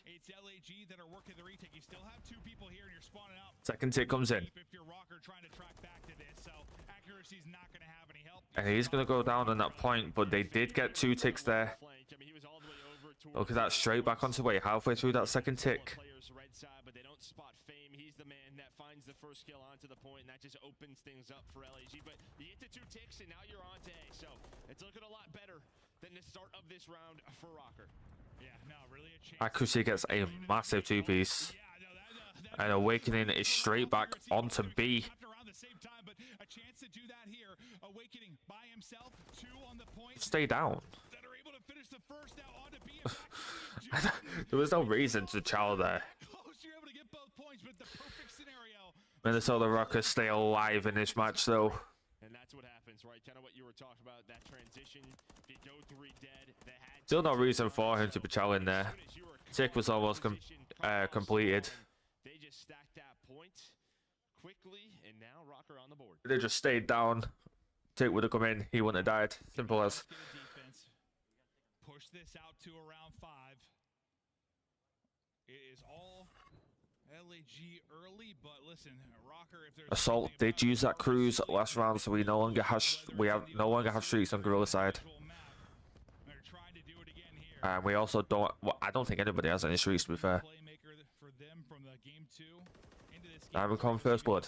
Flashy moments here in our control. There's one tucked away. That's real. Just running by Accuracy still. The hell is Accuracy doing? Yeah, I don't know what Accuracy was looking at there, but okay, I actually was worried that we were about to get a restart because he didn't move for a sec there. I was like, huh? Yeah, so Accuracy, yeah, I don't know, just watching a different spot, but he's going to get caught, and now you have Estriel in a position where he's just kind of playing this transition point, maybe trying to find a kill or 2. Second tick on A comes in. I didn't realize they were on it. I'm not gonna lie. Oh, progress at B. I mean, he's just doing a good job. He's just being a distraction. Joe, in order to get A, both times they've lost 1 life. That's pretty good. Yeah, no, 2 total lives across those 8 captures. Very, very efficient. And now we set up with, again, 2 Diamond card on the 5-3. a streak going to be thrown into this as well as Diamondcon's 19-11, a chance for 6 in a row. Assalto pushing towards back dumpsters, a little bit awkward, but he's able to reset. He is going to get that cruise missile. As well. There's 3 down. A chance for the jugular now as you've already got 1 player near. Set up an assault. Diamond now rallying over. Maybe trying to get inside and start thinking about this streak. But he's holding First tick goes down on B.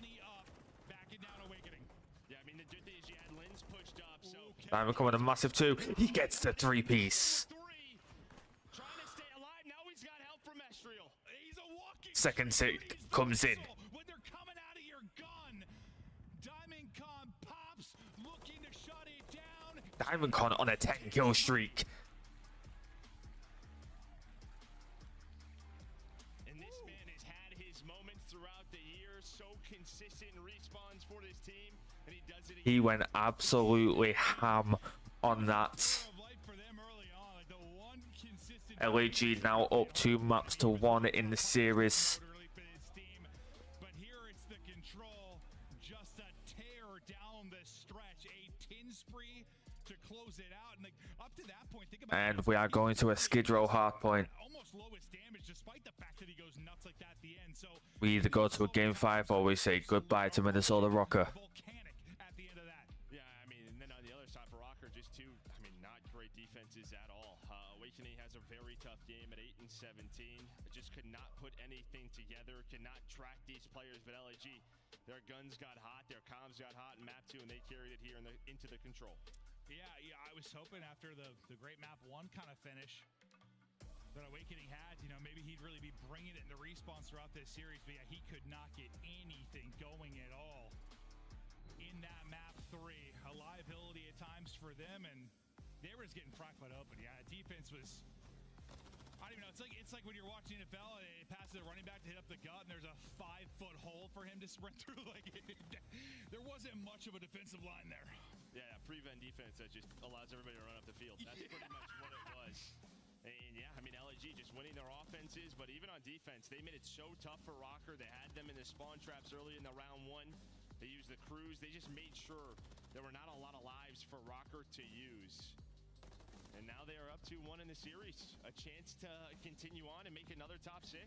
Yeah, and listen, it's not like Rocker had been, this would be some big upset either way. I mean, either team could have taken this. There wasn't some super lopsided thing here at all, but I just think it's just a little stretch, and maybe it's just the win over phase that sort of has you believing a little bit more. I know it does me. Like, it's such an impressive win for them coming into this, but or it's just a search and destroy improvements. It's a bunch of little things where I'm like, okay. It's all starting to click here for LAG, and that's just kind of what you're looking for. Again, a team that got top 6, kind of forget about that in Major 1, and now they're a map away for doing that in two majors in a row. Because if you talked to me 2 weeks ago, both these teams are in the dirt. To like, it looks like you're just like downgrading kind of at every level for a little while there. If you're LAG, you thought, I don't know, we kind of hyped them up a little bit. I thought they were a really solid team kind of early on, Major 1 qualifier, but I thought it was all falling apart. I'm thinking team change, and now suddenly things are clicking for them, and it's really awesome to see, but still work to do. Got to take either Skid Row or the terminal, but man, great 2 maps for them. Yeah, no doubt about it. Yeah, sticking together, going with the ups and downs of the year, and that's just how it can be. But said, series not done yet. We're going to go to that Skid Row hard point. See if Minnesota could get us to a game 5. Anything for the Skid Row that's really, I don't know, stands out big time for you? I mean, Minnesota 4-5. On the other side for LAG 2-5. So yeah, okay, nothing. Played this a comfortable map here for both squads. Okay, comfortable one. We'll see if it gets shut down. If you can lock it up and close it out. If you were LAG, Rocker, they're thinking, okay, well, another map 5. Why not? It's been all we've done for 2 straight months, and now's when you start to think, like, if this was maybe their first map 5 and they had just one, I'd be like, okay, well, I'm a little worried. But I think the fact that you just There's bumps are in. like you just won a map 5, it's got to be as good for your mental state. We are going to be loading into our Skid Row hardpoints, and here we go. Do or die for Minnesota Rocker. They either push it to a game 5 or we say goodbye for the remainder of Major 2. This is 2-5 on this map, LAG, so you gotta think that realistically Rockers should win this, taking us to a map 5, but anything can happen on land. You lock it down early, you get a spawn flip early. We know how big of an advantage you can get very quickly through your first 2 to 3 hard points. So Accuracy gets first blood. it's going to be LAG, a chance to maybe do some damage. Teammate comes in on Vivid from Lens. Because one is a team kill. So the flip opportunity not there. Now it's number 4. Gonna back it all the way up at Diamond Con, trying to make sure you can't get through a tunnel, get there quickly, gets there just in time to shut down Lens. Yeah, now you're winning on both fronts right now. If you are LAG, this is not what Rocker wants, but fighting to get back into P1 is awakening, but the number's still here. Then Fame on rotation, winning gunfights. The stun Diamond Con already on P2. Fame going to back him up. fantastic start for them as they have not slowed. Accuracy coming up God stairs, still challenging for 10 seconds left to scrap. Assault spawns tickets though, so they're going to be coming from tunnel. And we see there, we see Lins and Accuracy coming up, both under that point. Diamond Con going to get flanked here. And that's 3 down. Vivid going to get the trade. Diamond Con trading for Vivid though. And this is actually huge here for LAG. P2 is such an important hill to get time on, especially if you can then chain that with P3. That's another 4 dead. You're just hoping not to give up any cruises, any streaks. Maybe make this a little bit messy, but the main focus going to be on this. When's going to get 2? Yeah, P3, where you try to answer every team kind of familiar with the, I don't know, 80 to 100 point hole early on a skid row. Look at that 60-point game. So tough or frustrating at times, but you have to have resilience. You have to. 6-point game. LAG have control of that scrap. You do see Rocker down at that bottom of the minimap though, rotated over. We have got Vivid and Accuracy already rotated over. We're going to be seeing Assault pushing that double door, and then coming from tickets we've got Fame. Fame is going to go down. See Diamond Con pushing through Garage now. And he's probably going to get picked here from Accuracy, I would assume. Awakening watching double doors, watching like controlling that top apartments. For Minnesota Rocker, and it looks like so far so good. They're stabilizing. As Vivid snaps with the NCW, beautiful shots on a Fame and Estriel. Vivid's already not Awakening. Gets 2, gets traded out. P3 just mounting this comeback slowly but surely. It's exactly what you needed to do, even if he had broken. Big 2 from Lins, big 3 from Lins. And can he get the 4th? He does get the 4th. Sorry, 5th. Vivid gets 2, gets traded out. Lins 1 off of his cruise missile. Into the hill. It's exactly what Rocker did. They're only down 25 points after P1 and P2. So beautifully done. You're hoping Lins now can get this cruise to carry into the 5th hill. Vivid watching over him, keeps him alive. Lens still on 5. Awakening gets 2 before being traded out. Rocker mad in the comeback here. Lead change about to come in. Looking for the freebie. Lead change now. Rocker survived the early onslaught. They go out in front. It's exactly what you need to do on Skid Row. Beautifully. Cruise comes in for Lins. And that's massive going into P5. Massively open hill on P5. Having that cruise in the back pocket is huge. Diamond Con's going to pick up 2 on that rotation though. And we do see LAG back left of that map. You see on that rotation you've got Assault up on those crates. You've got Estriel up in P2. You've got Diamond Con holding Garage. Fame spawns up tunnel. And that cruise is coming in from Lins.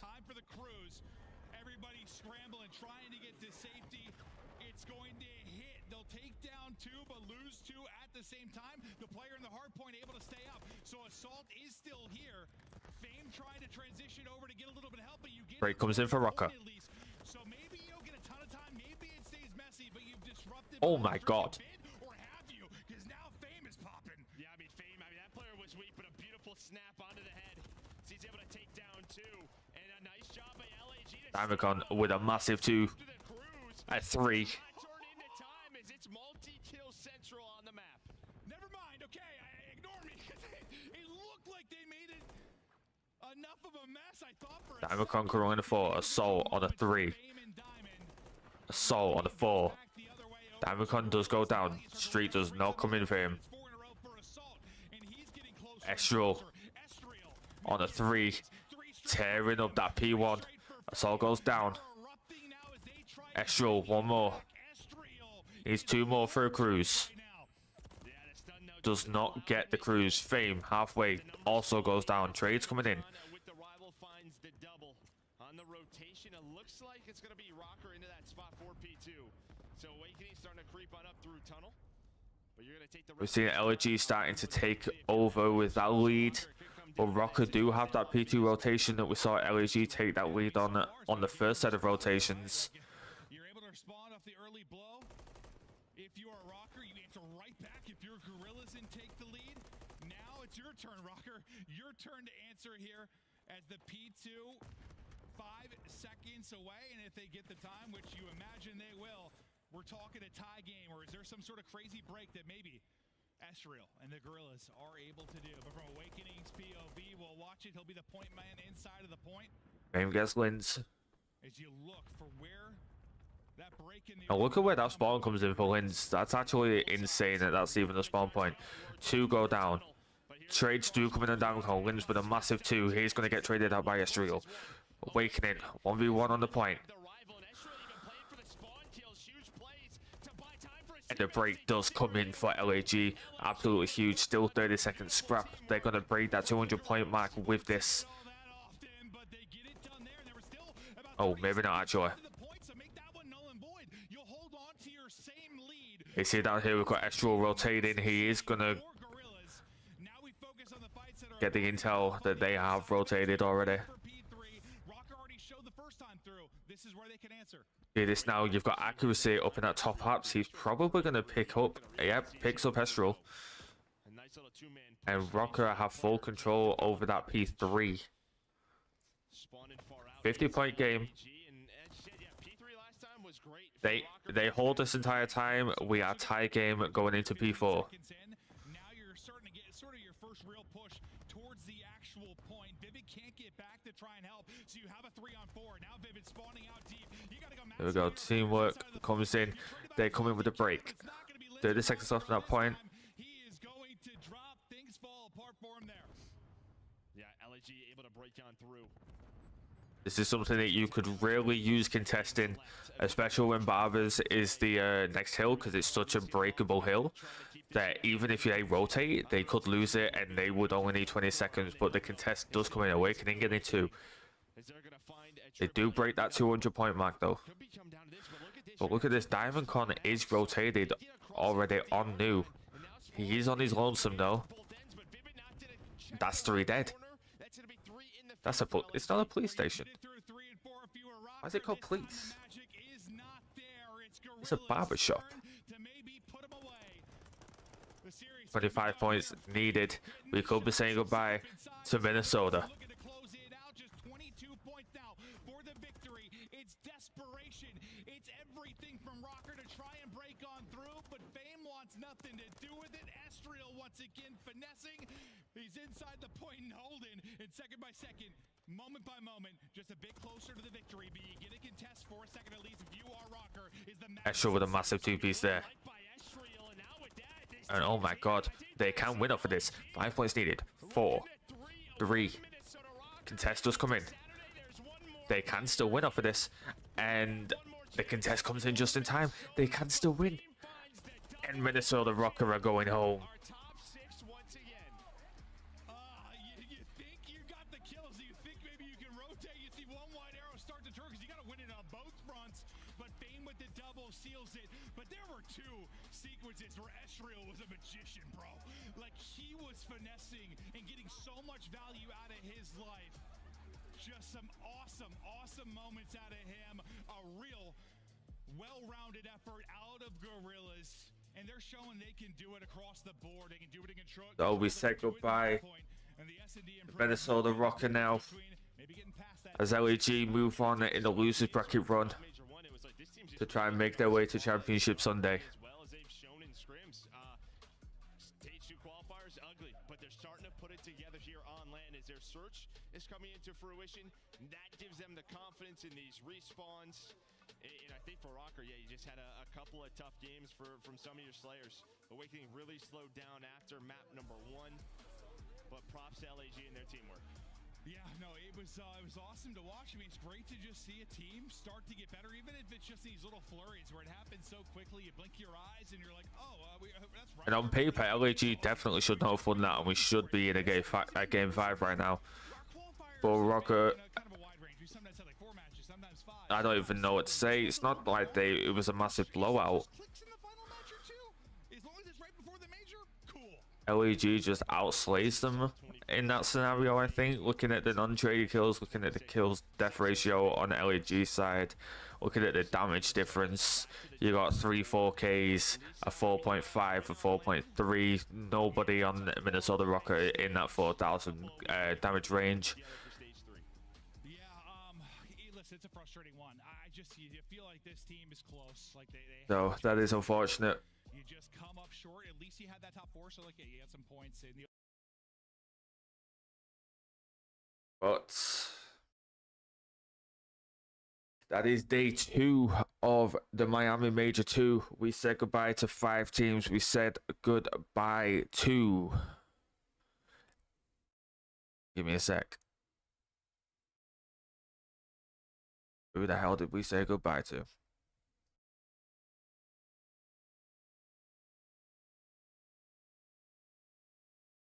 Hold on.